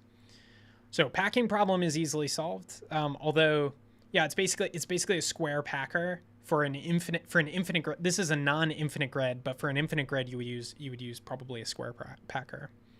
So you just take it in order and you keep trying to make it as square-like as possible wherever you can shove it. And in this case, depending on how it's defined, you might not get an optimal. You might not get it super optimally if you. Yeah, there's a couple ways to do square packing.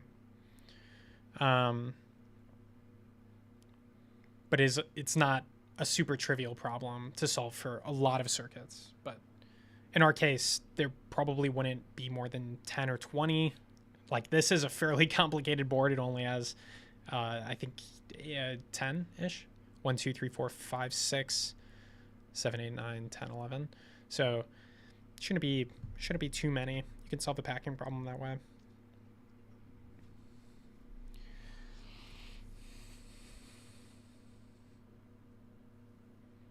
I like it. Central U1. The only problem is when you have a lot of ICs in the same group.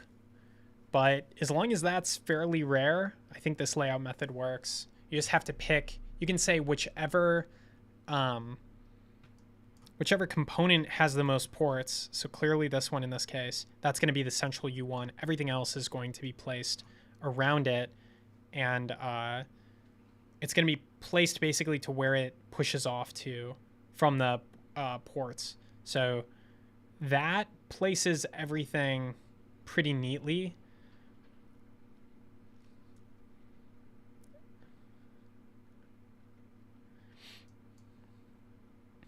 And it might be better than our force-directed layout. So I'll probably create this as a new component, and we'll give it a try, this type of algorithm. The stacking here won't be like this. I think it's pretty rare that things stack that nicely.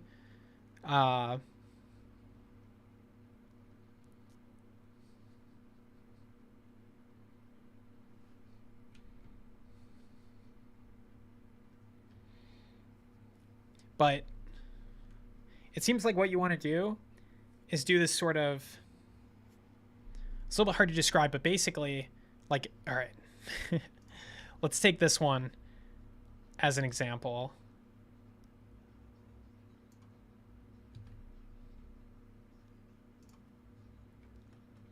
So we're running this algorithm. So you have your big bug.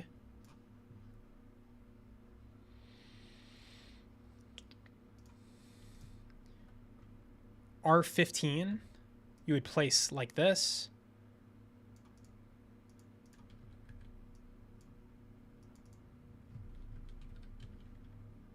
R16, you would place like this. And then C13, you would place like this. So that's how you stack them up. This bug is bigger in reality. But anyway, that's how you stack them up. And then what you can do is you can do some post process that maybe aligns things. So for example, if these two were connected like this, your post process would do that. Oh no, well, let me connect. But your post process would move them here so that they could be connected like that. So that's one way of doing the post process. The other thing the post process could do is shift the entire unit down like that if these are connected to the same network or something like that. And then this would shift down. But it's really confusing if you look at it. Like, I don't think they cared that much. There's a gap here and there's some stuff in between, but they could have moved this to the bottom. I think they just didn't, even though they're connected, because it was harder to read. So in this case, because they're skipping these ones, I don't think they moved it to the bottom. But I think this general, very specific to circuits layout algorithm should work and give us a pretty good result. So yeah, give it a try. So I'm gonna do lunch break, but 4 hours in, I think it's lunchtime. But let's do back in 10. Give me some time. Back in 10. If I'm not, read this message again. Back in 10, and then I kind of like the idea of setting a little timer, so people know. Stopwatch 45, so 55. I want a 10 minutes timer. Okay, cheers. Back in 10.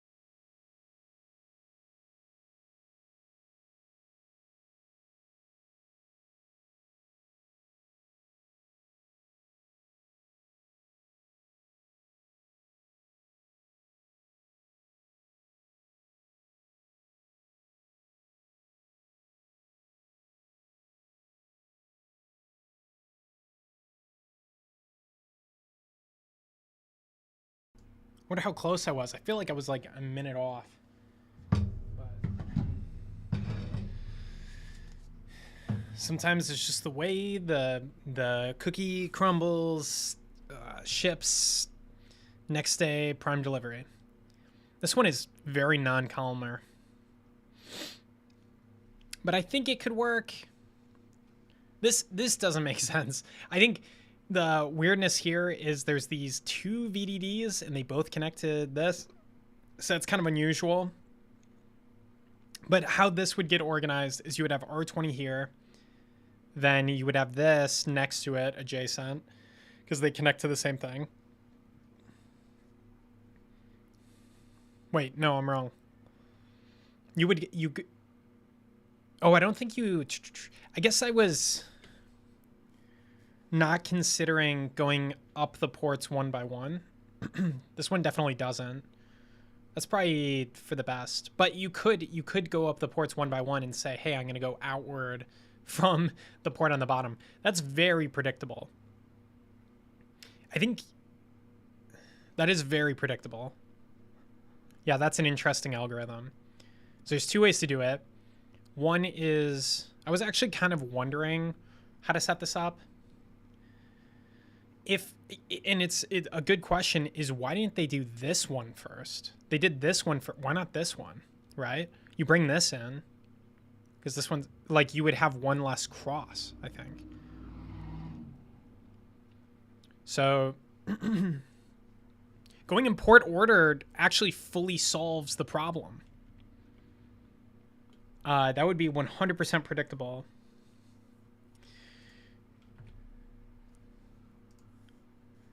Going in port order.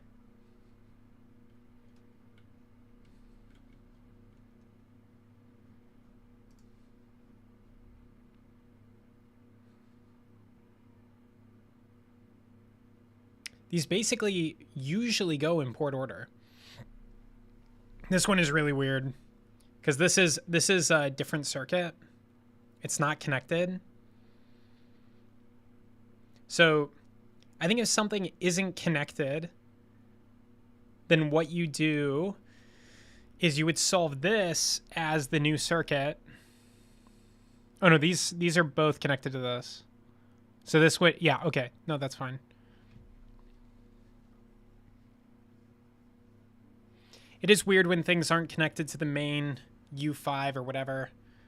I don't know if we have that in our example. R1 is kind of like that, although technically it could be pushed out.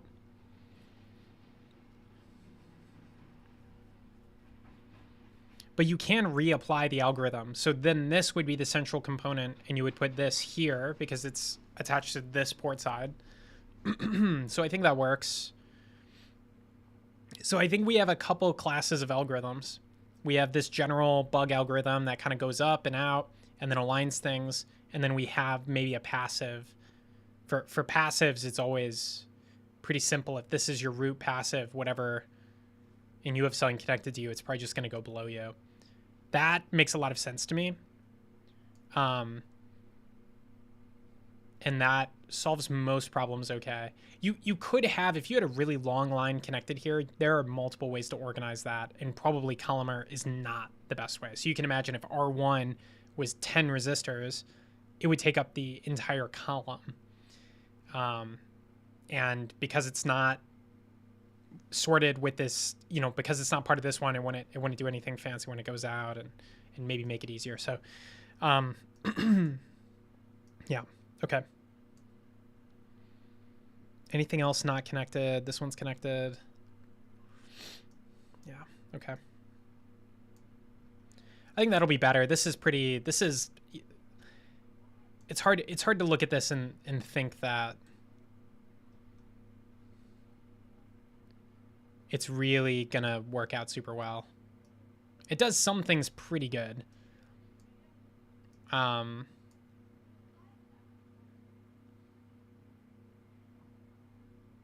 Like this one, you rotate these. This one's pretty darn good. You rotate these. It's just everything needs to be put on a grid. Um,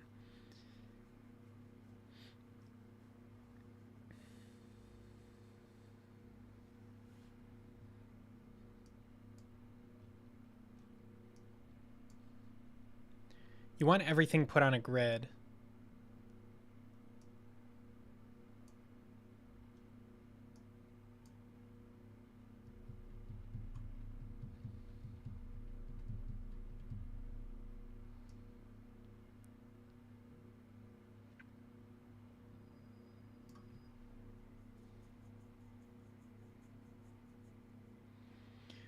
This so another potential complexity here is the top and bottoms. So interestingly, for most of these schematics I was looking at, unless the bug has top parts, you don't really have a top part. They skip the top part when the bug doesn't have a top part. It's very rare.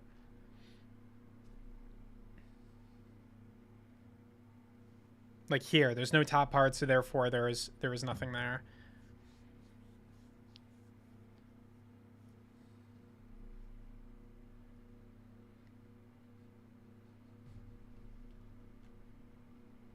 So that seems like a good rule of thumb, but in this schematic,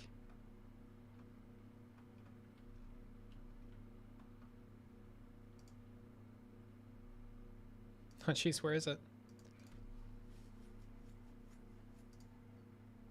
Where's our test schematic? Oh, you're right. Yeah, this one can kind of work like that. What you would probably get, yeah, B1 and B2.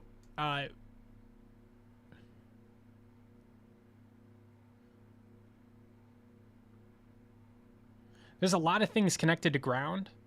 So it's connected to ground technically through here. It's funny, each source port or each schematic port should really have a net associated with it. And then, because that would just be a really easy way to index all of this if we had net IDs. So I don't know, maybe I should implement that first, but it's just so much to do, so little time.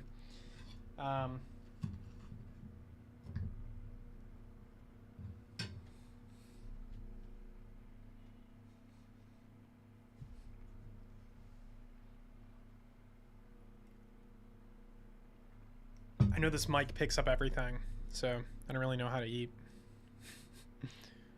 But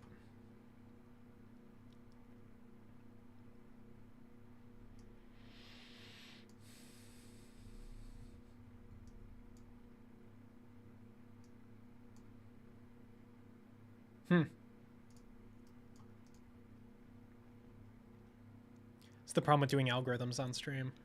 Just sitting here thinking.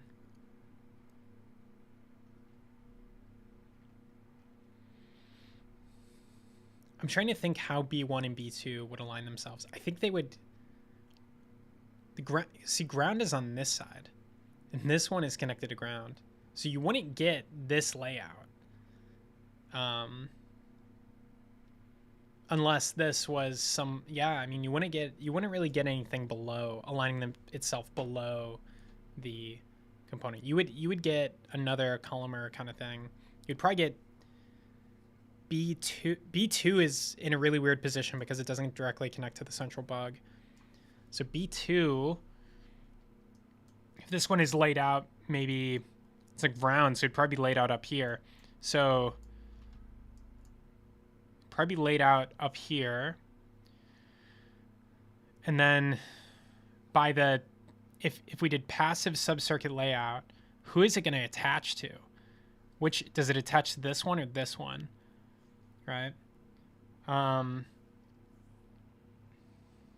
I would think it would attach to this one, which means this one would expand horizontally, and you get a really funky looking thing, I think. I think you'd get something pretty funky looking.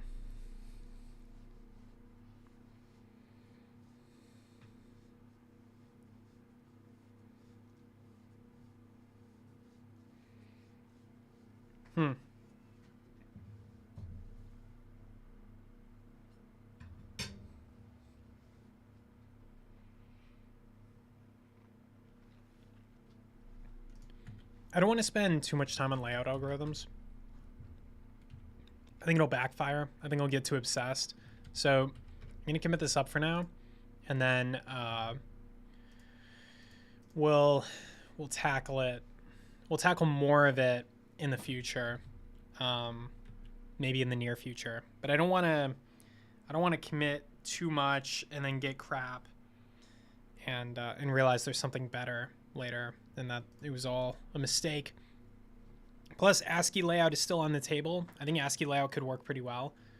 That was one of the original like things that I thought would be pretty important, but I'm less confident in it now because the way connections work seems a little bit unclear. So anyway, let's call this layout testing.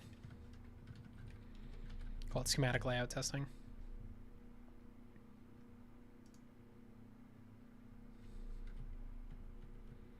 And then we'll commit this repo up.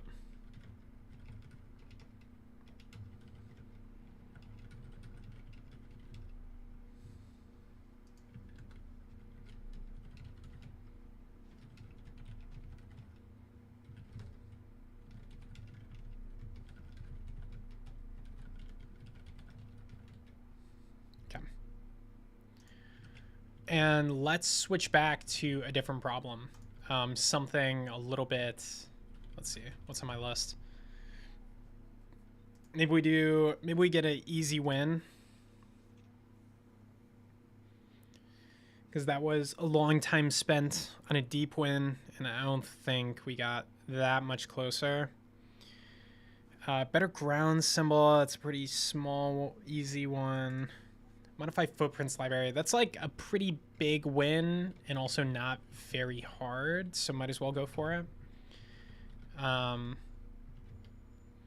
There's a couple places where this needs to be fixed. Let's start with the builder. Wherever there's a bug, the ports should be counterclockwise now. I think that'll fix most of the upstream issues, but we'll see. So builder, make sure we have the latest version. And then there's like a bug. Let's find a representative test first. So tests, bug builder. Let's say bug resistor connection. Seems like a pretty simple one. Bug resistor connection. Okay, yeah, left arrangement, right arrangement. This one has a footprint that, so yeah, let's see. Maybe I can make this work. Spark fun, SOT. Is that allowed?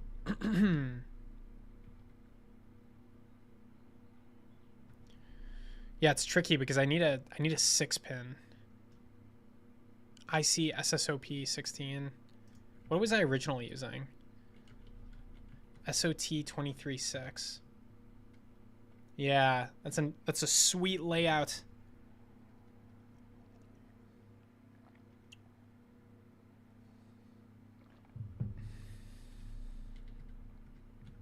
Small outline. Okay.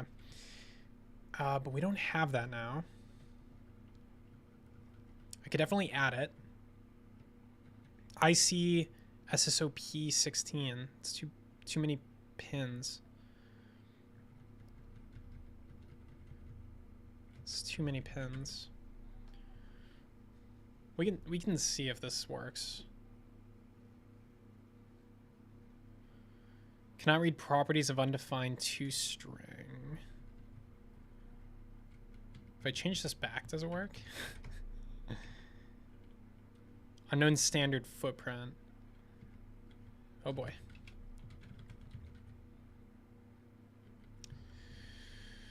Let's see if we can improve this situation. Should be in a separate repo. Clone. TS circuits, Spark Fun footprints, I think.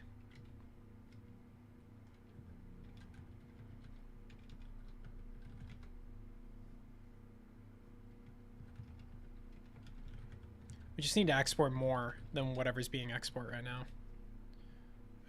And we want the SOT 20. That's a pretty sweet package, so it's very common.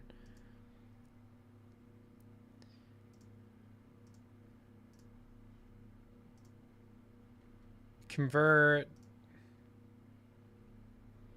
Let me double check where these packages actually come from. So instead of bug builder, there's a set footprint method. It might be in footprint builder. There's like load standard footprint. And then we load from SparkFun using SparkFun packages. And that comes from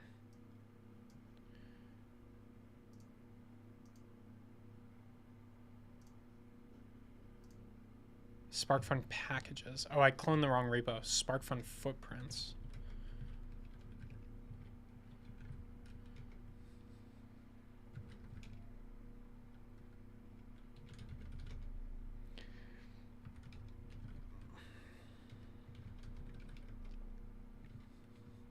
I've been doing this too long. I have a lot of garbage repos lying about.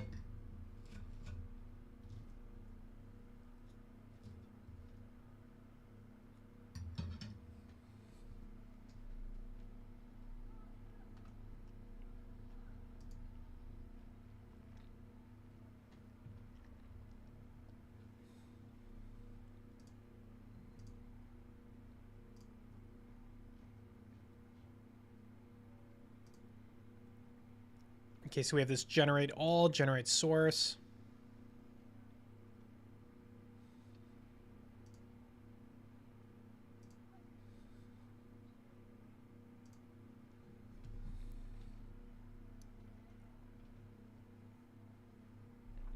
There's definitely going to be some filtering stage.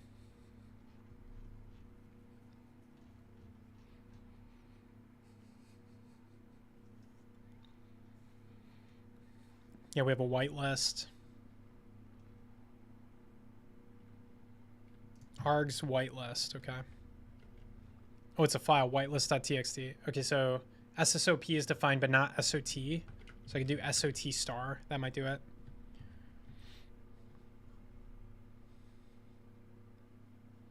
All right, let's run this. I'm gonna remove the SOT. Yeah, I'll put in the SOT immediately. We'll just see if it works. npm run generate all. Got to install.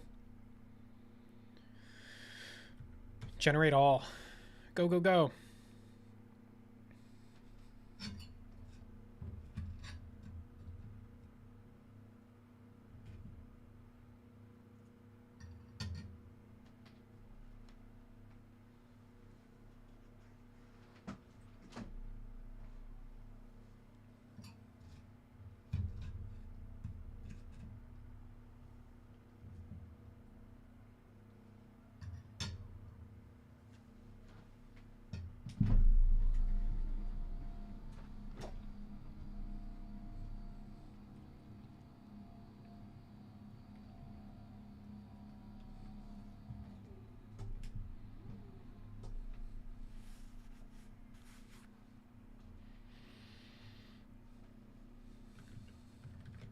Okay, I have a couple directories now. I have this JSON directory.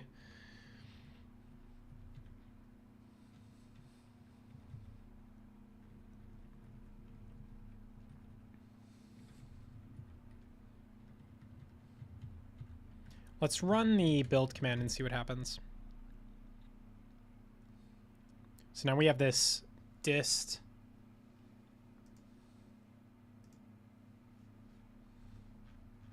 Okay. So I think the problem is I did generate all, and I think that was actually a mistake. I think I wanted the whitelist generate, but you can see that the SOT package is probably in here. Oh, SOT 23. Yeah, we've got a couple SOT 23 variants. Okay, so let's remove the dist directory and the JSON directory. And then we'll do npm run generate, not generate all. And then we'll do npm run build again.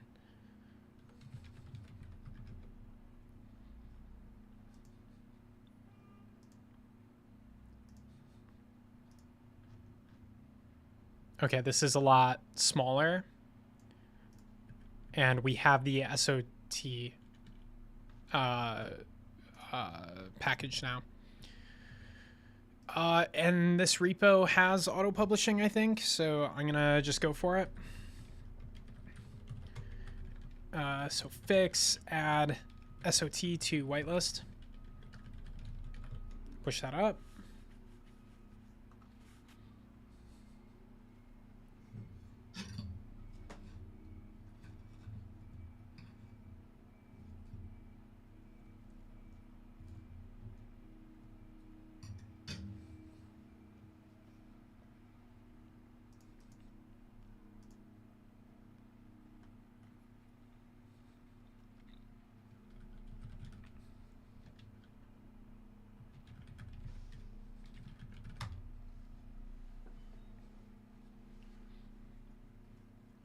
Okay. So this should auto-publish. Just keep refreshing over here. Yeah, we published 1.2.1. We'll add that to the builder. That should make it so that the SOT footprint works.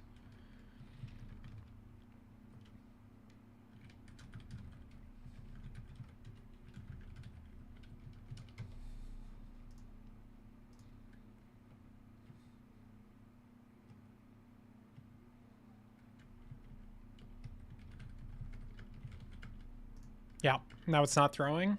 So let's try running that test again.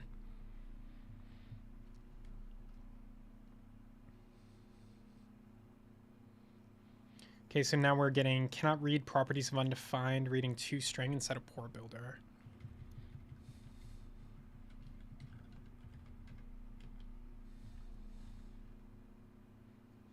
Line 88. Port hints. I don't know why it's complaining about port hints.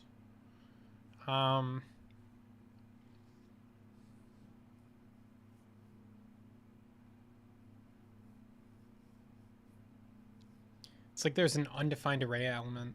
Let's try logging this, just see what's coming through.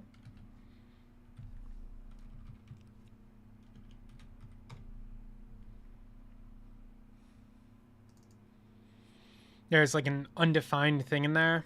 I think it's okay that people are passing, or that something is passing undefined. We can just filter it out. Seems like a nice to have. It's kind of like how you can, have null React components and stuff like that. Okay, so that's working now. The reason why running, we could actually push that fix because it's kind of nice. Introduce SOT components, fix test. Hard to complain about that. So now that we've run that, we can go to debug.tscircuit.com, and these are now visible. We should be able to go to the schematic renderer. We can see it rendered as a schematic. So that runs whenever you run a test locally. It'll put it on this website.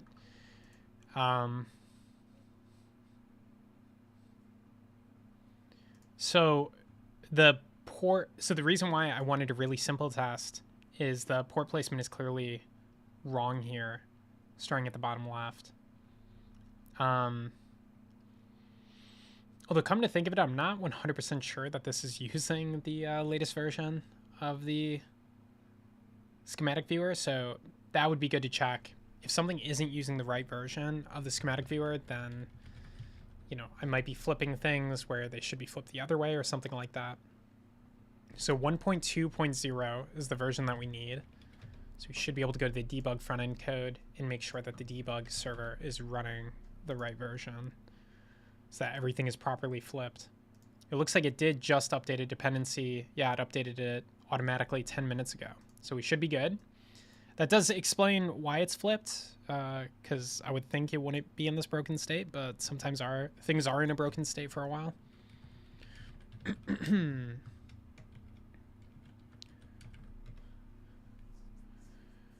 Okay. So I think this is where we do the math on figuring out where each of these things should go.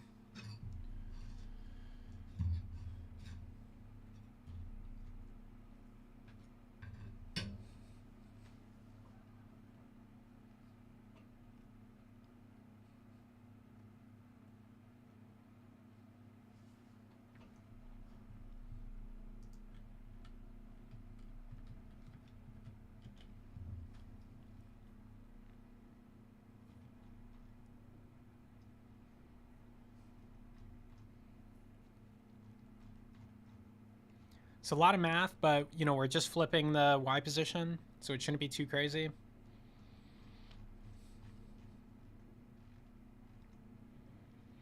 I'm just scanning for something that looks like it's setting a port position, probably in an array. Some stuff here.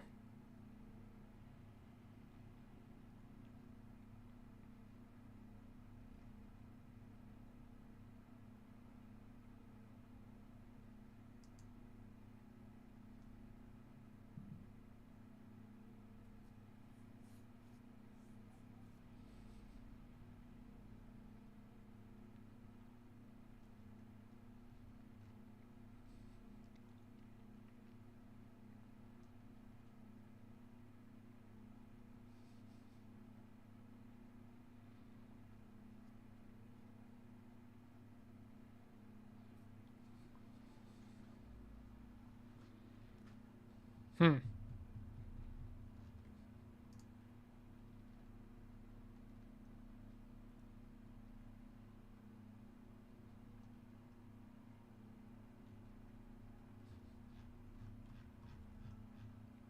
Sometimes pins go top to bottom, left to right, and the user is allowed to specify that. So you just have to operate, just have to keep in mind that way of operating.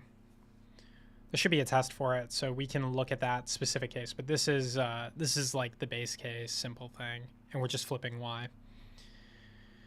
I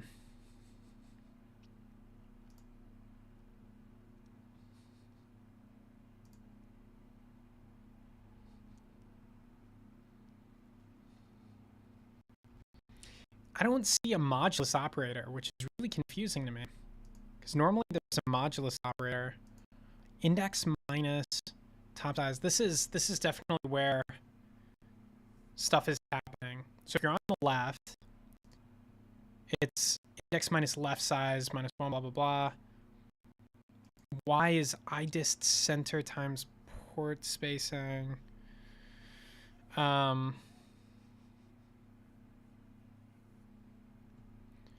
So I think plus. And then we rerun this. You can put it on watch mode so it automatically reruns.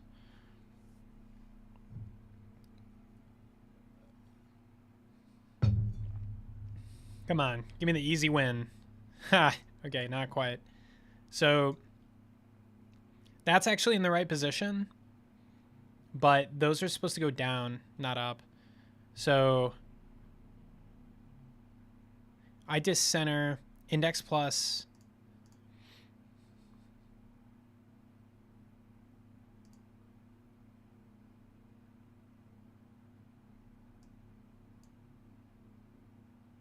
I think it's, I could be wrong, but I think it's minus index. Yeah, there we go.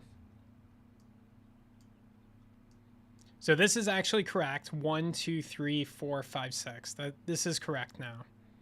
But since I didn't fix the right side, it kind of looks like it was incorrect before on the right side. Either that or it's manually being specified that it should go left to right, but I don't think it was. It wasn't. So it was just wrong before. So I think that fixed it. 1, 2, 3, 4, 4, 5, 6. I just want to confirm that that's actually, yeah, 1, 2, 3, yeah. That's how it is in circuit land, counterclockwise. Cool. Okay, that's that. Easy one. Easy win. Easy win. Let's run the test suite and just make sure that I didn't break anything.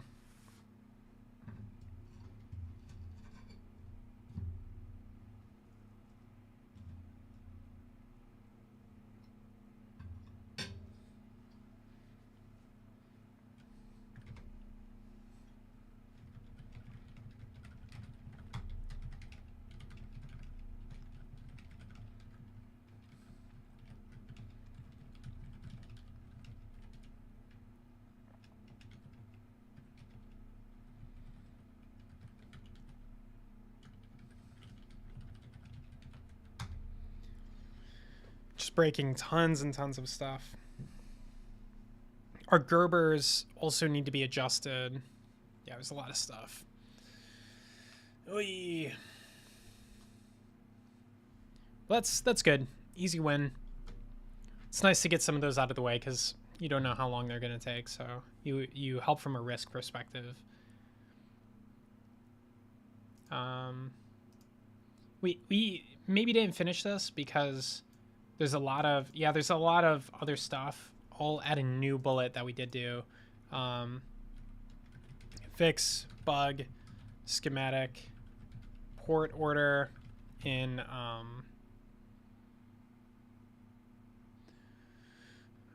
in builder. So we did that. Or I think we did. There is another case that would be cool to check out. Where you have a bottom and top.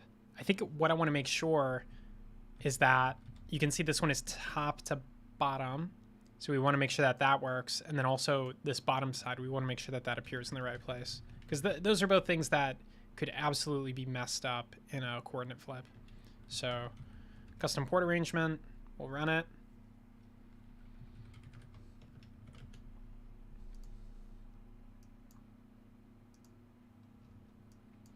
Yeah, so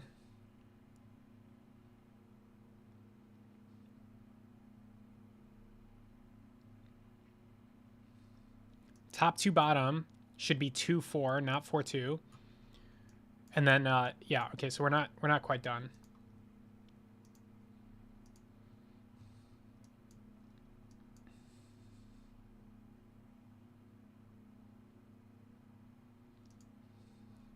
But it's all in this function. So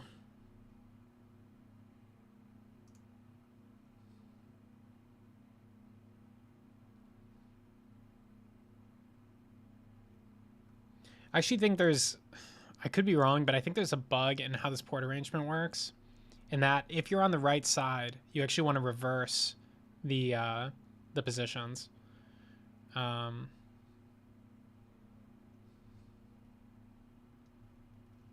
Because like I don't see anywhere where it's doing that.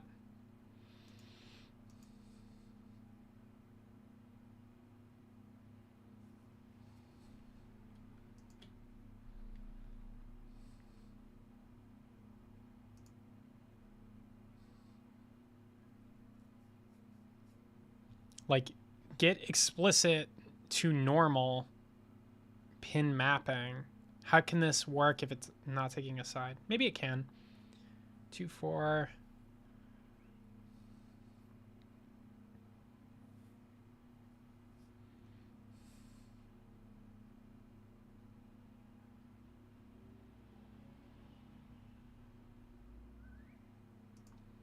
I don't know. Let's solve the top bottom thing first because that's worse. It also kind of looks like it might be wrong in the schematic viewer. You have, because this path, like I don't really have a lot of control over that. So I think it's actually wrong in the schematic viewer on that one. So easy fix over there too, but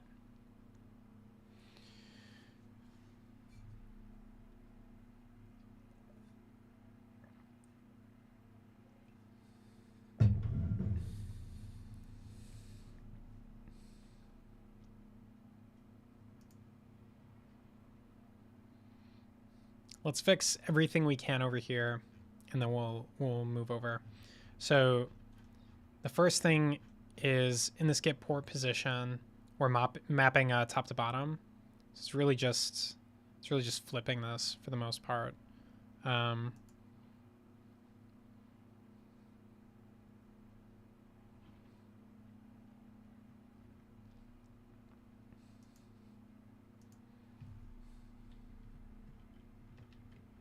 So negative here, positive here.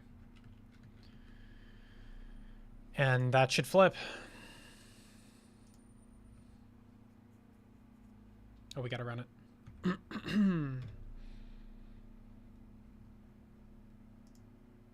Yeah. So that's good. This port, it's facing up. But I'm sure its position is, or its like property is set to down. could look at the soup to confirm that. Whoops. Open a scratch pad.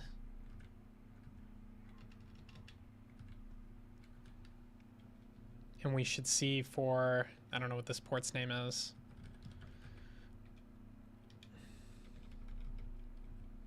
Oh, I don't know if it's, no, it should be listed here. So schematic port.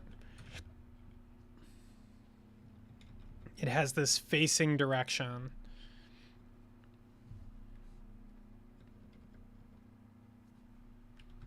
We'll say type schematic port. So we're basically filtering on schematic ports. So facing direction is down. You can see the source says the pin number is 3. So it's this one. So it should be facing the direction down, but the schematic viewer is incorrect. So got to go in and fix the schematic viewer. Should have noticed that earlier, but I don't think I had in my examples a port that was facing down. And then likewise for this little nub, that also needs to face down and also needs an adjustment inside the schematic viewer module. So we'll do what we can from here, from the builder. But, whoops. Let's close the scratch pad. So the next thing is top to bottom. Has kind of, I think there was a pre-existing bug with this one. So top to bottom has reversed. So explicit to port normal pin mapping. So it's taking an explicit pin mapping arrangement and it's converting it into the normal pin mapping. So you are getting an array that represents the thing. I'm surprised there isn't a test to this. So get explicit. We can create a quick test. Kind of sucks it wasn't originally there, but what can you do?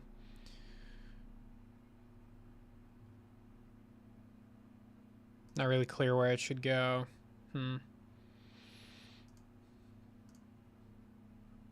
Yeah, it's a util. So we'll just create a utils. Oh, we already have one. We'll say get explicit to normal pin mapping. That's yes.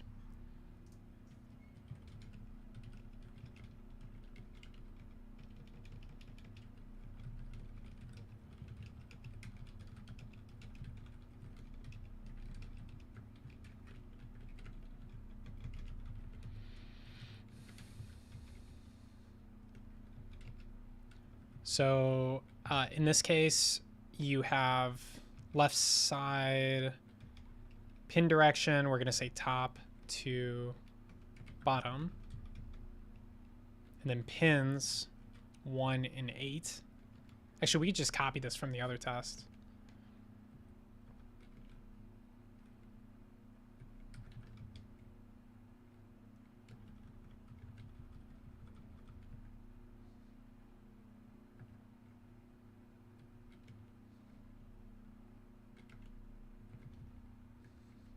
Okay, cool.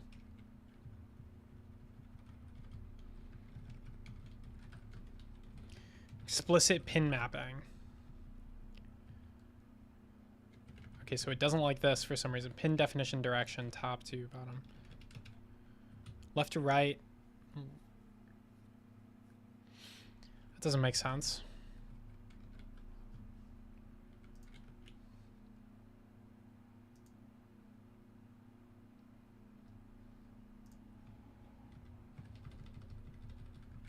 I don't know, maybe this will break a lot of stuff, but it doesn't make sense to me. I don't know.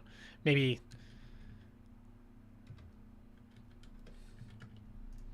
Because if it's going along the top, you're doing a horizontal... You're telling which way horizontally they should be organized. Along the top. So I see why there was a mistake there, but it doesn't make sense to me. So let's just log that explicit pin mapping. See what that contains.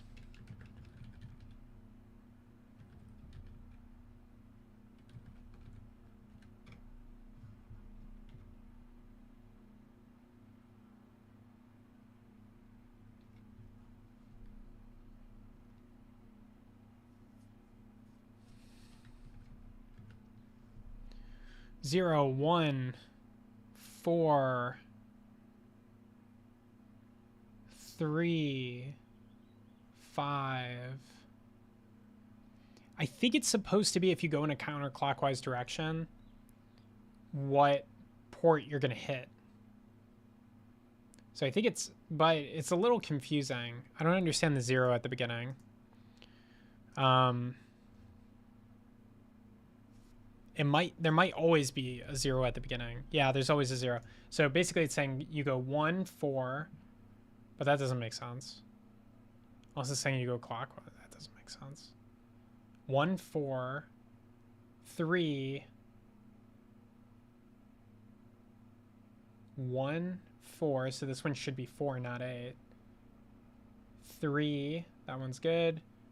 5, blank, blank. I don't get it.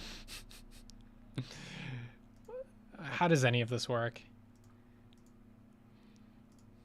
Right side, top to bottom.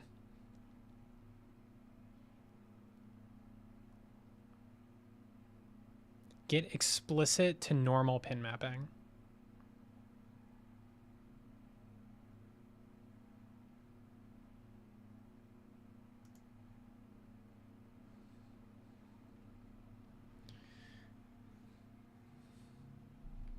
So this is used when you're getting a port position. And we say, if we have an explicit port mapping,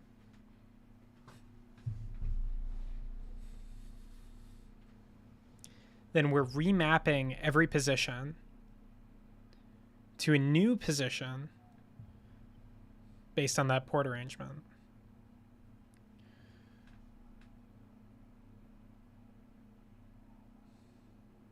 So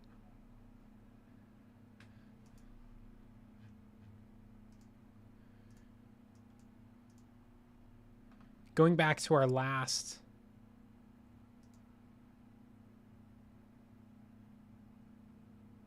I think I accidentally ran the test suite. So let's do tests, bug builder, bug resistor connection. Get that uploaded.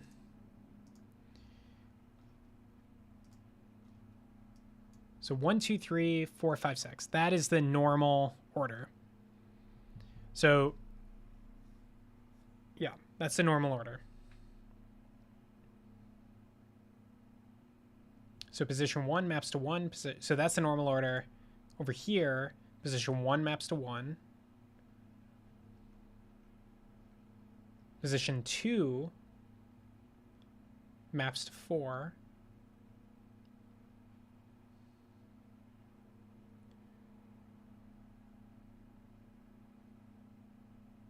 There's 0. Okay, so there's 1, 2, 3, 4, 5, 6, 7, 8. There's 8 entries. There's 3 ports.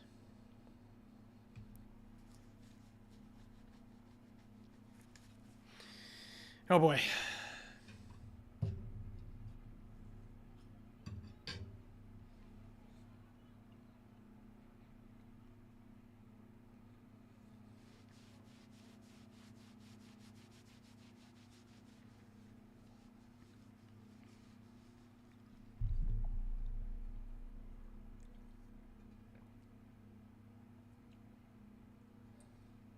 This is a pretty important function if you're working with a massive component, and especially if you need to reorder the ports to be more ergonomic.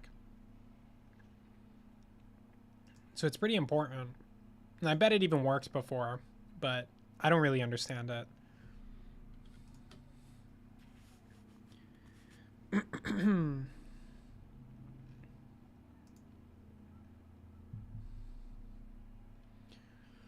Okay, so we're going to go to, so we say side flip order, if side, so if it's defined,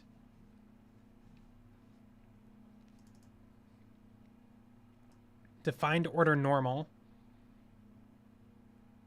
left to right or top to bottom. That makes sense. Well, it kind of makes sense. Yeah, it makes sense because we're flipping it again here. Defined order normal, okay. Define pins, side dot pins. Okay. Okay, I think I understand. I see what it's doing. It's going through each side, and it's kind of putting them together. But the result doesn't really make sense.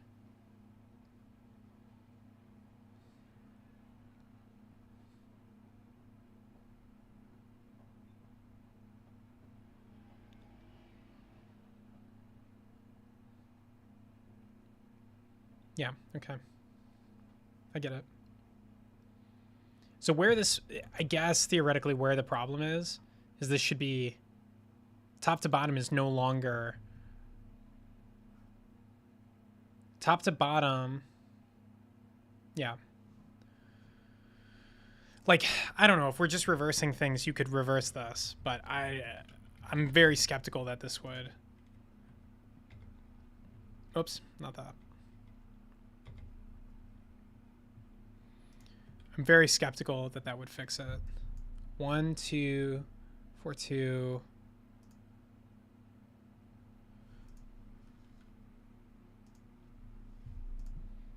So 1, 8, bottom side 3, top to bottom 2, 4, top to bottom 2, 4. It's not right. Which is funny because like I would think that would flip it. Like at the very least, it would work in this case. 2, 4. If we comment this out,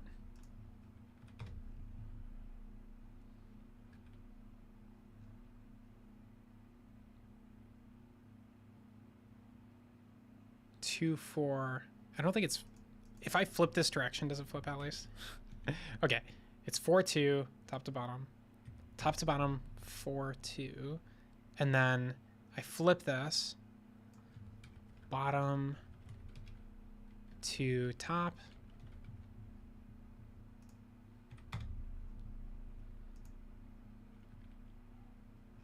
Four, 2. It's not even flipping it.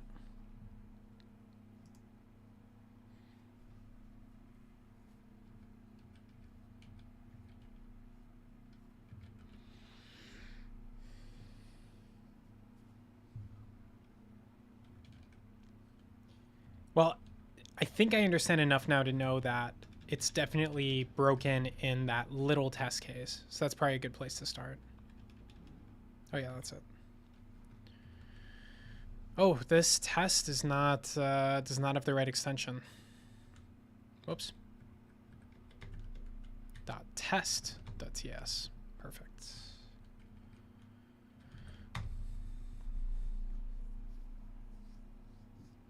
Yeah, it's got these 3 empty items here. It doesn't make sense. 1, and then it just doesn't make sense. It should be 1, 8, 3, 2, 4, 2 actually. 1, 3, 8, 4, 2. Right? 1, 8, 3, top to bottom 4, 2, because you do this backwards.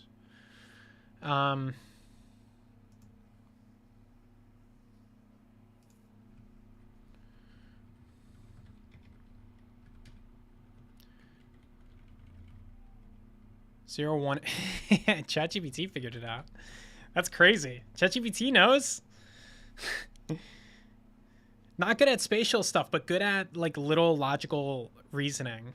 I wonder if that can somehow be used to make the layout better. Since it's good at simple logical rules. I think that would work if you said like left of, right of, kind of stuff like that. But I think as soon as 2D space gets involved, I think in 1D space, 1D logic, it's fine, but it just gets too complicated for it. There might be a way to, I don't know, give it like a function it can call to get, I don't know. Yeah, it's too hard to say. Support that. That's probably the next evolution.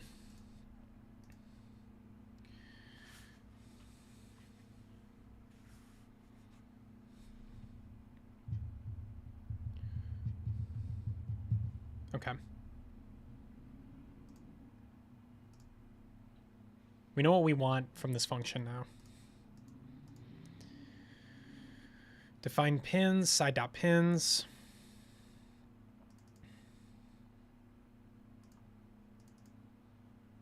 You know what else is weird? We have normal to explicit, okay. But then we give explicit to normal back. Explicit to normal. Maybe I'm confused because this is the explicit to normal map.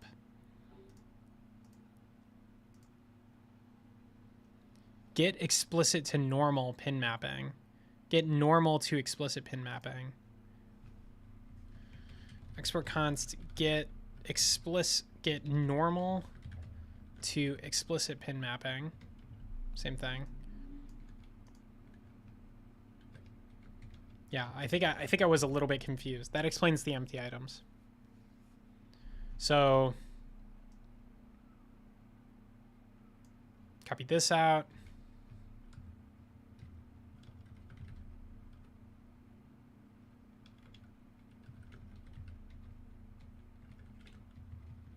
Put this here.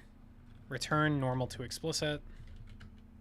And then we can test against that function. That'll simplify how much thought is required. So normal, explicit, or normal to explicit.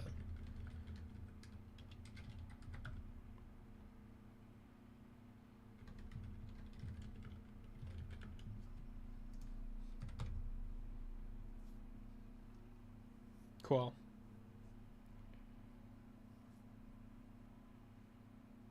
One, 4, 3, 5, 2. Get explicit. I think get normal to explicit. Okay, there we go. It's like what? 0, 1, 8, 3, 2, 4. Okay, now this makes sense. It's still wrong though. The right side should have been inverted, and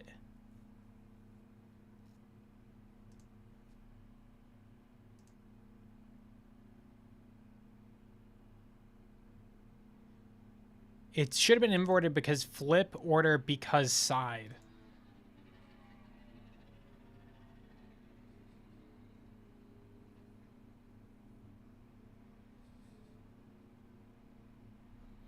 Top to bottom. This one is bottom to top natively. I think this is junk the way this works. So define normal order should be if your flip order because side, then these are not this like, yeah, basically depending on what side you are, you defines whether or not you're normal. So flip order because side, when you're the right side or the top side goes right to left, and the right side goes bottom to top. So those are the normals for those sides. Yeah. 1, 8, 3, 2, 4. Still wrong. It's like it's not being reversed.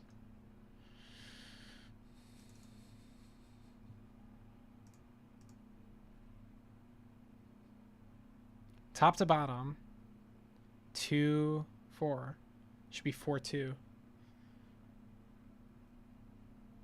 The last one should be 2 because we're defining it top to bottom. What this is supposed to do is reverse the defined pins.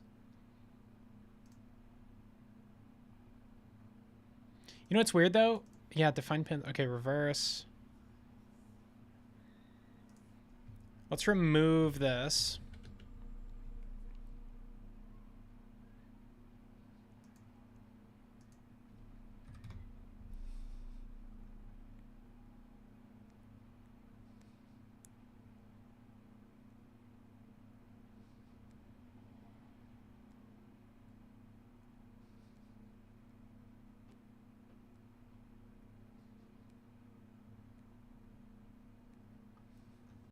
Can't believe this still isn't doing anything. 18342. 18342.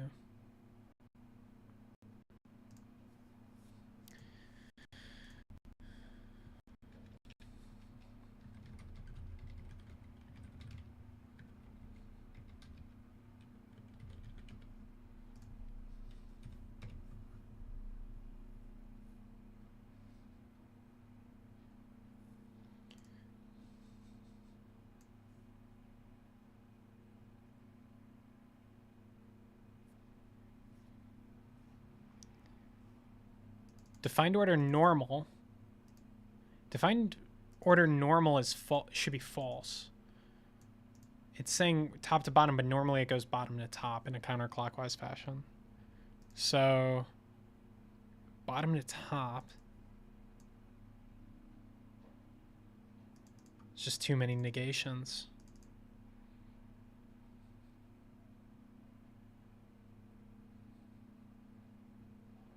Did I do this backwards? I did do this backwards. Okay, that's fine. Easy fix.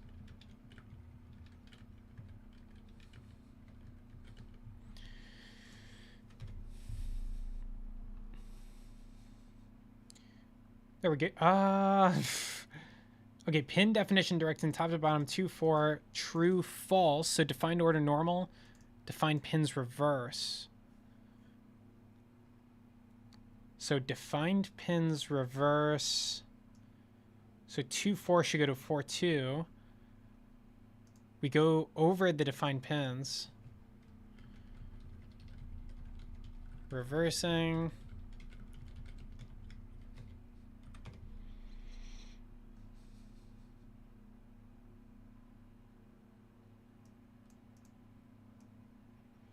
False, false, reversing. Why would you reverse? Oh, wait.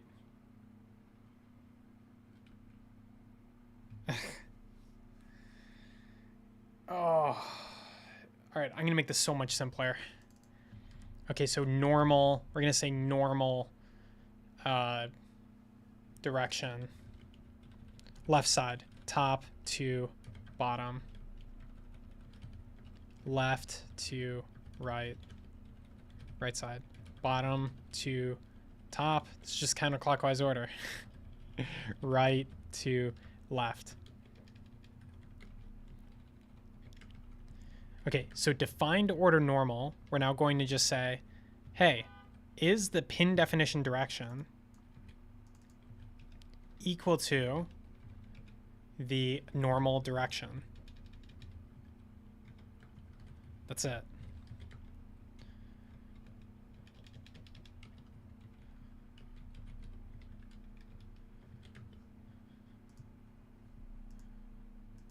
And if it's not the normal way it's defined, we reverse it.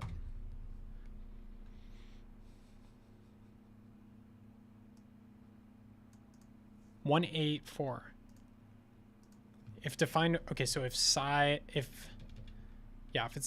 it's undefined, or okay, that could have been the issue.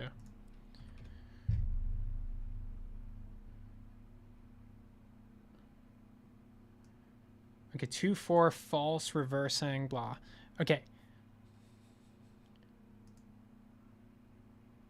So it didn't reverse for some reason. Push side dot pins. So I think it should be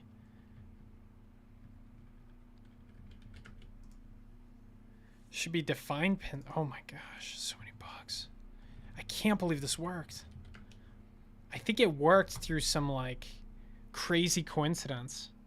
Oh my gosh. Wow, that was a lot. All right. Cool. So that test should pass. Got a nice unit test for that, so that's good. And let's see if this has now fixed itself. So test, bug builder, custom port arrangement. Hopefully I didn't break. Looks like it hasn't changed. Custom port arrangement 18324. Custom port arrangement. Right side is bottom to top, so this is actually correct. If we were to say top to bottom, it should flip.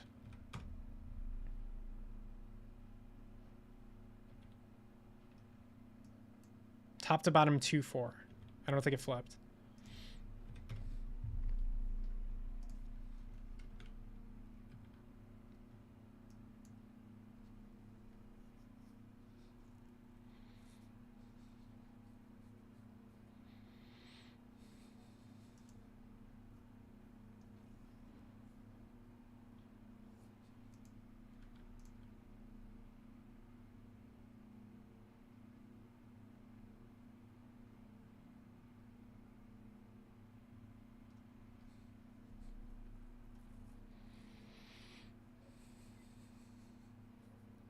Hmm.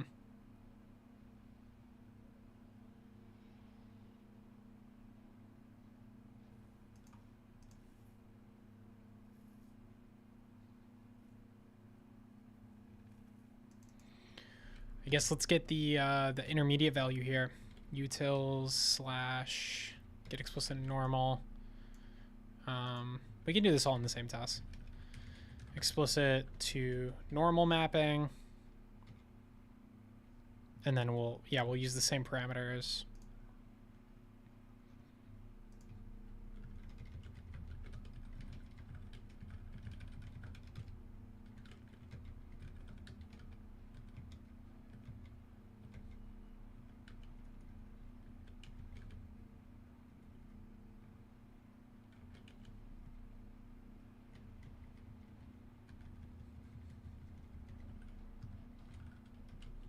Okay.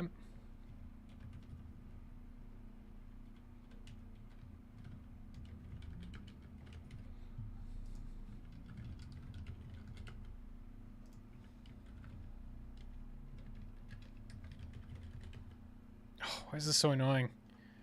Type blah blah blah is read only.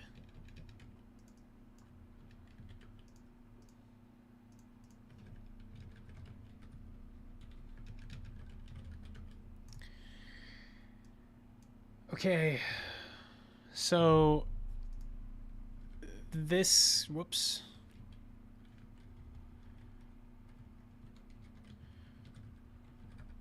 Explicit to normal mapping.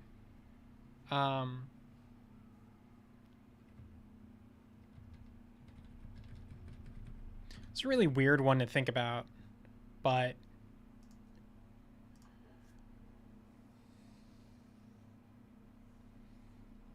yeah, I guess you're saying like where does it align? If I ask for 8, what do I get? So very weird to think about. It's probably easier if you index each position like this. 0, 1, 2. I'm sure it's right. What are you doing, Copilot? Come on. There we go. Nice. And then we have 8 here too. So what do we expect this to be equal to? For 0, 0 is good. For 1, we expect that to be in position 1. For 8, we expect that to be in position 2. For 7, there is no 7, so undefined. For 6, undefined. 5, undefined. This is where the exact equal probably won't work. For 4,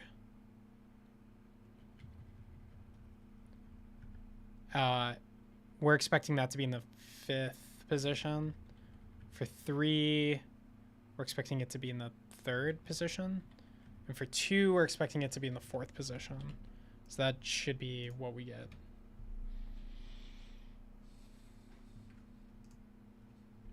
Wrong test.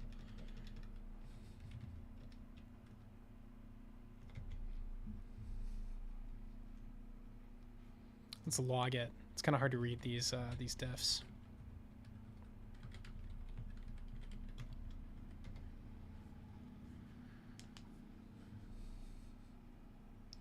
Zero, 1, 1, 5. 2 is in position 5. That's wrong. Should be in position 4. This is crazy to me. What is going on? These are all very simple. Normal to explicit mapping. Log both of these.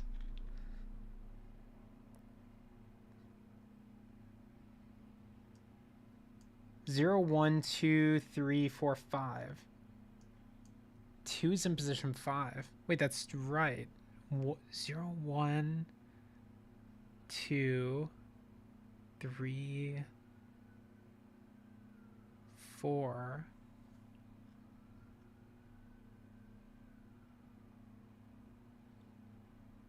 Oh, that's right. The diagram is wrong. I forgot.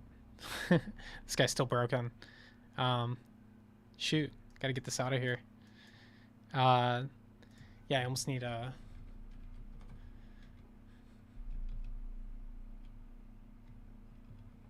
One, 8, 3, 4, 2. That's what we're expecting. Okay.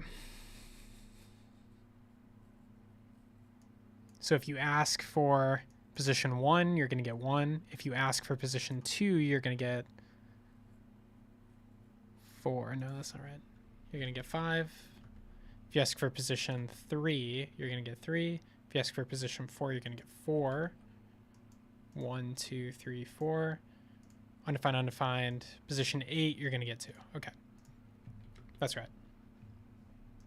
Let's see how this checks out. Cool. Okay, so that's right.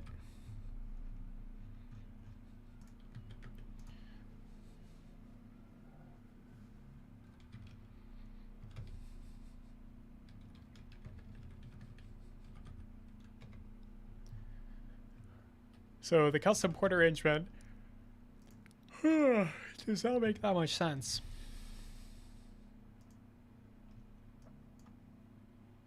One, 8, 3, 4, 2. Unless it's doing something really fancy somewhere else. Get port position, blah, blah, blah.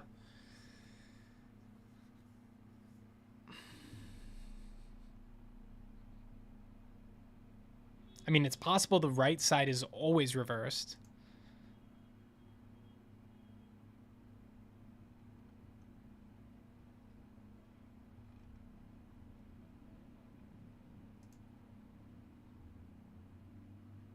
Yeah, I think this should be, or wait, right here. So on the left, it's negative index plus. Here it's positive index minus.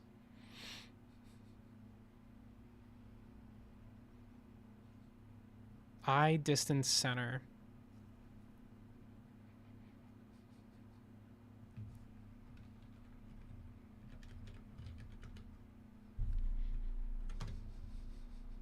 So just reversing it, seeing what happens. So that's right. 1, 8, 3, 4, 2. That's good. Let's check out the other. See if we broke the bug resistor connection test. That's this one. Yeah, we did. 1, 2, 3. This should be 4, 5, 6.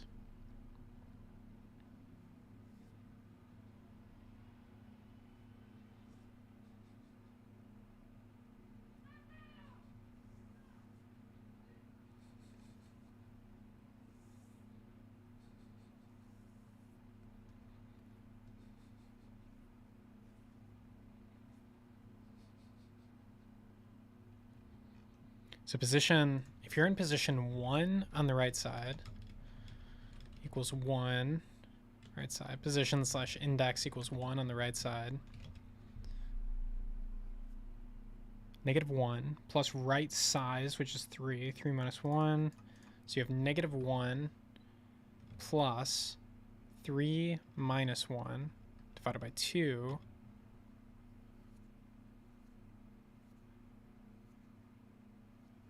So your first position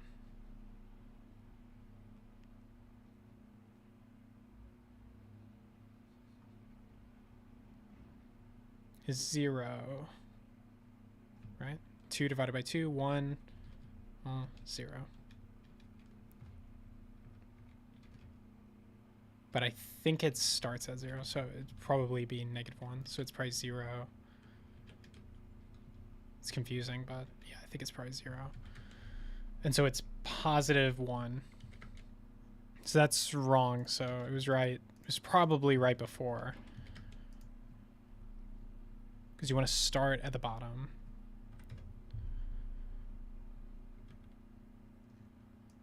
Yeah.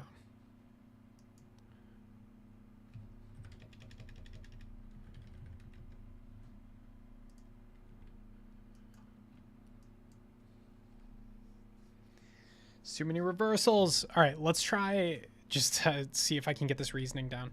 Let's try commenting out this direction.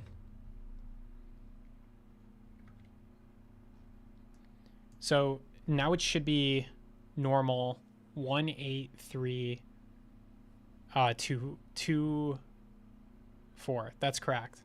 As soon as you change it from top to bottom, you should be reversing. We might have to log the reversal, but it's not reversing anything. If I change from bottom to top, does it reverse?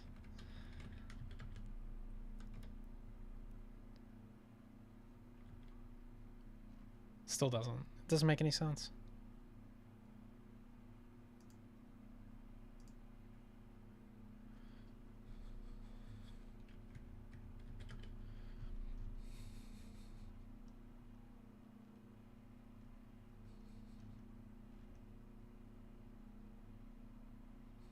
There's this other thing that might be messing with me. Has explicit port mapping for get port indices.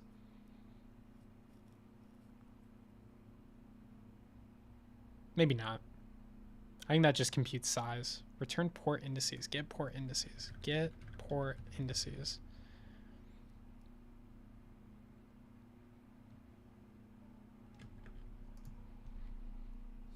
I mean, it seems harmless. Port indices, blah. That's fine.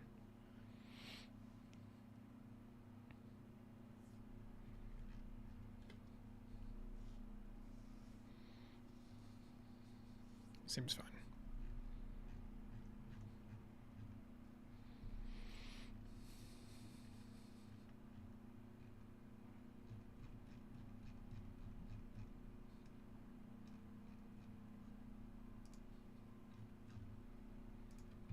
Just do some sanity checking. So this one is top to bottom. This test passes. If I change it, it should fail. Some NASA style, you know, if you change anything, the test should fail kind of stuff. I forget what that's called. It's like chaos testing or something like that. Okay, bottom to top. Bit flip testing. That fails, that's right. 4-2. Oh my gosh.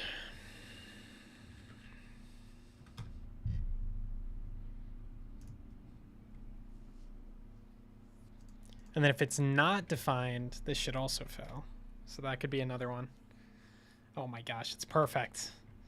The sub method, it's perfect. Flawless.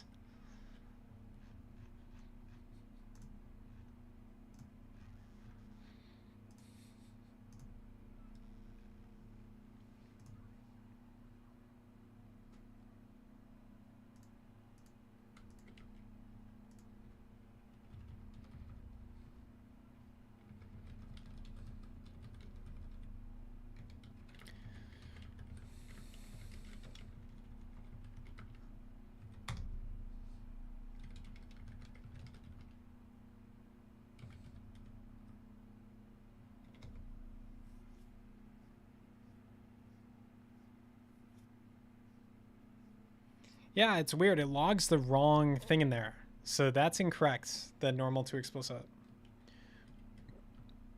Unless I change something. Let's check. Bottom to top, 2-4. No, that's right. If it was top to bottom, it'd be wrong.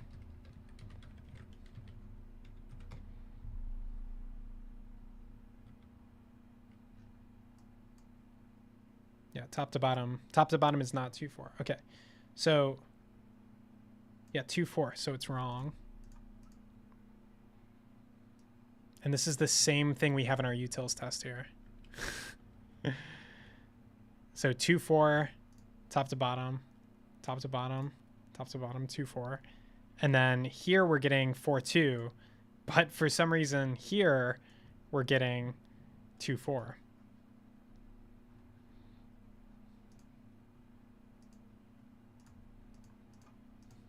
It might be because it's specified as direction here. Is that really it? Is it just a type issue where this wasn't getting recognized? That makes a lot of sense. Pin definition direction. Pin definition direction versus just direction.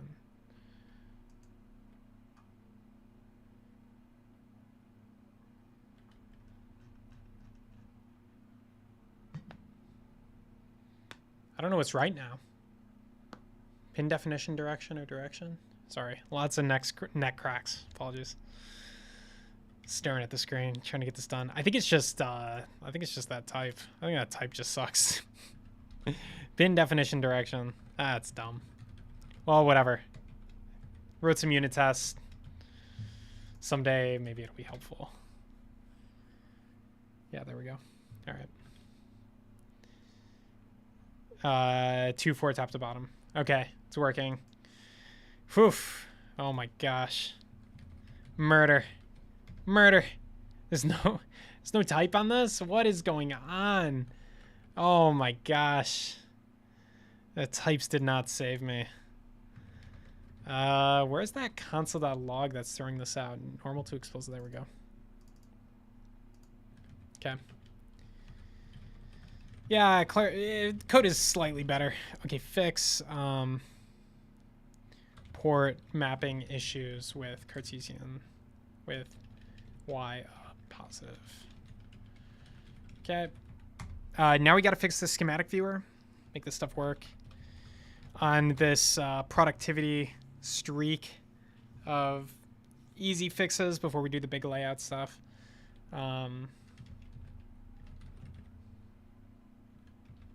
Can shut these.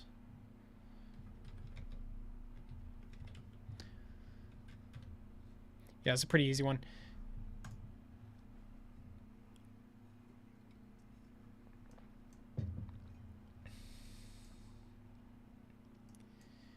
Okay, so whatever is drawing schematic component, I think, is responsible for this.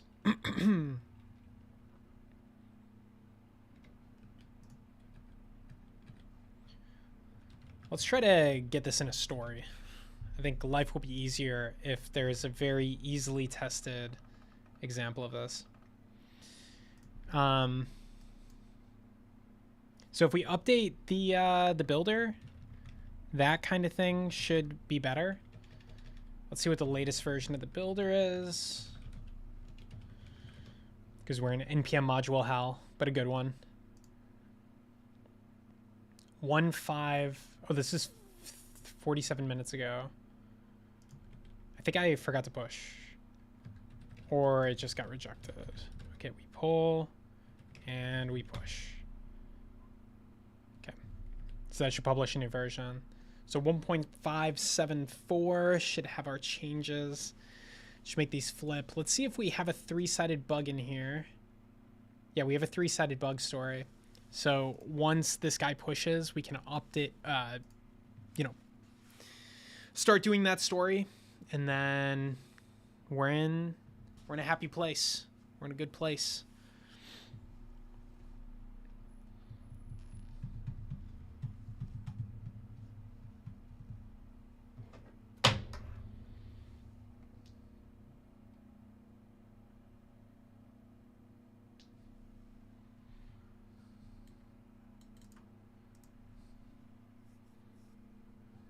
All right, cool. 1.574.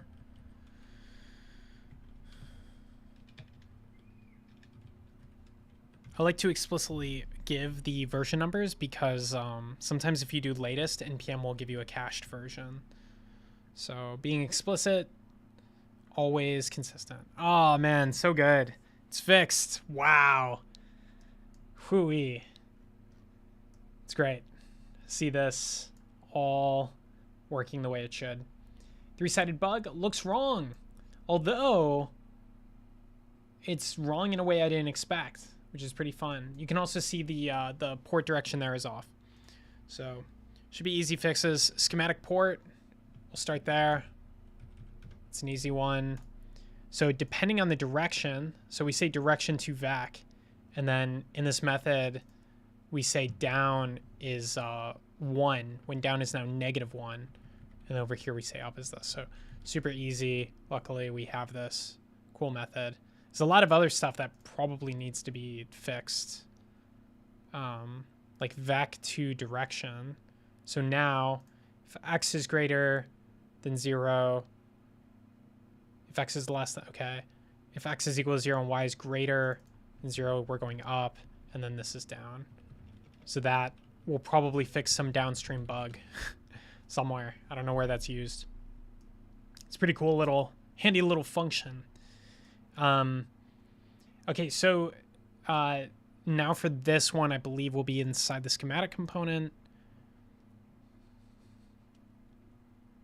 Maybe not.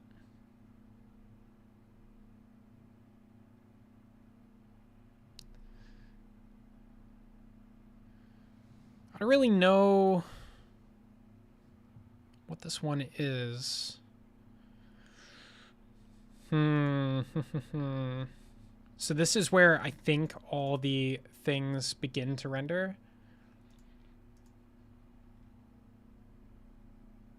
Source component. I think it's going to be inside the schematic component. Resistor. Schematic. Oh, we do have it. Schematic bug. This is a bug. And then got a lot of math where stuff needs to be negated.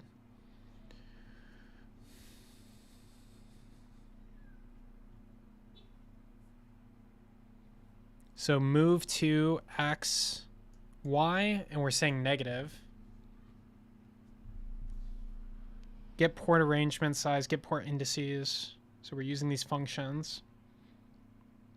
Get port position. So I think where it all goes wrong is where we compute this, because it looks like we're kind of like going around the builder's methods for computing this stuff. So position side is left. We do this. Position side is top. So now we go positive or we go negative. And there we go. Easy peasy. Okay, that was a pretty easy one, luckily. So let's commit that up. You never know. You never know how long it's going to take.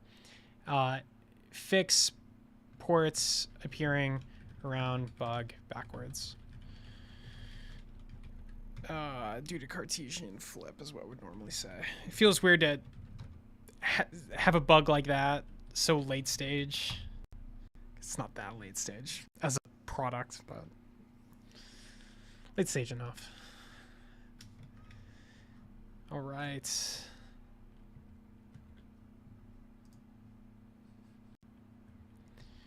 So the builder will automatically update with that, hopefully, or any project that uses this will probably start to update because of how Renovate is configured. So that's pretty good. Let's take a look at the list, see what else we got. Did a lot of the annoying issues today, so I think that's good. Fix bug schematic order. Okay, footprints library to have correct CCW port placement. This is more around the PCB viewer. Also not the most exciting thing, but let's do it. Let's go for it. That's what we're here for, you know?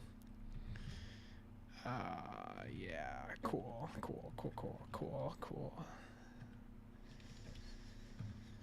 I don't know why I have any changes. I don't want them. I don't want any changes. Just give me main. I probably published a version and forgot. All right, so axial, that one's going to be fine. Although, yeah, that one's going to be fine. So one on top or one on bottom? It's kind of unclear which should be 1 and 2. Maybe we, honestly, if it's left and right, probably y equals 0.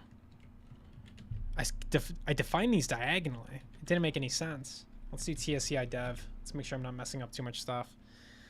I maybe should update this too because I think it's going to be a pretty old version. Because this is definitely going to be negative still, but I think the PCB viewer is up to date enough. Yeah, this is positive, so this is fine. So left, right, this is better. Port hints don't show when you hover over these right now. It's like a bug.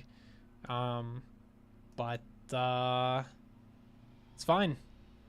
Although it would be really nice to be able to see what ports these are. It's kind of crazy that I can't see what ports these are. Why can't I see what ports these are?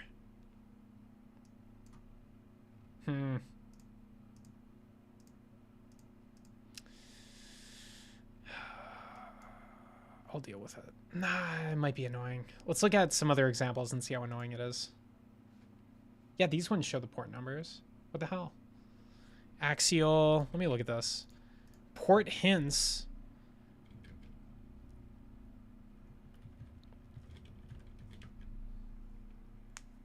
I feel like with this axial one, maybe it's not being passed through to the soup, which would be bad. Bad news beaver. Let's see. PCB plated hole. Port hints. There's no port hints. Source port. There's nothing.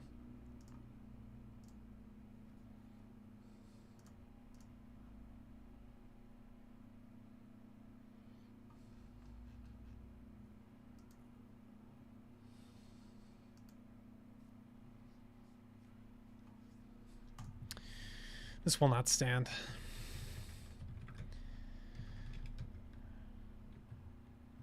There's so many places that this bug could be in.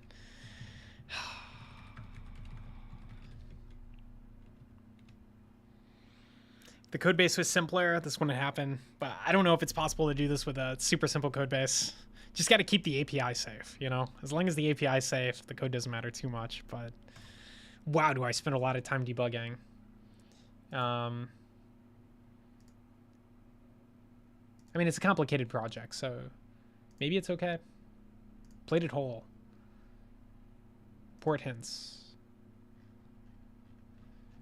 The first thing I'm curious about is the React fiber layer.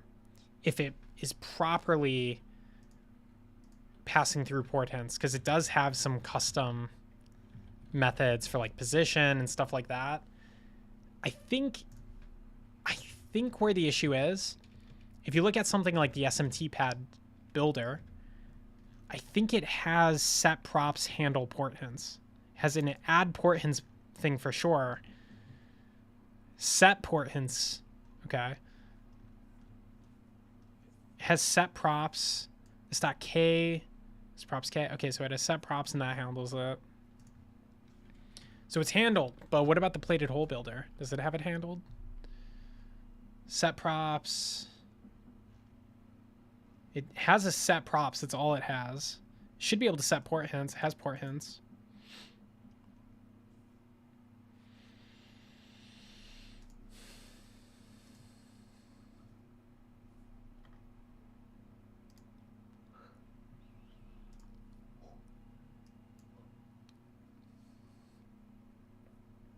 Somehow it's not making it. PCB plate hole. Port hints equals this dot port hints. Somehow it is not making it. React fiber.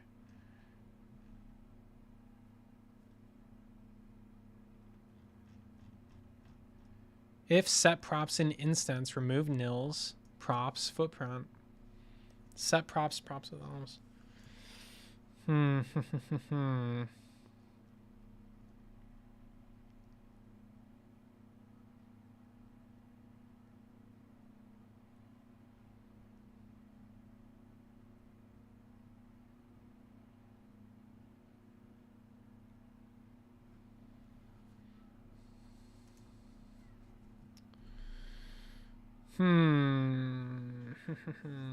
Let's try just making sure this project is totally up to date with all its steps.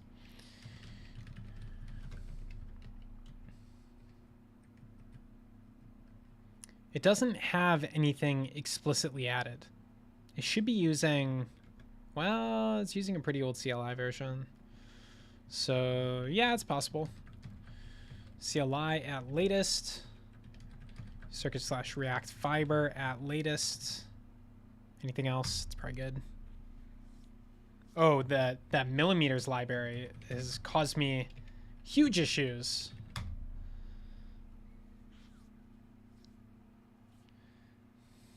Just was being built in a weird way. Okay, TSCI dev.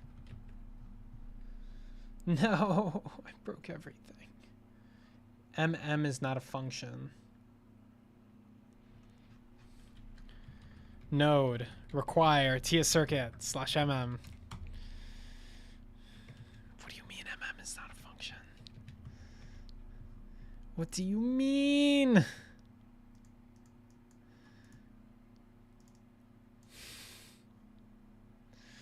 Yes, it is. I don't believe you. TSCI dev. MM is not a function. Small outline. Footprint source small outline 1.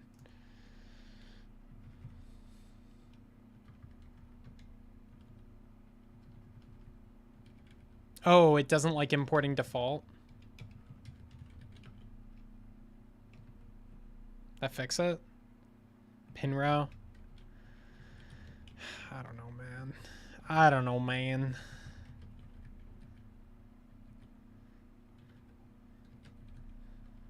Some ES module interop issue. Dual inline package. Just gotta update all these. And probably the types for this package so nobody makes the same mistake I did. The grave mistake of importing the default for something that should definitely have a default export.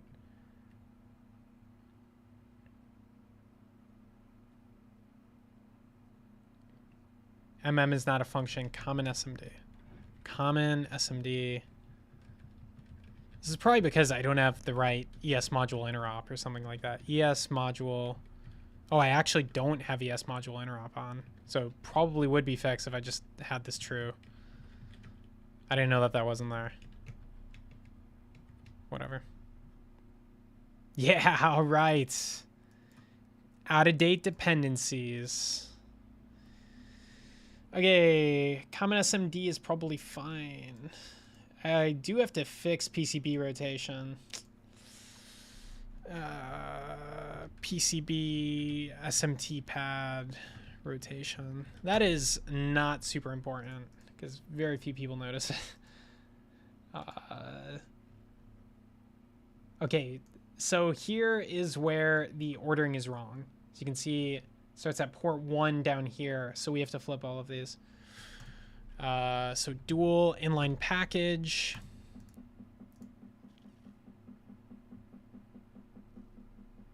Actually, it's super wrong. It's not even counterclockwise.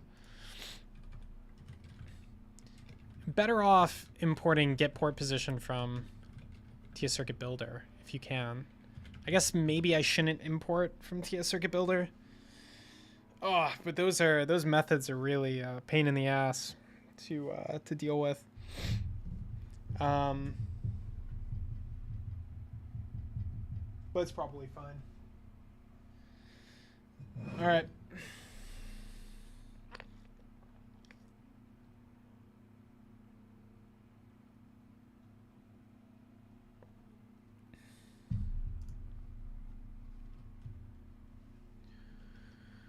So let's see. I mean, this method is just totally wrong. I need a utility method, like the same one, but I'm going to make it a lot less complicated.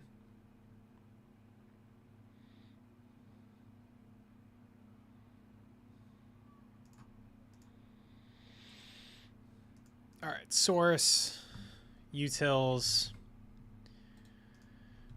get port position.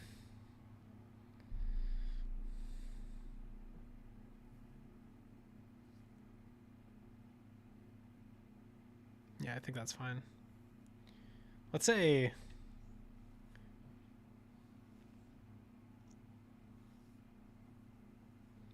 say get CCW position.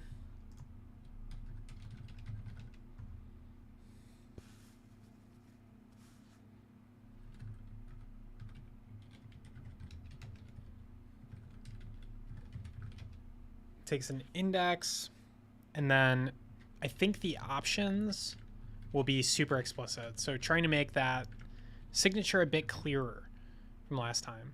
So left side size number, right side size number. And that's pretty good. It's basically good enough. We're gonna return so the output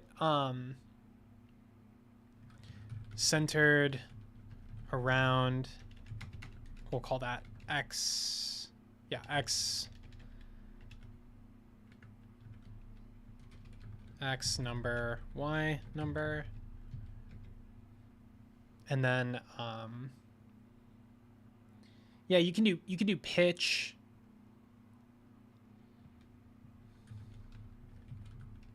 That's fine. I'm gonna make this optional. It's gonna be optional. And then there's this thing like, yeah, like row spacing. I'm gonna say distance or space between rows.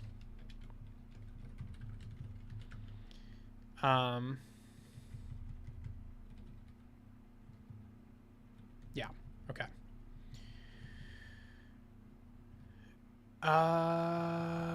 Yeah, that's fine. And then we'll set these defaults really quick. So ops dot centered around is going to be equal to that by default. Ops dot pitch 1 is probably fine. Ops dot space between rows 1. So we're sort of setting this distance and stuff like that. I don't know. Maybe more. Maybe 3 or 5. Something to just make it really clear how things are being separated. Okay, we'll do that. Yeah, okay.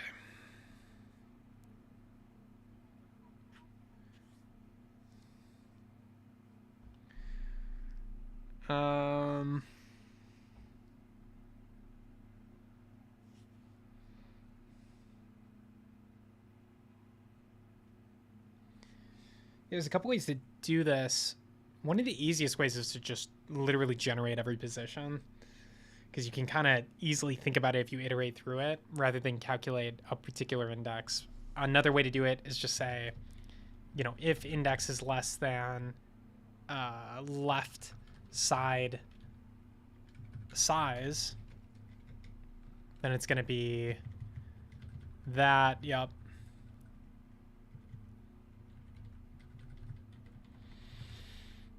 It's actually going to be space between rows. I get why it said that, because these would be considered rows. So yeah, maybe we change the name here. So instead of space between rows, we can say pitch and spacing. Yeah. Or column distance, something like that. I'll call it space between sides. I feel like that's pretty clear. It's the space between the left side and the right side. Let's try regenerating this again, just because it was pretty good. Give it a second try. That is wrong. This should be x minus space between sides divided by 2. And then y is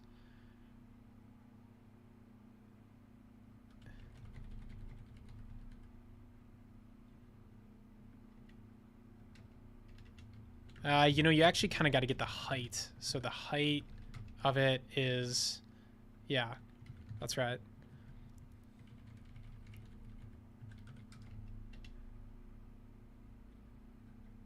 So plus height divided by 2 minus index times Opstop pitch. Is that right? Something like that.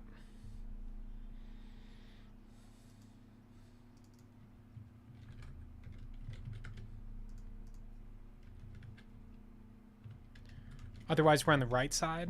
We're going to say right side index is index minus left side size, and do a very similar equation, except it's minus plus. That's the counterclockwise part. It's good to know ChatGPT also cannot keep these things sorted.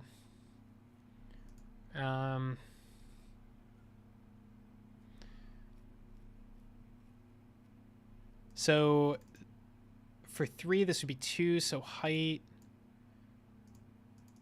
3 plus height divided by 2, 1.5 times 2. I don't know. We can run it. I think it's gotten off by 1. I need to subtract 1 somewhere, but I think it'll be fine. Oh.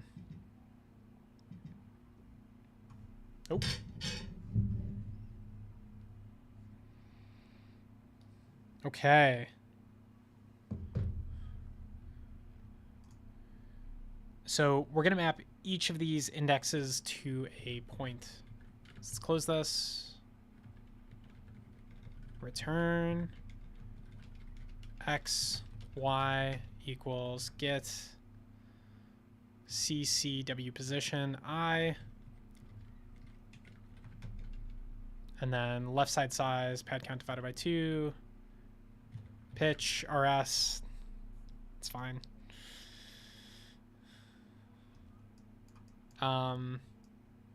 So it looks okay, but let's take a look at another package. Okay, that actually looks great. Oh, but the numbers, why are they still off? Oh, I didn't put in the x and y. Okay, so x, I think it's going to be off by 1. I think it's going to be a little bit, oh, maybe not. No, come on. It's regenerating. There we go. Yeah, just a little bit off, right? So, yeah, that's what I thought.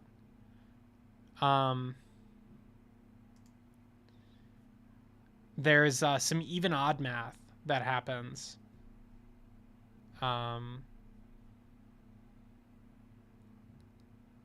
So this needs to be shifted down and this needs to be shifted up, right?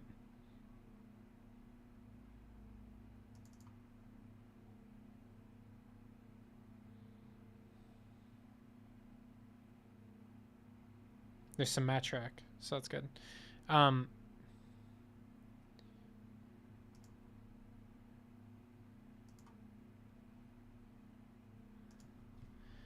Yeah, I can't remember exactly how this works, but I think you subtract 1 depending on if it's even or odd from this number. So this isn't actually the height. Yeah, it's not actually the height. It's like the offset, something like that. Oops.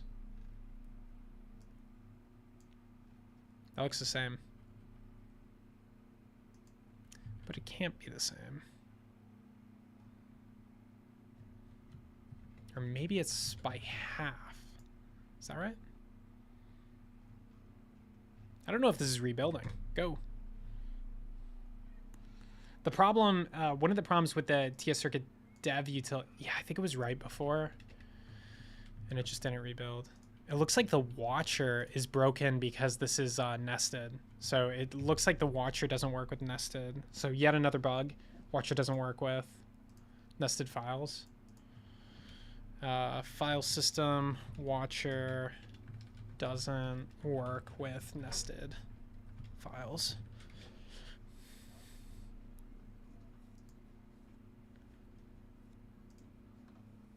Okay, but it does look better now.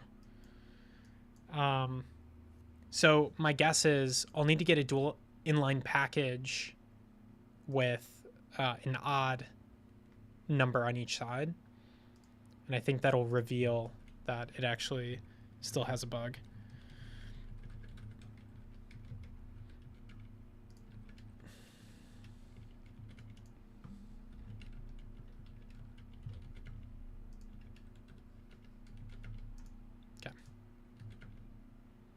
complaining about React. I don't know why.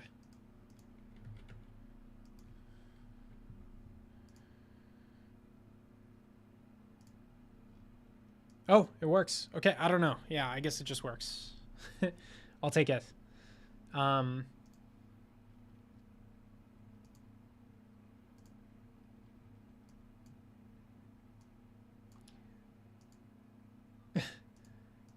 Yeah, it's pretty annoying. I gotta get the Z index corrected on that guy. Pinrow seems fine. Let me see the ports. Oh no, Pinrow is kind of wrong. I think usually people expect it to go 1, 2, 3, 4 from the top, not the bottom. So we'll fix that. Although I do think that that does vary. Let's check SparkFun.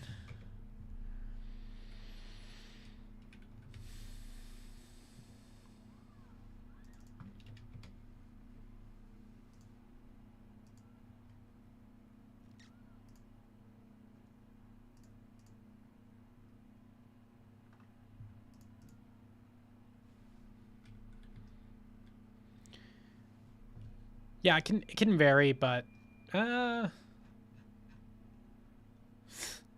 every single one in the schematic is custom. So we're not going to look at that.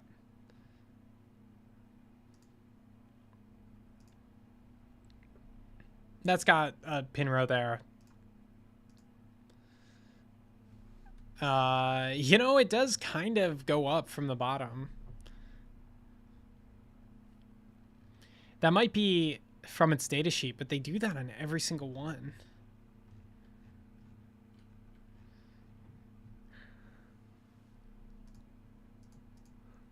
Man, I don't know. I don't know what the convention is there. Maybe it should go bottom to top. Let's check this one. Those are also schematics. Okay, this is just a sensor.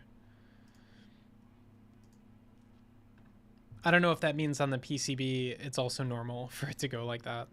But yeah, so that one's 1, 2, 3, 4. So yeah, I don't know. It probably should just be a parameter, but I do think the default should be 1 at the top. So we'll change that on pin row. It was like that before anyway, so before the axis was inverted. Looks like pin row has support for multiple rows. Pad count. Oh no, that's just it centering itself. So we'll say this is minus and this is plus, and we should be good. I don't think that'll break anything. As long as it's centered, we haven't broken anything. Okay, pin row 1 just got rebuilt. Okay, so it is not centered, so I did break something. So it should probably be negative now. Okay, rebuilding. Go, go, go. Okay, cool. So that's good. Port 1, 2, 3, 4, 5. Let's check the dual inline package again. 1, 2, 3, 4, 5. Yep. And then it should go 12, 13. Yeah, that's good. Okay. Okay, so this one's broken still. SOIC. This is still dual inline, so that's good. I thought I had more. Common SMD, I guess that doesn't. So it's just that SOIC. SOIC2. Yeah. Okay.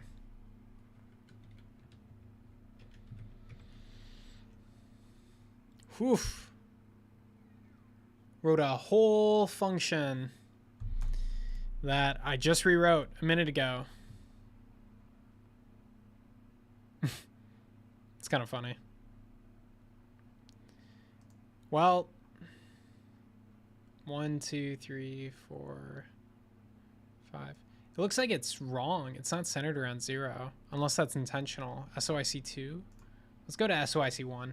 Yeah, okay, so SOIC1 is centered, so that must be intentional. It's still wrong, though. 1, 2, 3. Oh, no. 4, 5, 6. No, that's good. So it's just reversed, though.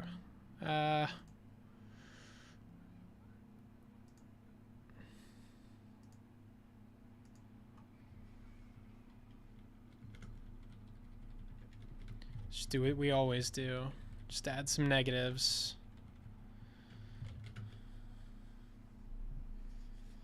Okay, wait for that to build. 1, 2, 3, 4, 5, 6. Okay, so that's good now. How many times will I write the counterclockwise function? Who knows? Okay. Cool. I think this one dual publishes to both NPM and the TS Circuit Registry. I could probably just publish to one, but so fix all, fix CCW positions. Huge breaking change. Gonna break everything. Let's build. We will increment the version. I'll do it with TSCI, so npx or TS. I'll just do TSCI publish. That should do all the incrementing.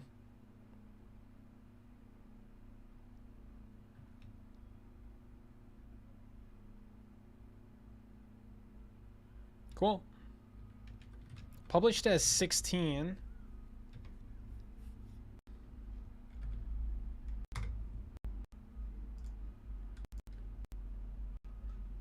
Not found.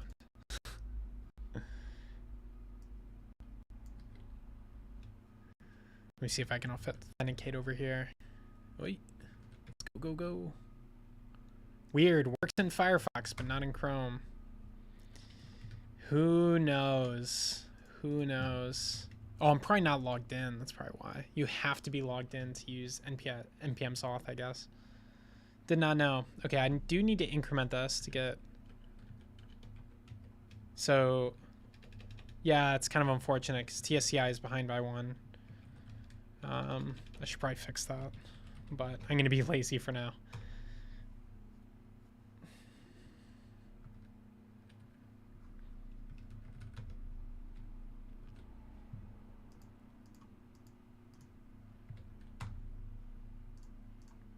Okay. No! Struggling to authenticate. I just changed my default browser to Google Chrome, and so it's giving me grief. Copy URL. You can do it. Yeah. Nice. Publishing. Oh my gosh, this we're gonna go up all the way to 20. I got no patience. No patience for bad builds right now. npm publish. Oh wait. Try again. Copy link. I should just log in. Go. Yeah, all right. And I'll do the right thing in TSCI publish too.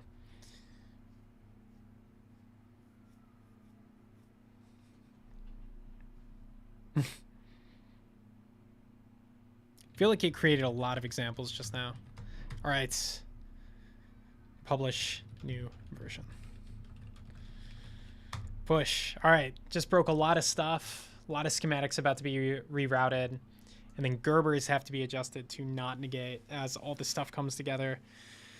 So lots of stuff to do, but and maybe more exciting things to do next time, because this was basically all small things for the most part. I didn't get to do the big AI thing because I spent too long fixing the layout, but it was pretty good. Yeah, PCB, SMT pad rotation. Yeah, I don't know. It's a small item. Yeah, we'll see what happens. It'd be cool to do more work. I think the multivariate AI is going to be a big thing for next time, because otherwise it's hard to get good ROI. But that's it for today. Thanks for tuning in, if you tuned in.